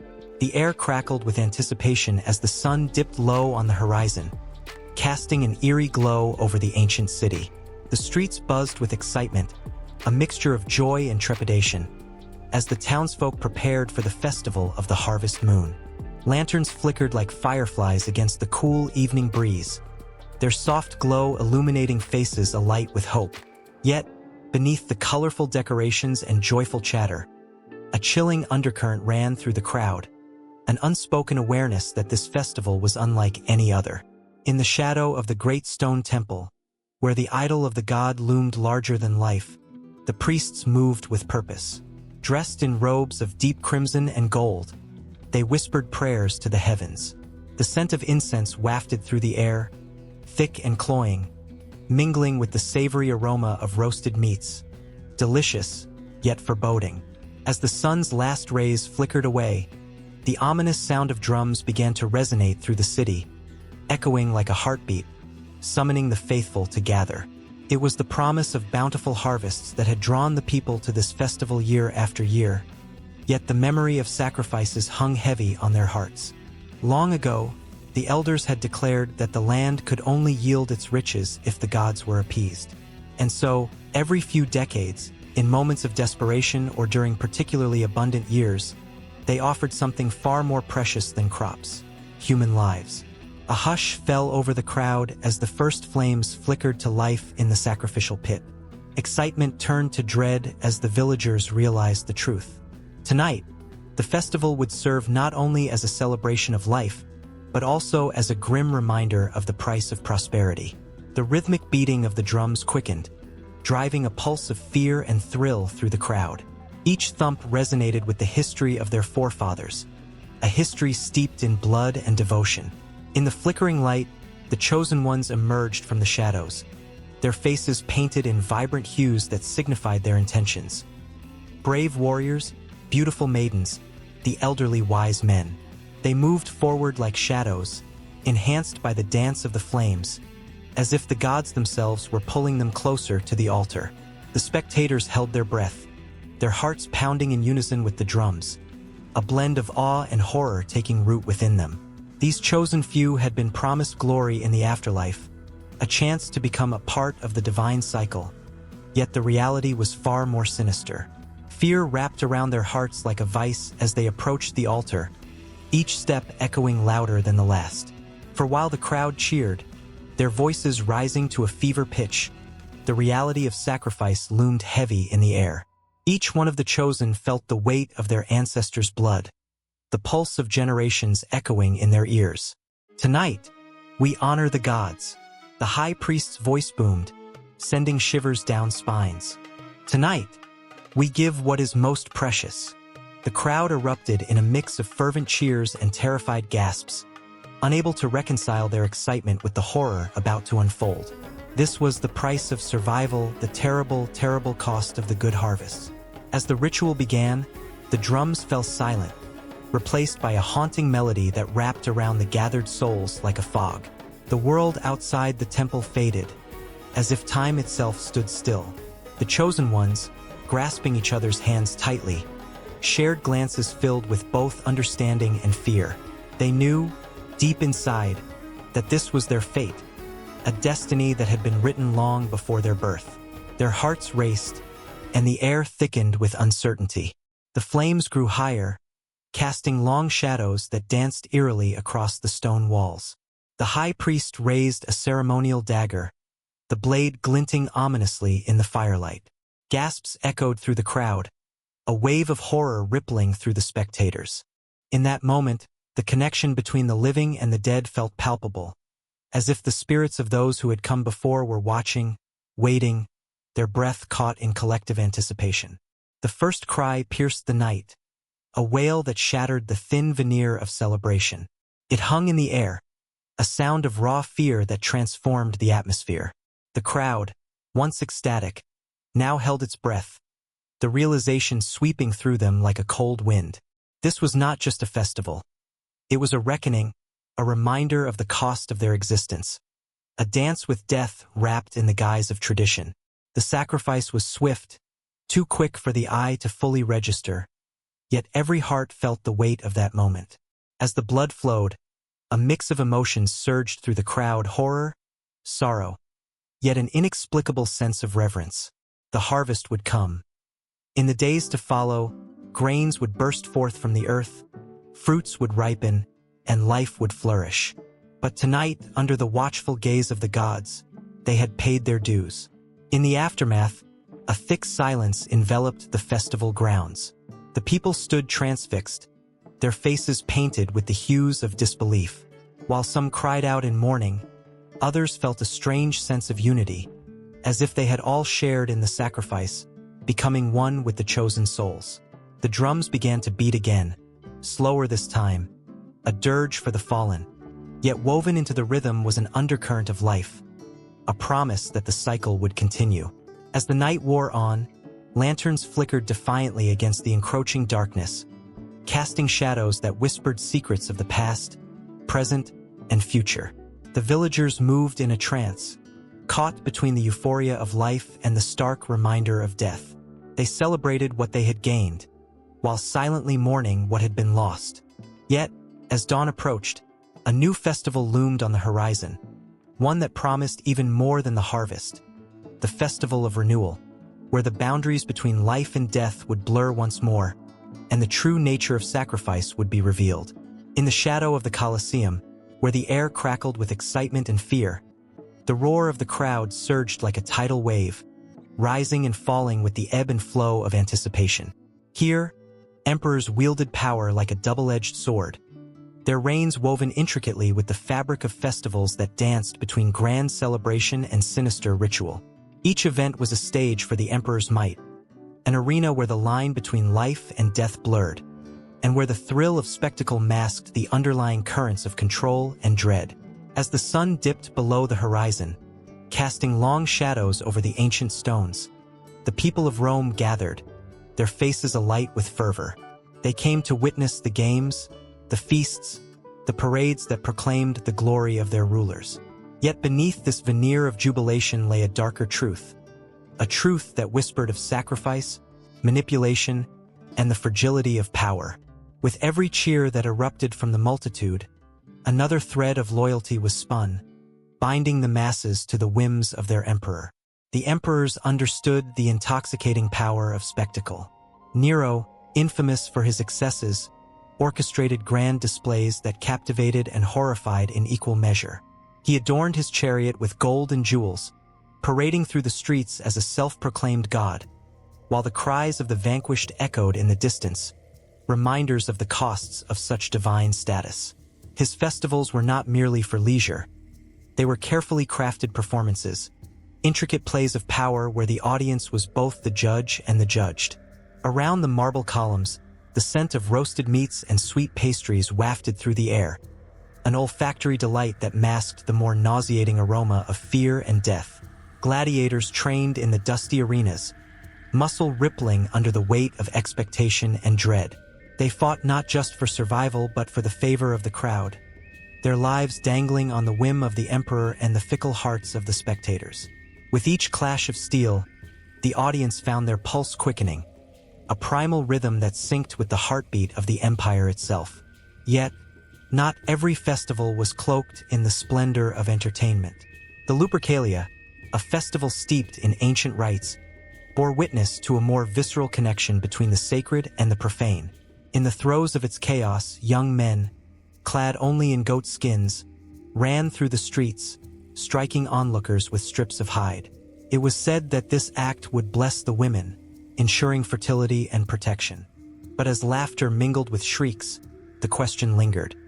Was this an invocation of life, or a reminder of the brutality that lurked just beneath the surface? As the festivities unfolded, a delicate dance of power played out behind the scenes. Emperors like Augustus understood that controlling the narrative was just as vital as wielding an army. He crafted the image of the benevolent ruler, a father to his people, while ensuring that any dissent was snuffed out before it could ignite. The games weren't just a diversion. They were a tool, a weapon forged in the fires of propaganda. The amphitheater became a canvas for imperial propaganda where victories were celebrated, and the failures of past rulers were erased from memory. It was a game of shadows, where darkness encroached upon the light. The emperors surrounded themselves with sycophants, men and women whose allegiance was bought through fear and desire. Each festival became an opportunity to remind the masses of their dependence on the ruler's favor, each cheer a thread, weaving them tighter into the emperor's intricate design. Yet, whispers of rebellion lingered in the corners, as those who stood in the shadows of the grandiose celebrations plotted their own rise, their own descent into the very darkness the emperors sought to control. In this heady mix of power and pageantry, the stakes soared ever higher.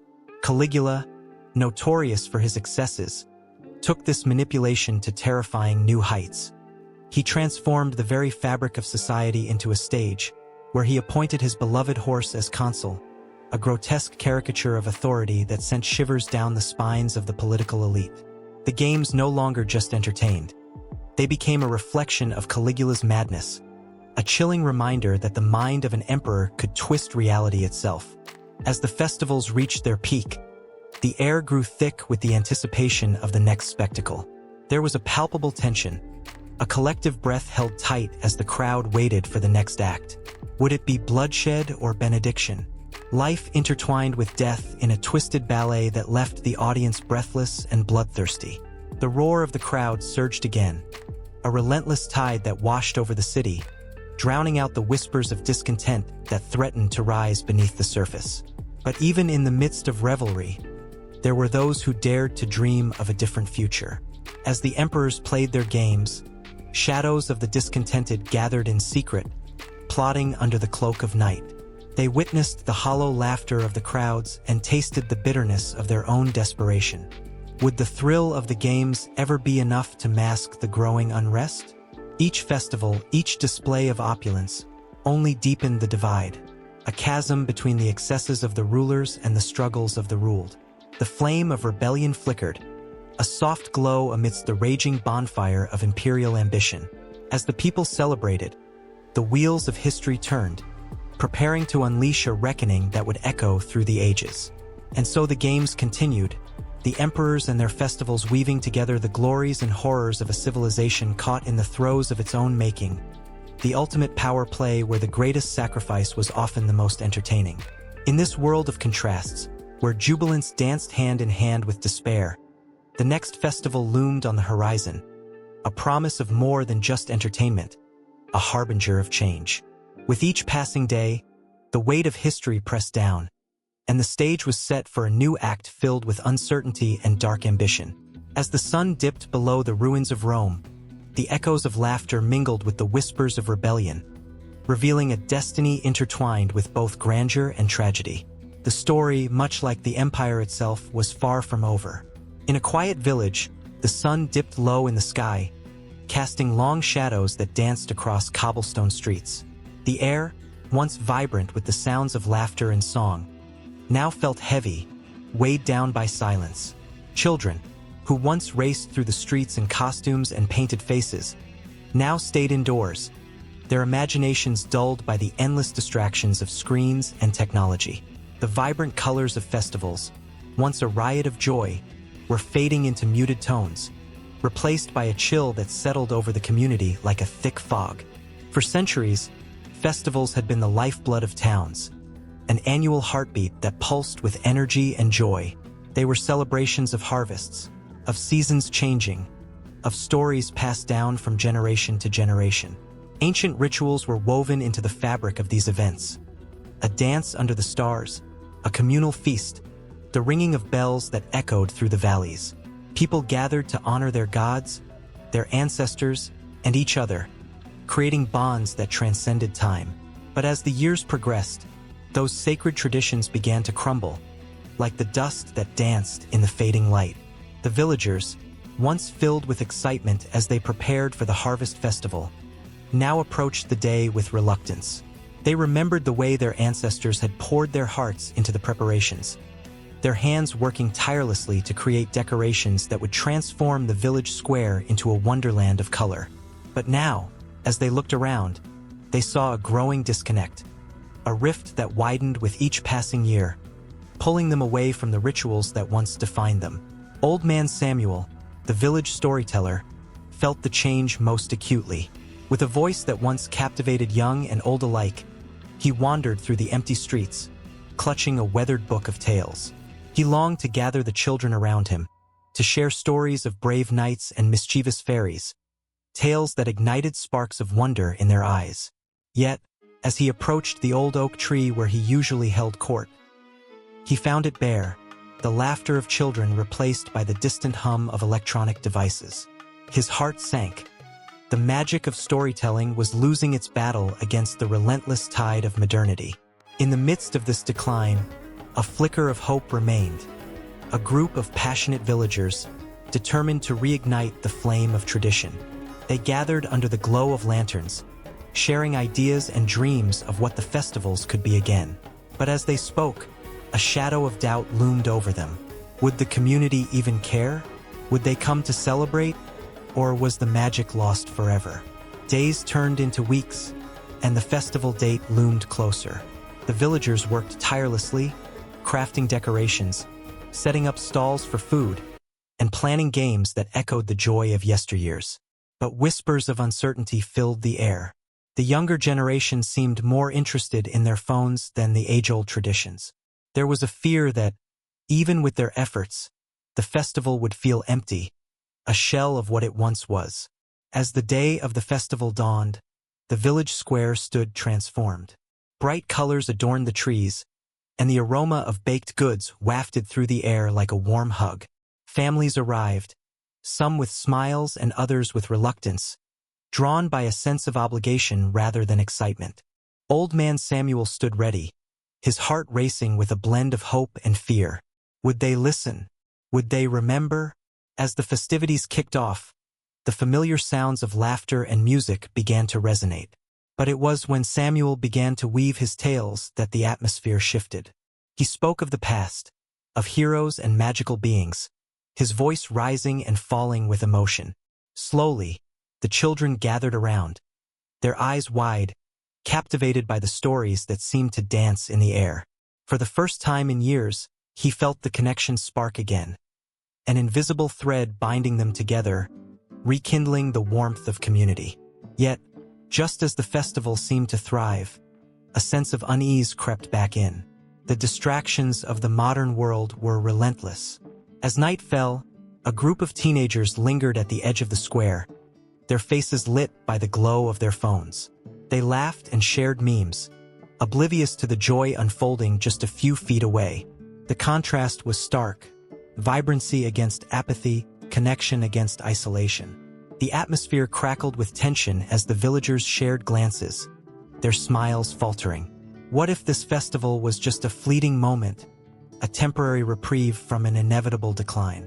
The heartbeats of the past clashed with the pulse of the present, and the weight of change loomed heavy over the gathering. Suddenly, the village elder stepped forward, her voice strong and clear, cutting through the doubts. This festival is not just about us. It is for our children, for the stories they will tell, and the memories they will create. We must adapt, but we cannot forget. A wave of murmurs swept through the crowd, a mix of agreement and uncertainty. The flicker of hope ignited anew, but a flicker was not enough against the storm of change that raged outside. As the night deepened, the villagers danced and sang, their laughter mingling with the stars above. But as the last song faded and lanterns dimmed, the shadow of doubt lingered. They had fought hard to bring back the magic of festivals, but could they sustain it in a world that seemed to move on without them? The echoes of joy mixed with a haunting question. Would they be able to adapt, to weave the past into the future, and keep the spirit of celebration alive?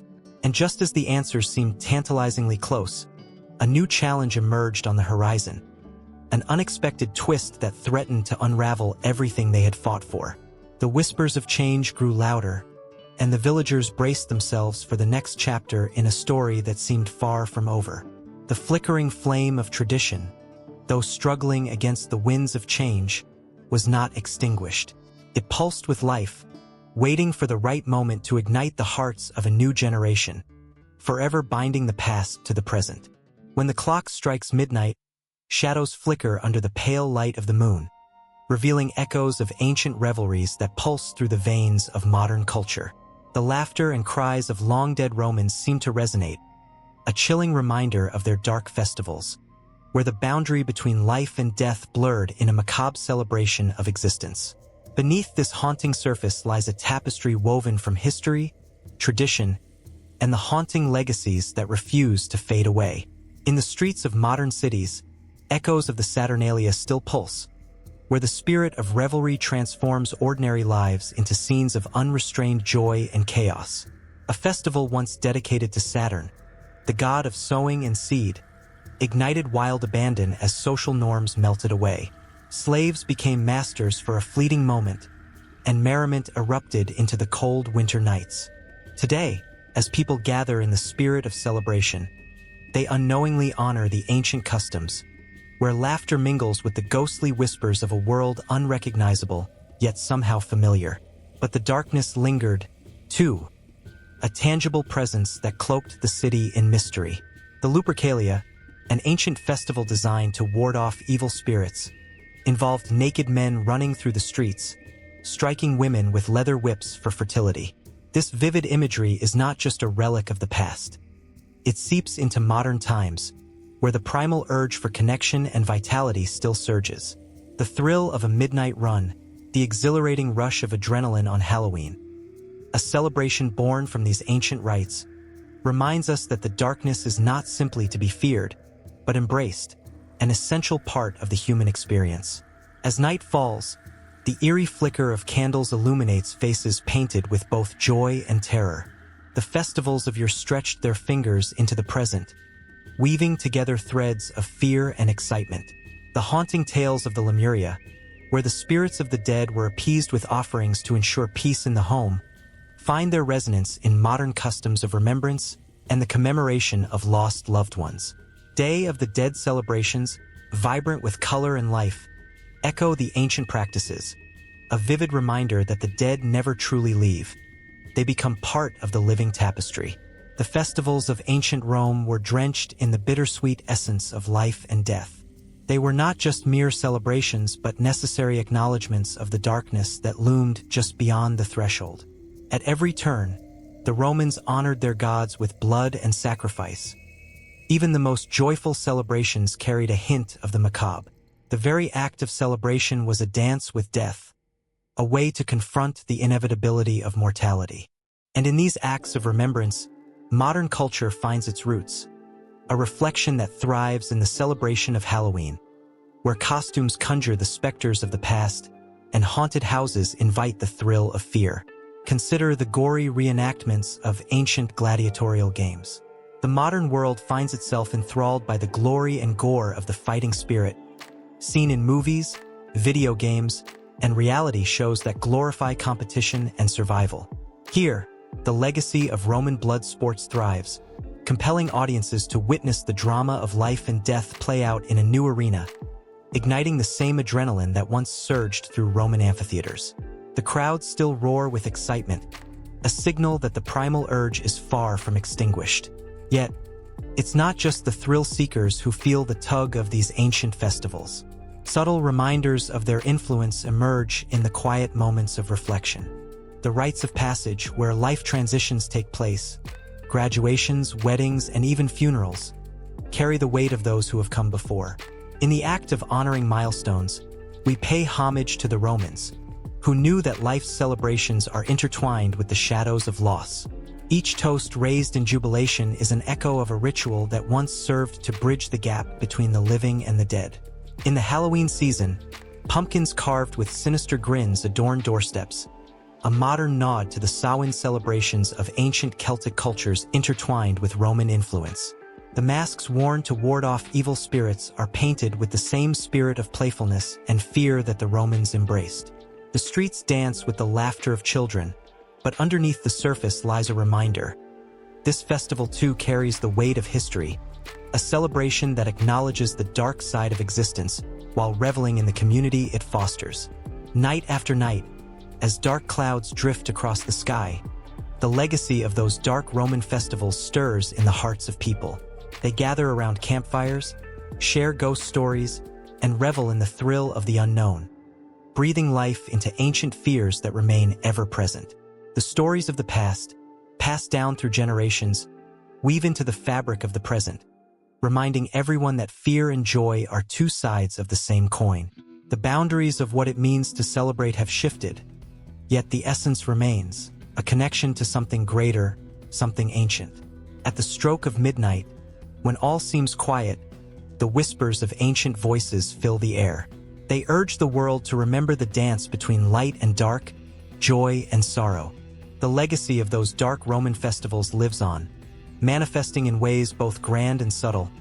Every celebration a tribute to the complexities of life, a reminder that in every shadow lies a flicker of light, a heartbeat echoing across time, uniting past and present in a timeless embrace.